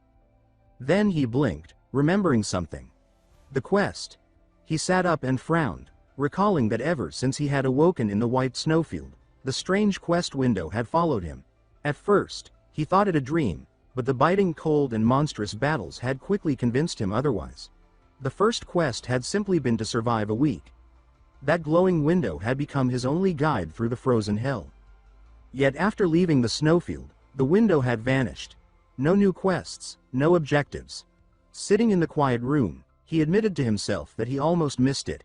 He looked out the window, frowning slightly, and wondered if the quests had existed only within that frozen land. Then, with a faint smirk, he muttered that it didn't matter. He would live freely and enjoy this world however he pleased. When morning came, sunlight spilled across the mercenary guild counter as Kettle picked up a sheet of paper. His gaze caught the words written at the top. An escort request. The receptionist, Rosa, instantly brightened, clasping the paper in delight as she told him that this might be just the job for him. Rosa explains that the request is an escort mission meant to bring a client safely to their destination. She adds that the details list the target as a woman and an elderly person, the destination is the capital of the Kingdom of Denian, and the job is D rank. Kettle asks if that is truly everything. She confirms it, then clarifies that the trip will take several days and that all preparations fall on the mercenary. He realizes it will demand far more effort than he expected, but she adds that the reward matches the burden. She admits plainly that the request feels suspicious and says he is free to refuse. He smiles and tells her she does not understand, that this exact suspicion makes it a worthwhile job. He looks over the request again and pauses at the mention of the Kingdom of Denian. The name stirs something in his memory. Then he recalls Milena of the Akasha family, the merchant he met on the snow plains, and how she had told him he would be welcome if he ever visited. He decides the timing is perfect and declares that he will accept the request. A sudden electronic window flashes into existence before him, its bright blue light startling him. Mission number 785 appears, stating its goal clearly. Escort the client to the Kingdom of Denian. He freezes, confused by the sudden appearance of the mission window. Rosa notices his odd reaction and calls out to him with concern. The scene shifts to Eileen. She hears hurried footsteps, then a sharp knock. She wonders who could be there. The door opens and Aaron rushes in, panting. She calls his name and asks what has happened, fearing the trackers have found them. He smiles and tells her that the request has been accepted. She is confused, so he explains excitedly that the only C-rank mercenary in the region has taken their job. Her eyes brighten as she asks happily if he truly means a C-rank mercenary. He confirms it, tells her the meeting is set for tomorrow, and asks her to rest well tonight. She agrees with relief. Meanwhile, He keeps glancing at the mission window that has appeared before him, numbered 785, repeating its single task. Escort the client to the kingdom of Dinian. He sits deep in thought, wondering why the missions are appearing again after so long without a single notification. He questions whether the missions were supposed to be limited to the white snowfield and senses something hidden beneath all of this. As he considers it, thunder rolls across the sky outside.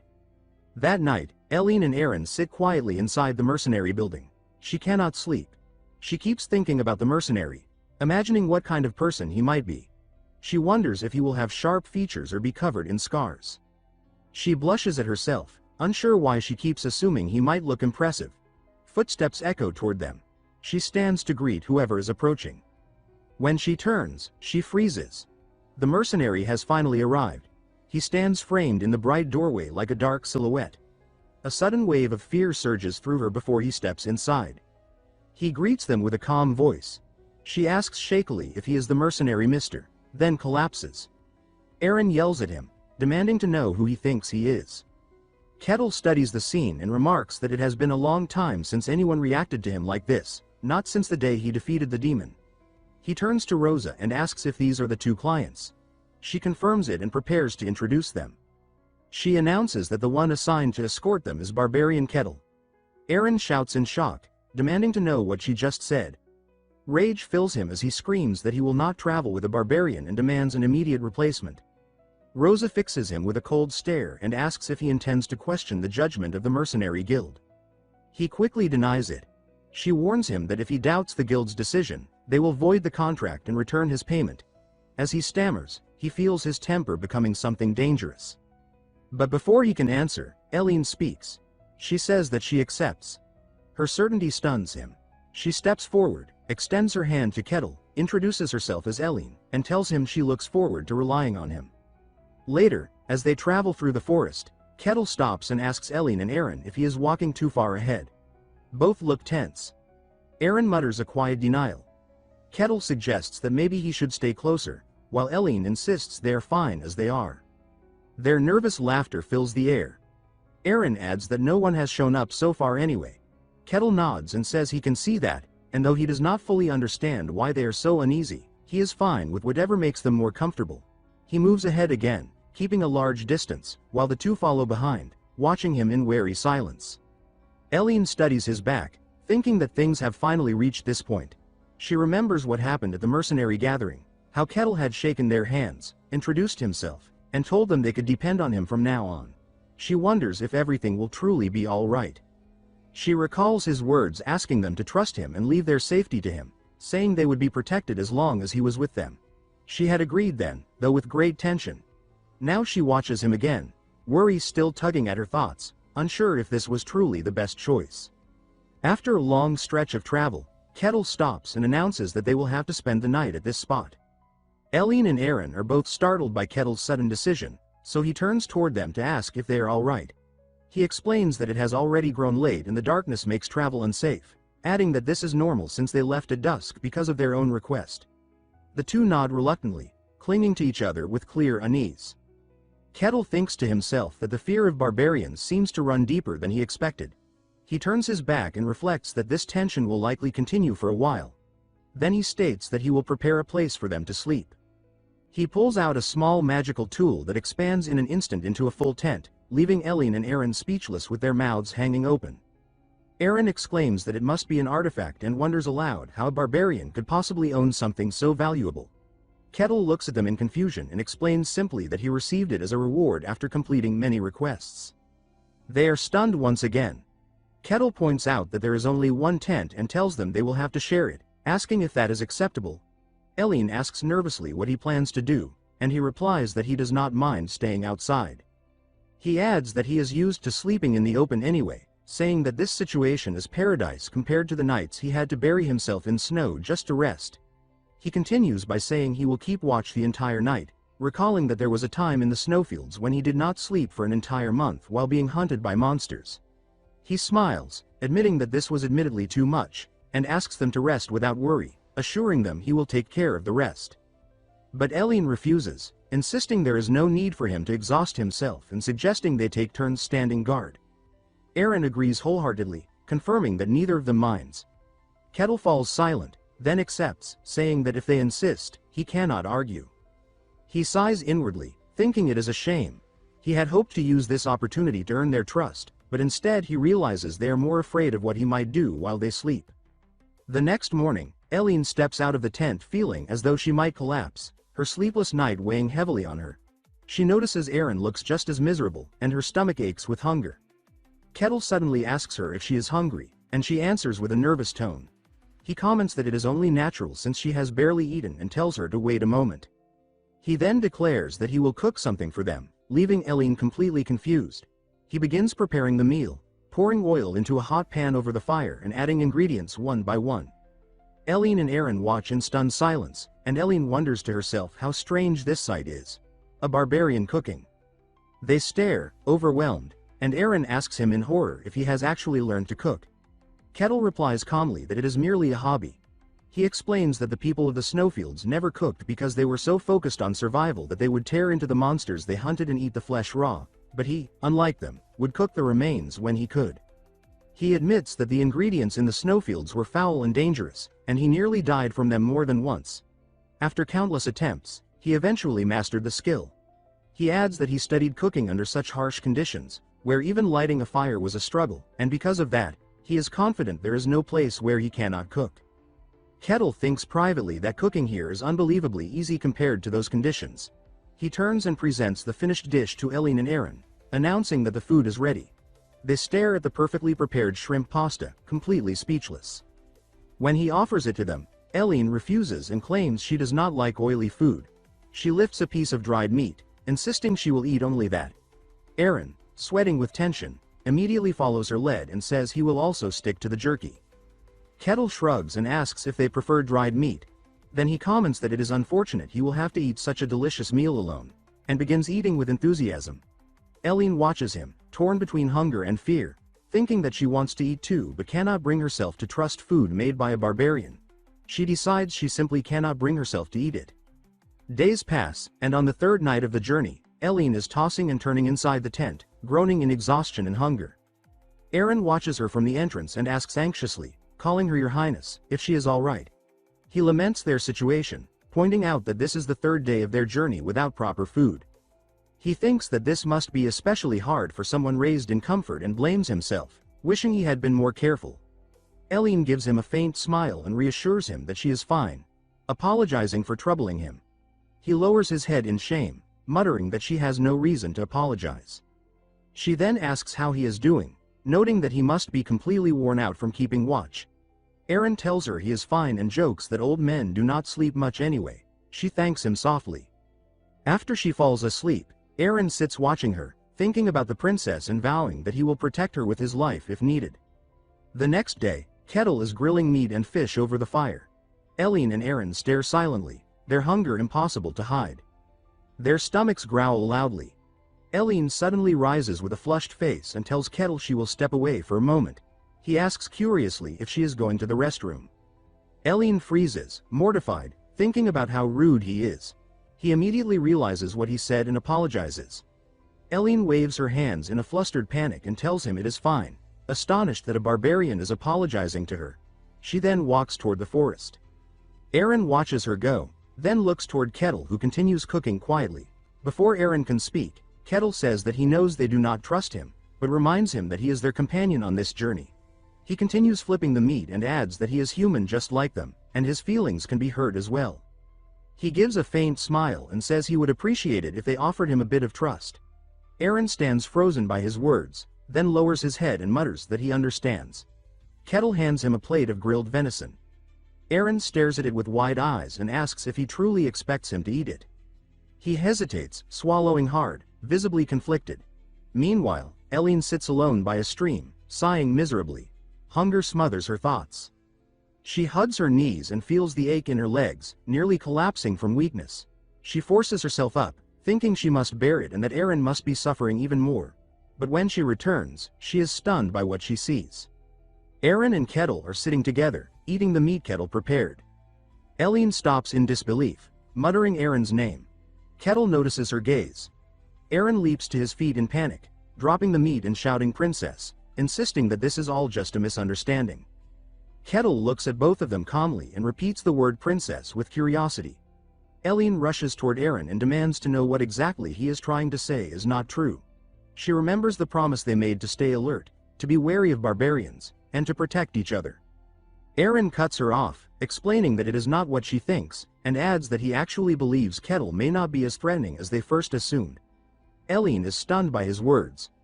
At that moment, Kettle steps toward them and tells them to calm down. Eileen agrees in a shaky voice. Kettle concludes that the reason they refused his cooking and insisted on splitting the night watch was simply because they did not trust him. Eileen feels guilty and mutters that she misjudged him, while Aaron flusters and tries to deny it. Kettle thinks quietly about how to resolve this. He realizes there is a deep prejudice in this world toward barbarians. Being a barbarian from the White Tundra, he does not understand all the details, but he assumes the barbarians outside the tundra must have done enough to warrant this level of fear. He reflects that even if he said he was not a barbarian, no one would believe him. Then an idea strikes him, and he smiles. He steps closer and tells them there is one thing they are misunderstanding. Both look at him in confusion. Kettle smiles with confidence and states that he is not a barbarian. He gives them a steady, calm smile and repeats himself, saying he is not a barbarian at all. Eileen freezes, then replies quietly that she understands. Kettle adds that, to be precise, he was born a barbarian, but he was not raised as one. Eileen and Aaron stare at him, lost. Kettle goes on, explaining that a week after he was born, his entire tribe was annihilated. He says that an adventurer found him afterward and raised him. In Eileen's mind, an image appears of a tall adventurer carrying a small infant Kettle. Then he admits privately that this story about being raised by an adventurer is something he made up on the spot, but insists aloud that it does not matter. He thinks that even lies can be medicine when used correctly. He concludes that although he is technically a barbarian by blood, he was raised as a civilized man. Eileen tries to absorb this, responding hesitantly that she sees. Kettle continues gently, saying he knows it is difficult to believe, but he hopes they understand that he is no different from them. He adds that he wants them to see that. Meanwhile, in his thoughts, he mutters that it is all nonsense. But look, he thinks, they are already starting to pity me. Eileen and Aaron tense at once, startled by the truth finally hitting them. Eileen suddenly understands. Her eyes widen as she realizes the source of her fear. It was never something Kettle did. It was the word barbarian. That single word made her stiffen, even though he had shown them nothing but kindness. She recalls how he cooked for them, protected them, respected their space, and still she could not trust him. Shame covers her face as she admits softly that she is sorry, and that she could not trust him until now. Kettle does not become angry. Instead, he smiles gently and says that it is all right. He understands why she felt that way. The tension drains from her, and she looks relieved. Kettle turns away, hiding a small triumphant smile. Mission accomplished. She mentally reproaches herself for doubting someone like him and feels deeply embarrassed. Then Kettle raises his hand slightly toward her and says he will be counting on her from now on. Eileen freezes, startled by the gesture. Her eyes soften, and color rises in her cheeks. She clasps her hands together, shy yet pleased. A faint red aura flickers around them. Watching from within the bushes, a man with sharp red eyes observes the scene. He notes how close the princess and Kettle seem, though he complains quietly to himself that his ability to hear them is lacking. Even so, his curiosity grows. He admits he never expected someone like Kettle to exist among the barbarians. From afar, he wonders what exists in that white wasteland to produce a barbarian like him. How could someone born in that place be more refined and composed than the barbarians outside it? He even appears more civilized. The thought unsettles him, and he moves forward quietly, hoping for a better vantage point. But the moment he shifts, Kettle suddenly turns his head, his eyes narrowing with an eerie glow, staring directly toward the hidden figure. The watcher stiffens, unsure whether Kettle truly saw him or if he imagined it. Eileen notices Kettle's sudden change in expression and asks if something is wrong. He responds calmly that someone is nearby. Shock spreads across her face as he instructs her to stay where she is. He steps forward with a sharp, focused gaze, ready to confront whoever is watching them. In the next moment, he slams his foot into the ground. The force cracks the earth beneath him as he launches himself forward like a projectile. Dust erupts behind him as he disappears, leaving Eileen startled. He speeds through the forest, trees blurring past him, his senses locked onto the presence he detected. Ahead, the hidden man flinches. He looks around, unsettled by the pressure closing in. Before he can react, Kettle descends from above, a fierce blue arc slicing downward. The eavesdropper's eyes widen. He thinks, what? He manages to throw up a fire barrier, but Kettle lands directly where he stood, the impact tearing the ground apart and sending debris flying. Inner panic fills him. He thinks, this is impossible. He tells himself he clearly cast the barrier. It should have held. A ward strong enough to endure a ballista should not break so easily, yet it failed completely. Kettle grips the man's head and forces it down toward the ground, warning him sharply. He says that the man would do well not to attempt anything reckless, and adds that if he shows even the slightest suspicious sign, he will snap his neck on the spot. Kettle's grip tightens, but before anything else happens, Patrick suddenly blurts out that he admires him, calling him Sir Kettle with startling sincerity. Kettle pauses, confused, and asks why he is saying that. Patrick answers firmly that he means it. Kettle then asks for his name, and Patrick responds by introducing himself as Patrick. Patrick's expression shifts as a thought strikes him. He wonders if this was what Kane meant. The princess then asks Sir Kettle who exactly this stranger might be. Kettle replies with a steady tone that he has no idea. He explains that the man had been tailing them, then suddenly declared his admiration out of nowhere. Eileen mutters a bewildered remark, asking what that even means. Patrick quickly clarifies. He says it is exactly what it sounds like. He explains that he has always wanted to be a powerful adventurer and that someone like Sir Kettle, who aided the Inquisitors in defeating demons, is his ideal and his goal. Kettle falls silent. Patrick, flustered by the lack of reaction, scratches his cheek and admits that he may have exaggerated. He adds that since getting close to Kettle was his true objective from the start, he figures he has already succeeded halfway. Kettle then asks if Patrick followed him for that reason alone. Patrick snaps upright and declares that yes, he admired him so much he simply could not stop himself. Kettle lets out a quiet sigh and says that even so, he cannot just let him go. He warns that there is still no concrete evidence that Patrick is harmless. He thinks for a moment. Then his expression shifts. An unsettling grin crosses his face as a faint purple aura begins to seep from his body. He remarks calmly that this should do it. Patrick freezes, eyes widening in terror. He manages to whisper one word. What? The brown-haired youth bound in rope is, in truth, one of the greatest mages alive, the master of the magic tower who inhabits Alicia's body. Wearing human skin over a homunculus vessel, he has approached Kettle under the crafted identity of Patrick. Kettle finishes securing the rope around Patrick's torso, pulls the line tight, and makes him trip forward. Patrick can only blink in confusion. Holding the rope like a leash, Kettle says that this is good, that this should be enough, and tells the others they will move. Patrick stiffens at the announcement but, tied hand and foot, can do nothing except follow as they return to the forest road. As they walk, he looks down at his borrowed form. He thinks that he has never appeared like this before, yet accepts that it allows him to observe Kettle from very close, and he fixes his gaze on the barbarian's back. He remarks that certain things now make sense, and he realizes he finally understands what that fool Kane had meant. He recalls their earlier encounter. Kettle moving with a speed that defied logic, striking with raw power that shattered layered spellwork as if it were nothing.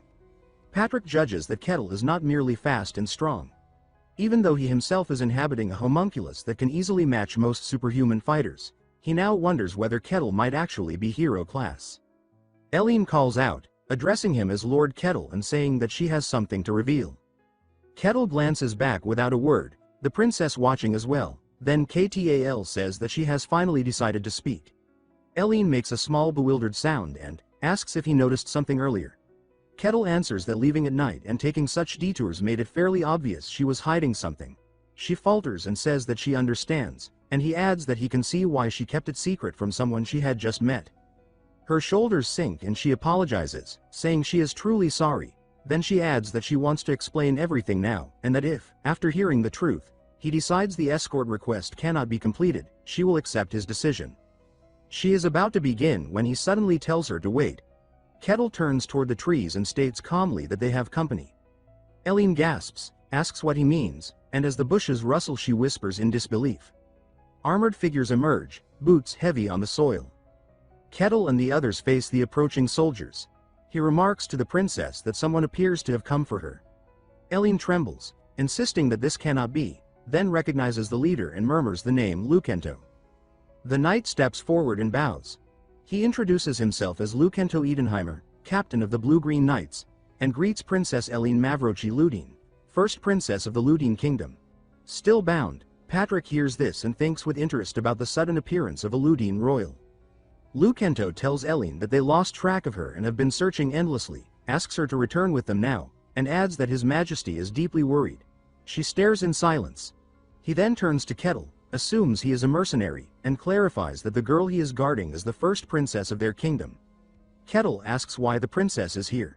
Lucento explains that she ran away only recently. His eyes slide from her to Kettle and the barbarian feels a faint prickle of unease.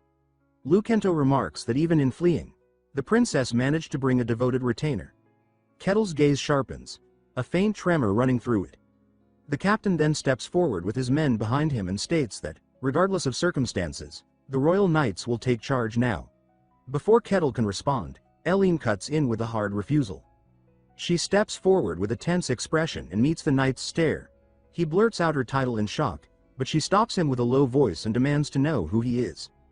When he sputters in confusion, her eyes harden and she repeats her question, pointing at him and insisting that he explain who he truly is. The man freezes, sweat streaming down his cheek, and hastily repeats that he is Lucento Edenheimer of the Blue-Green Knights. Eline's glare intensifies, her hair trembling, and she says that he should not mock her. She insists she knows the real Lucento Edenheimer and that the knight before her is not him. Her voice trembles with anger as she speaks of the day masked figures infiltrated the castle, taking on the exact faces of those she loved. She accuses him and the others of resembling them perfectly.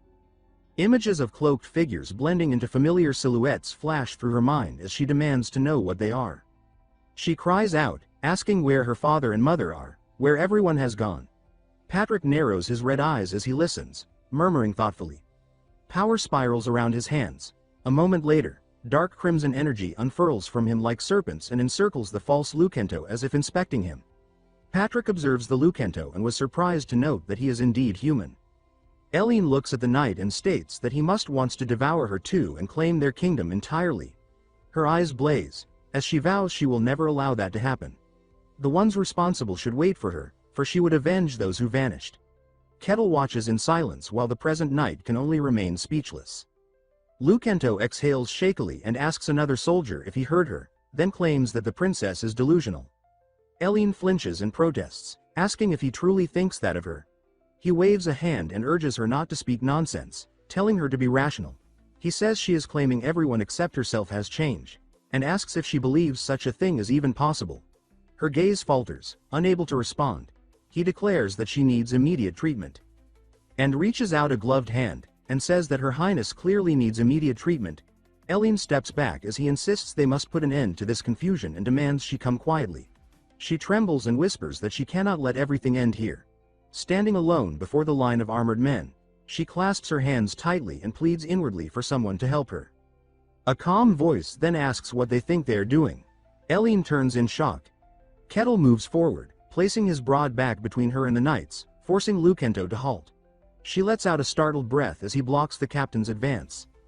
The armored man scowls and orders him to step aside, but Kettle meets his gaze with a faint, unflinching smile and says he cannot do that. Eline's eyes widen, filling with wordless emotion as she watches him stand solidly between her and the approaching threat. Lucento Edenheimer locks a piercing stare onto the barbarian and orders him to move aside. Kettle does not budge. He remains planted in front of Princess Eline like an unbreakable wall, while concern is clearly written across her face. With a faint, confident smirk, he says that he cannot comply with the demand. Beneath his helmet, Lucento's expression hardens. He warns that if Kettle refuses to step aside, force will be used. His voice carries a sharp edge as a brilliant red aura suddenly ignites around his body. In the next instant, Lucento propels himself forward at blinding speed. He throws a crushing punch, his armored fist aimed directly at Kettle's face. Yet just before impact, Kettle casually raises one hand and catches Lucento by his head. The strike is stopped cold, as if it carried no weight at all. Lucento's charge is halted mid-air, his momentum completely absorbed by Kettle's grip. Suspended helplessly, the captain stares in disbelief. He cannot comprehend how an attack fueled by his full strength was neutralized so effortlessly. Kettle keeps hold of him and smoothly twists his body, redirecting Lucento's own velocity with precise control. With a powerful motion, Kettle swings the armored knight and hurls him away. Lucento is sent flying, crashing violently into the forest with a thunderous impact. The surrounding knights freeze in stunned silence, sweat forming on their foreheads as they witness the overwhelming display of raw power. One knight cries out in shock, calling for the commander. Another turns toward Kettle, his voice trembling as he demands to know what he thinks he is doing. Kettle merely turns his head slightly, his calm expression unchanged, and states that they attacked first. Without giving them another glance, he turns his back on the knights and resumes his position in front of Elin. He adds that his duty is to drive away any threats that approach his employer. Behind him, Captain Lucento struggles upright, clutching his side and groaning as pain racks his body. Fixing Kettle with a fierce glare, Lucento says through gritted teeth that the princess is unwell. Still breathing heavily, he questions whether Kettle truly believes the princess's so-called delusions. He insists that such claims are nonsense. Kettle responds without turning around, his voice steady as he remarks that it is only natural for a mercenary to trust their employer. Standing behind him, Eileen's eyes widen slightly. She looks at his back with a mix of surprise and quiet gratitude and lets out a soft, startled sound. Lucento finally loses his patience and growls that they are all insane. A faint smirk appears on Kettle's lips as he replies that such a judgment is not Lucento's to make. His demeanor then shifts abruptly. His eyes sharpen and his tone becomes serious as he slightly turns his head toward the princess. Startled by the sudden change, Ellen answers affirmatively. Kettle begins scanning the surroundings with focused intensity and says in a low, measured voice that the knights appeared without any detectable presence. Ellen looks at him in confusion and asks what he means. Kettle explains simply that the knights arrived out of nowhere. The princess recoils in shock, gasping at the implication. The realization also strikes her elder, who silently reflects that the detail now makes sense. With suspicion fully awakened, Kettle directs his attention to the knights. He faces them squarely and demands to know how they appeared so suddenly. Captain Lucento and his men remain motionless, refusing to answer. After a tense pause, Lucento responds with irritation, dismissing the question as irrelevant. He says they came to retrieve the princess and accuses Kettle of fixating on meaningless details. Kettle narrows his eyes, studying their avoidance. He quietly notes that they refuse to answer, and as his suspicions solidify, he makes his choice. He declares that he will personally escort her to the kingdom of Danayan. Ellen is overwhelmed. A gentle blue light begins to shimmer around her as memories of long-held pain surface. In her trembling thoughts, she realizes that no one had ever believed her until now. The tension finally snaps when one knight slowly reaches for his sword. The others follow, patience completely exhausted. They spread out, forming a tightening circle around the group. Lucento states flatly that there is no reason to continue the discussion. Kettle remains calm and tells everyone to step back for a moment. With her hands clasped tightly, Ellen watches him with anxious eyes and silently begs him to be careful. Fear grips her as she reminds herself that these are the strongest knights in the kingdom. Lucento raises his voice and issues a clear command for all units to draw their swords. In perfect unison, the knights unsheathe their blades. A low hum fills the air as each weapon begins to glow with a faint green light. They assume formation, fully prepared to strike. Observing their stance, Kettle allows a slight smirk to form, murmuring that it is interesting. Nearby, the bound tower master Lich silently observes the escalating standoff. A dim red light pulses within his eye as he scoffs inwardly at the knights' display. He judges them as second-rate, noting their glowing blades, before acknowledging that they can all manipulate mystic arts. His gaze settles on their leader, whom he silently recognizes as first-rate. Captain Lucento points his glowing sword at Kettle and shouts the order to take down the barbarian, granting permission to kill him. At once, the knights move as one. They rush in from every direction, surrounding Kettle and striking in perfect coordination. Just as their enchanted blades are about to connect, an immense surge of energy explodes outward from Kettle's unmoving body. The shockwave rips through the formation, violently throwing the knights back and completely obliterating their combined assault. Kettle stands exactly where he had been, completely untouched. A brilliant ring of light slowly dissipates around him as the dust settles back to the forest floor. Without allowing the knights even a moment to recover, Kettle vanishes from his spot and closes the distance in an instant. He slips past a kick aimed at his side and answers with a single, crushing counter. His kick lands cleanly, sending the armored knight flying backward through the air. Almost at the same time, Kettle turns his attention to the others, his eyes glowing faintly with a purple hue. He raises his hand and releases a punch. The force slams into two knights squarely in the chest, hurling them away as they lose their footing. Moving like a blur, Kettle presses forward without hesitation, dismantling the remaining knights one after another. Each strike is precise, merciless, and overwhelmingly effective. Within moments, the entire squad is down, their bodies scattered across the forest floor. One of the Elene knights lets out a weak, pained groan. Standing amid the aftermath, Kettle's expression remains cold, steady, and unmoved. He states calmly that this confirms the princess's fears about the knight's true nature. His gaze follows the survivors as they struggle to regroup. He mutters to himself that coordinated attacks are troublesome. Seeing their hesitation, Captain Lucento shouts for them not to stop and orders a full assault. The knights answer in unison and immediately charge together. They leap in from every direction, green capes snapping through the air as they converge on Kettle. Just as their blades are about to fall, Kettle moves faster than the eye can follow.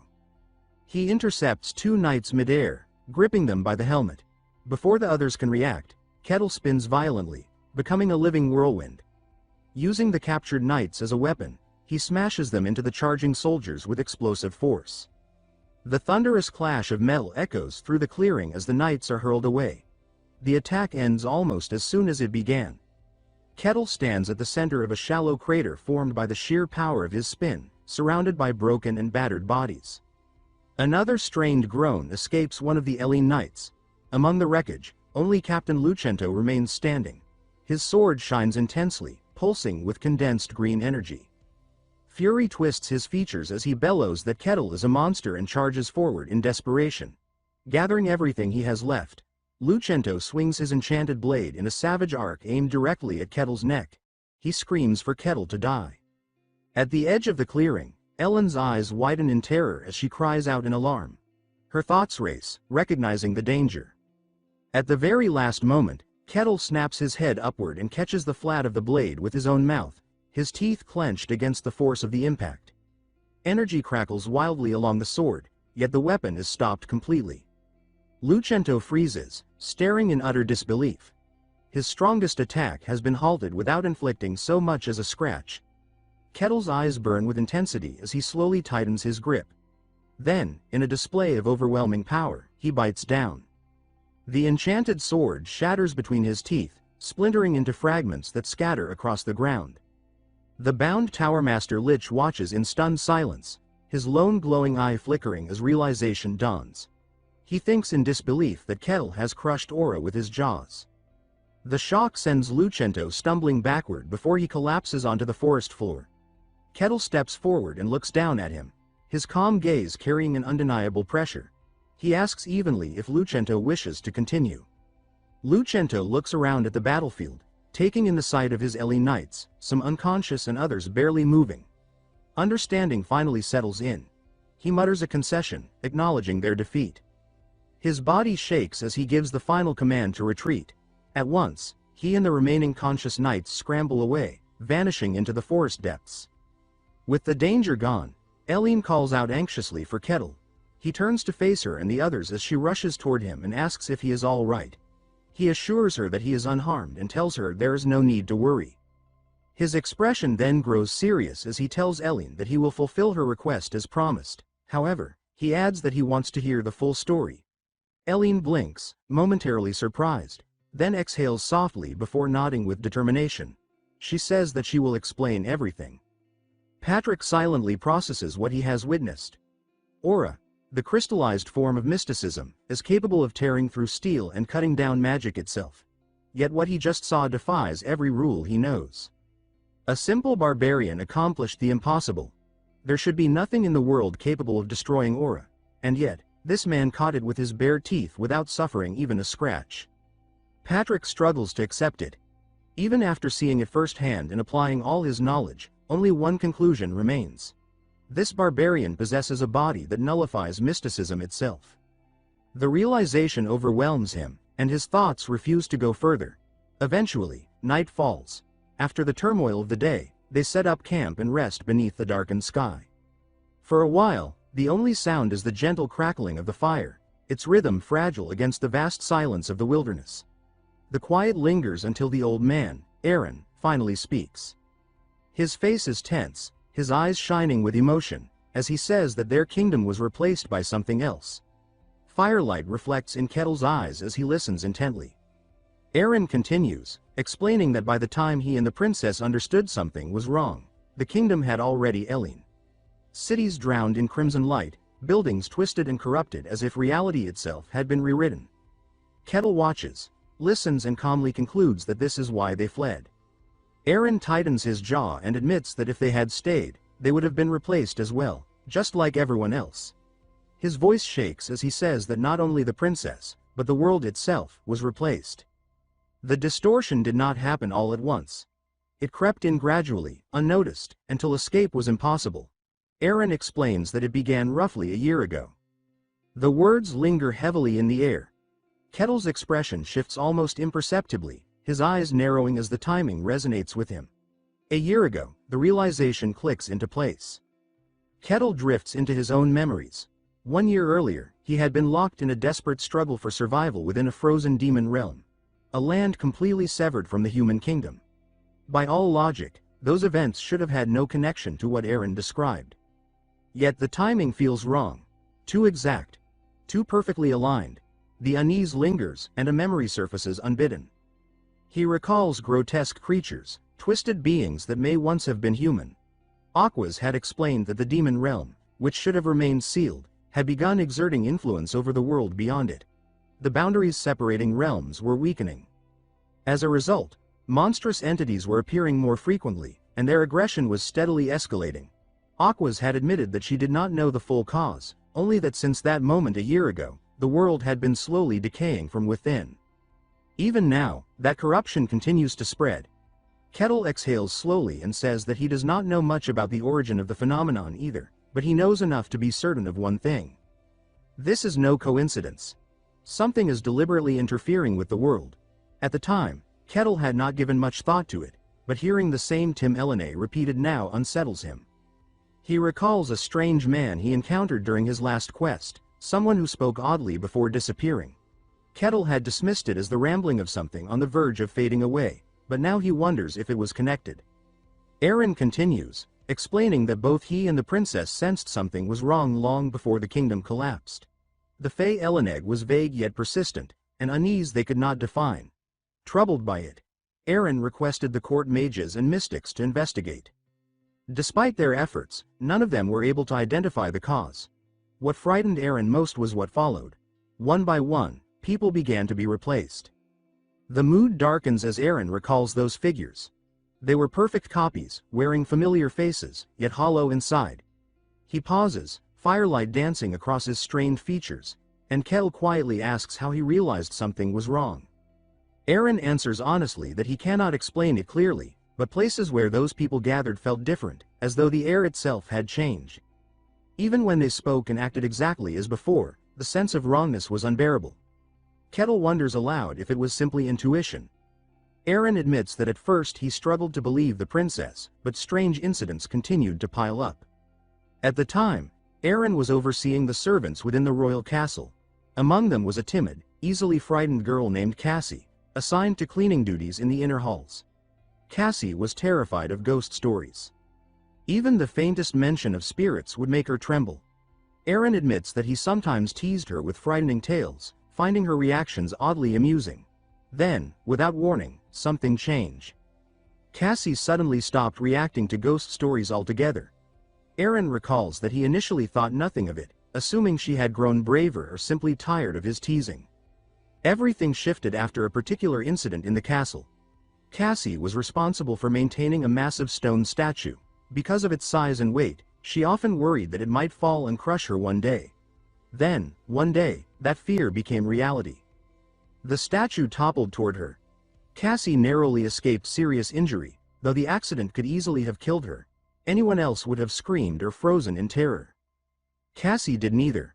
The statue crashed down just beside her, yet instead of fear, she panicked over something else entirely. She was terrified not because she had nearly died, but because the statue was damaged. She frantically worried about being punished. In that moment, Aaron realized something was deeply wrong. Cassie showed no fear of death at all. Her only concern was discipline. As Aaron watched her, a chilling realization took hold. The Cassie standing before him was no longer the same girl he had known. The timid, fearful servant was gone. Outwardly, nothing seemed different. She laughed, chatted, and spoke as usual, but Aaron could no longer believe she was truly Cassie. From that moment on, he began quietly observing others. He tested them subtly, watching for reactions, searching for the same emptiness he had seen in her eyes. What he discovered shook him deeply. Many people he had known for years, friends, servants, colleagues, were no longer themselves. They behaved normally. They spoke normally, but inside, they were hollow. Kettle notes that this explains why they fled. Aaron confirms that he feared he might be replaced as well. Kettle then asks why they insisted on heading to the Denian kingdom, pointing out that other places could offer protection. Aaron explains that only those with Denian blood can perform what is known as the Human Declaration, an ancient concept most now consider a myth. Kettle asks what it is. The princess begins to explain. Long ago, humans lived alongside other races. There was one man who wished to create a kingdom solely for humans. He approached an unknown god and spoke his desire. The god granted him a single power.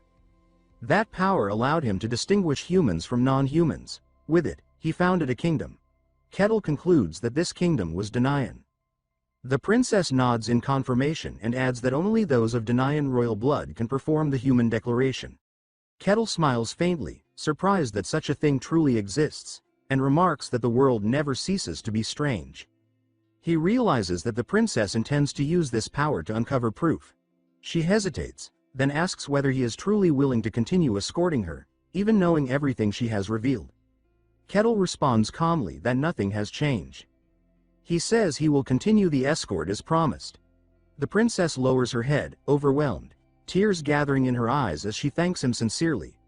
Once her request is fulfilled, she promises to grant him anything he desires, no matter what it is. Kettle replies lightly that he will look forward to it. Eren reacts sharply, clearly displeased with the promise she has made. After a brief pause, Kettle is asked directly whether he believes her story. His eyes narrow slightly as he admits that he is not certain, but that the possibility exists. Patrick, who has remained silent until now, finally speaks. He states that the blue-green knights are human and suggests that Kettle is no different, having fought them himself. Kettle looks at him and agrees, saying he believes the same. Patrick warns him bluntly that he has made an enemy of an entire nation. Even if the princess is telling the truth, it remains a serious problem. They will try to kill him simply for knowing. Patrick demands to know whether Kettle accepted the request solely to fulfill a contract. Kettle looks down at his hand and slowly flexes his fingers. He answers honestly that this is part of it. But more than that, he admits the story is simply too interesting to ignore. A faint smile crosses his face as he adds that it would be a shame to miss out. Patrick freezes, stunned by the casual coldness of those words, and asks whether all of this is merely entertainment to him. Kettle lifts his head. His eyes glow faintly purple as a twisted smile spreads across his face. He calmly asks what more could possibly be needed than that. Kettle says that a creature able to take another's place without anyone realizing it is something truly unusual. He remarks that this should be entertaining. Those words send a cold shiver through Patrick. He remembers Kettle's odd way of speaking and wonders if that too is part of the nature of the barbarian from the Red Sanctuary. The thought swells inside him until he can no longer deny it. Deep in his heart, he admits that he wants to examine that body. He confesses to himself that he wants to cut apart the being called Kettle piece by piece and reveal the laws hidden within him. By the following day, the group is moving through the forest again. Kettle walks at the front, Aline and Aaron follow after him, and Patrick trails behind the others. While staring at Kettle's broad back, Patrick thinks that Kettle is a deeply strange existence, a man driven by nothing except his own curiosity. He tells himself that there are countless things he wants to understand, yet what he feels most strongly at that moment is admiration. For now, he sees himself as nothing more than a quiet observer, one who cannot help but sympathize with the figure before him. That peaceful advance is shattered in an instant when an attack suddenly drops from above. Kettle reacts immediately, stepping forward and catching the arrow easily while Aline and Aaron recoil in surprise behind him. Instead of showing the slightest alarm, Kettle smiles and says that this time their enemies have chosen guerrilla tactics. He comments that it is not a poor choice, yet adds that it is still the wrong answer. Knights rush down on him from every side, but Kettle moves before any of them can gain control of the fight. He strikes one of them with monstrous force, crushing through the man's armor and hurling him far down the road. The rest lose their nerve at once. Some drop where they stand, some stumble backward in panic, and one curses that he's a monster, while another urgently orders everyone to retreat. Kettle merely watches their escape with an empty expression. Behind him, Aline and Aaron can only stare in astonishment. They say that he is unbelievable and point out that those knights were far from weak. Kettle glances back at them and casually asks whether those men were supposed to be strong. Aline still cannot make sense of his actions, so she asks why he let them live. She wonders whether he spared them for the sake of her party.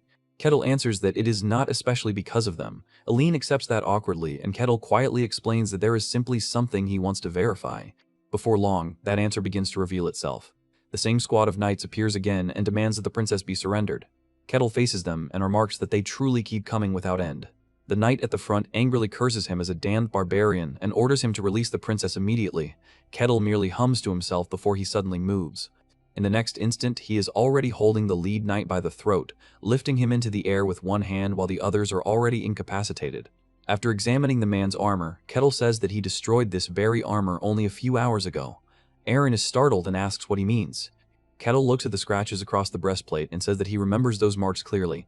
He states that the armor is exactly the same and remarks that this makes the matter very interesting. The knight trembles in terror and lets out a desperate cry, but Kettle releases him anyway. The surviving knights flee once more, and Kettle turns back to the others. When Aline asks what he meant, he explains that the enemy is not simply receiving replacement equipment. He says that even their broken armor and shattered swords are being restored completely. Kettle asks whether magic could accomplish something like that. Aaron answers that it is theoretically possible, but only with massive facilities and at least an entire day of work. Kettle dismisses that idea. He says that such a process could never explain armor he smashed only 5 hours ago. As the shape of the truth finally forms in his mind, he says that he is beginning to grasp what is happening. He lays out his reasoning one step at a time. First, once he drives the knights back and forces them beyond a certain distance from where they began, the miracle affecting them vanishes. Then, after that, they return in exactly the same state as before. To him, it appears as though they are being reset. Having reached that conclusion, Kettle lets out a faint smile and says that now there is only one last thing left to confirm. At that exact moment, the knights appear again and repeat their demand for the princess to be handed over. Kettle watches them silently for a brief moment, then turns his head toward the young woman behind him and calls Aline by name. When the knights appear once again, Kettle calls Aline's name and tells her to pay attention. She lifts her head in confusion while he silently watches the enemy, his hand tightening around the haft of his axe. After a short hum, he moves. His blade flashes a single time, blood sprays from its edge, and one of the knights drops with a mortal wound. As he looks down at the dying man, Kettle remarks that because they wear human shapes, striking them still leaves behind a faint sense of resistance. Even so, he says that this should at last prove whether his guess was right. Aaron and Aline can only stare at him in shock, and Kettle turns toward the princess and asks whether she can bear it. Aline understands immediately what he means. She says that she can. She explains that she had seen those men in training from time to time, and even though she already knows they are no longer the same people she once knew, it still feels entirely different to watch someone familiar die before her eyes. Her voice begins to shake, and in that moment, the same knights appear again and repeat the same demand for the princess to be handed over. The sight makes Aline freeze. Aaron's face turns pale and she stammers that she clearly saw them die earlier. Kettle gives a faint smile and says that this is exactly what he expected. That night, the group sits around the fire while the memory of the clash hangs heavily over them. Still trembling from what she witnessed, Aline says that they truly died. Kettle calmly says that they did. As the fire crackles in the darkness, Aline cannot stop herself from wondering what kind of beings she had been forced to live among all this time.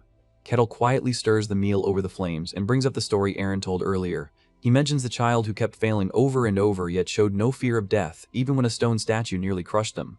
He admits that he once thought that detail sounded absurd, but now he wonders if the answer is much simpler than that. He suggests that perhaps they are creatures that cannot die at all. Aline sits huddled into herself as Kettle hands her a bowl. He says that whatever those things may be, one truth is clear: they are not human. Then he asks whether she has any guess as to what they really are. Lowering her eyes, Aline says that she does not know. She explains that, at the very least, it is nothing she has ever learned about. Staring into the bowl in her hands, she says that returning after death cannot truly be called life. Still, she adds that if she had to name one possible answer, then they could only be beings from the demonic realm. Kettle repeats the phrase with interest, and Aline explains that the demonic realm lies beyond human perception, a warped and twisted world. She says that if those creatures truly came from there, then everything would start to make sense. Hearing that, Kettle suddenly understands why the quest had appeared before him. He realizes that those signs seem to emerge whenever something connected to the demonic realm is involved. Aaron immediately protests and tells the princess that such a thing cannot be possible. He reminds her that beings from the demonic realm cannot cross into this world. Kettle asks what he means by that, and Aaron answers firmly that he means exactly what he said. He explains that not once, from the very birth of that realm until now, has any being from there ever emerged outside. Kettle smiles and points out that Aaron's conviction rests only on precedent, experience, and the weight of history. Aline gently says that this may be so, but Aaron himself knows better than anyone how strange the world has become recently. Aaron hesitates, then admits that she is right. He speaks of the distortions that began a year earlier, and Kettle immediately takes that thought to its natural end. He suggests that those distortions may have reached the demonic realm as well. Aline reflects on his words and says that this is possible too. Kettle folds his arms and quietly repeats the thought of beings from the demonic realm. Then he says that if this is true, those dreadful things may really be stepping out into the world after all, and he admits that it is difficult to accept. Off to the side, Patrick looks at him and dryly remarks that those words sound rather ironic coming from him.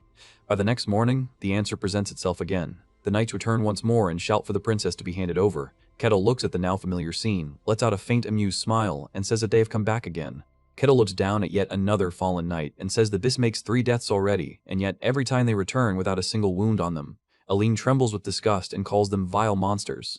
As the group stands on the forest road with another corpse lying at their feet, Kettle says that at this point he is beginning to question what their true purpose really is.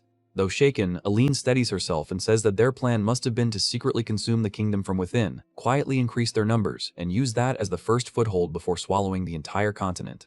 Kettle listens to her, then says that he is not convinced and does not think the truth is so straightforward. Even while speaking, he casually knocks aside another incoming attack and says that if their true goal were simply to devour the kingdom, then killing Aline would have been enough. He points out that there would be no reason for them to go this far just to retrieve her. He adds that during the last 4 days they had more than enough opportunities to kill her, yet they never did. He also notes that they never move at night, behaving instead like ordinary humans who rest, eat, and remain hidden in darkness. Then, while batting away more charging knights, he says that even their guerrilla tactics are irrational. If they were truly immortal monsters, there would be no need to divide their forces. They could have attacked all at once, and even if they died, they would only return again. He concludes that these creatures do not act like monsters at all. Turning back to Aline, Kettle says that their words and behavior never go beyond the bounds of humanity. He says that it is almost as though they genuinely believe themselves to be human, and because of that, he has come up with a very interesting idea.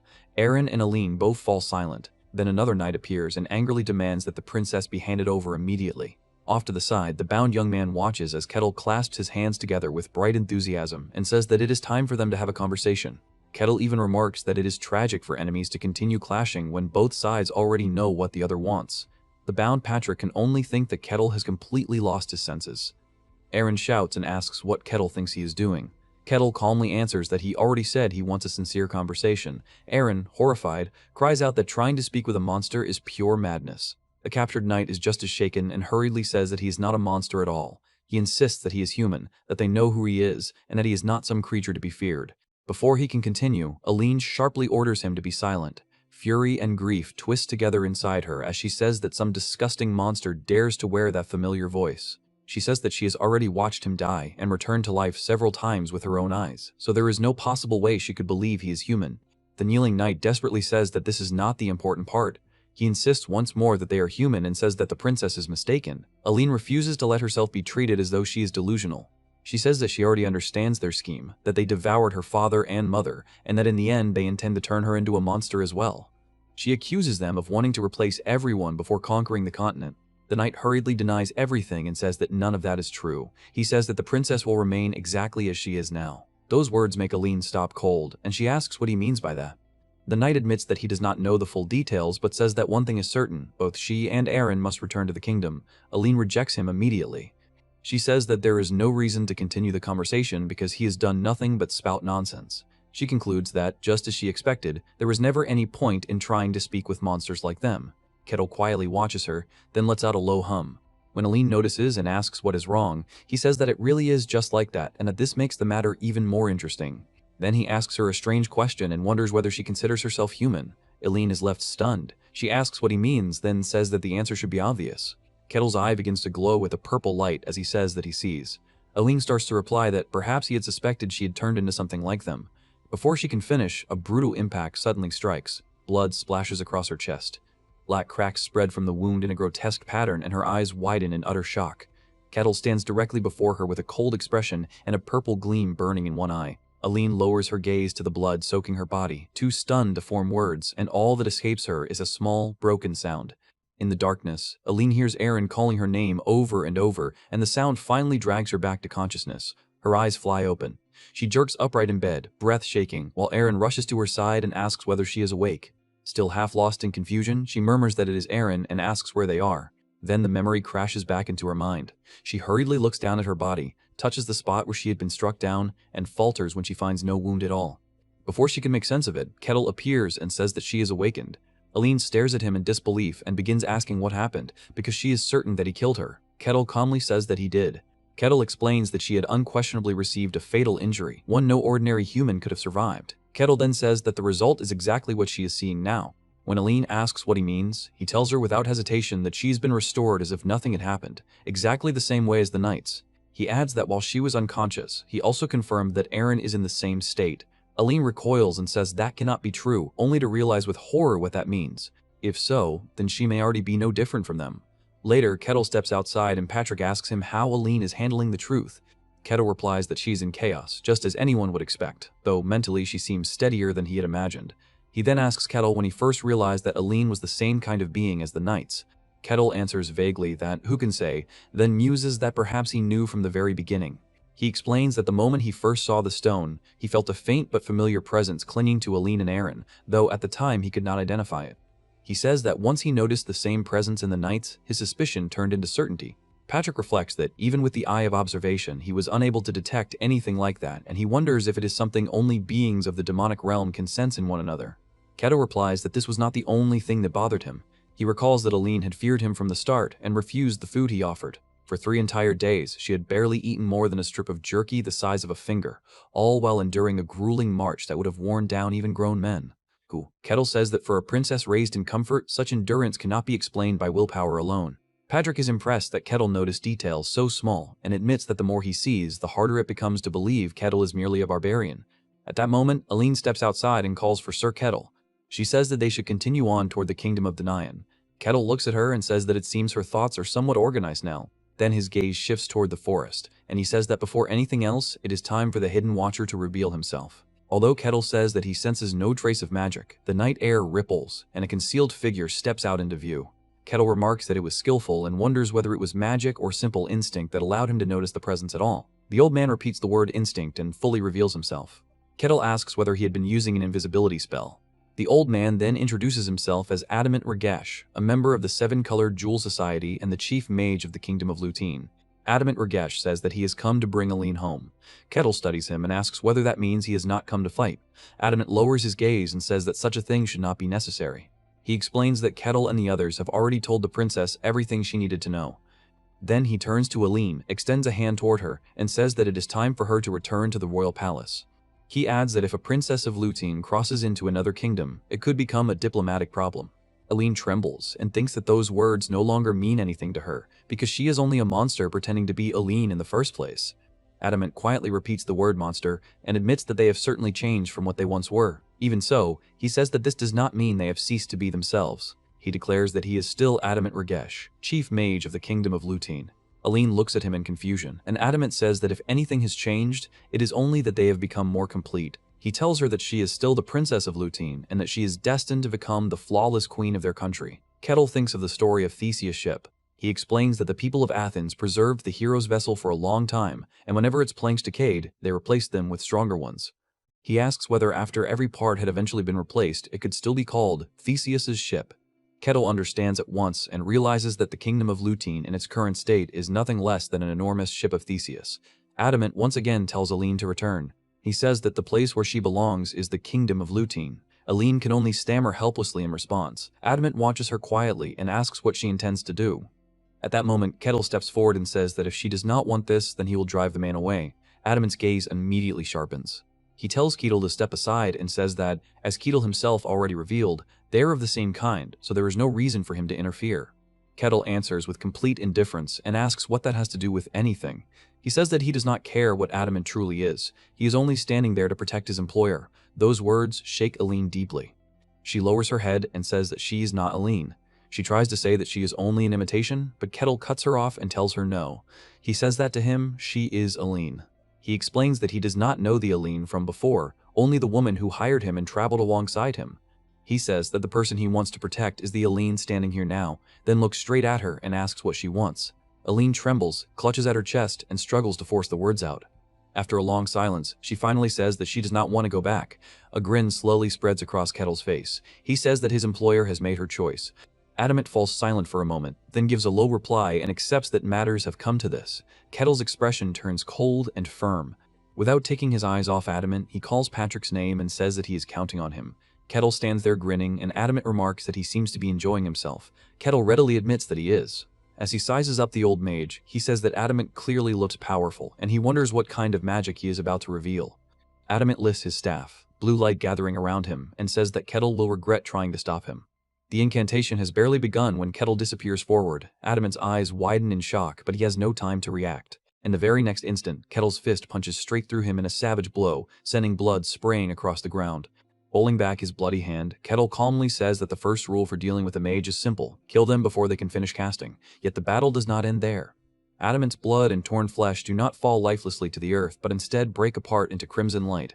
Kettle watches as those red particles gather again and rebuild Adamant's body, then says that, just as he expected, Adamant cannot be killed by ordinary means. Adamant himself is left badly shaken, unable to understand what just happened. He realizes that Kettle moved far too quickly for him to respond, and the sheer absurdity of that fact fills him with horror. The fight resumes at once. Kettle suddenly senses movement below, and in the next moment, jagged stone bursts from the ground in a violent earth spell. Instead of panicking, he looks upward with interest and says that this works as well. Adamant keeps the pressure on without pause, unleashing one spell after another in rapid succession. His staff twists and changes into a mass of living wood, and he roars that his enemy should be burned to ashes. Fire rushes around the transformed wood and erupts across the clearing in a violent blaze. From the rear, Aline cries out for Kettle, while Patrick watches the battle with narrowed eyes. He thinks that Adamant is throwing out spells that should consume a tremendous amount of mana, and he begins to wonder if the man's mana is somehow returning to its original state every time. That possibility sends a chill through him. He realizes that Adamant may be a mage with infinite mana, and that such a truth would be enough to shake the entire world.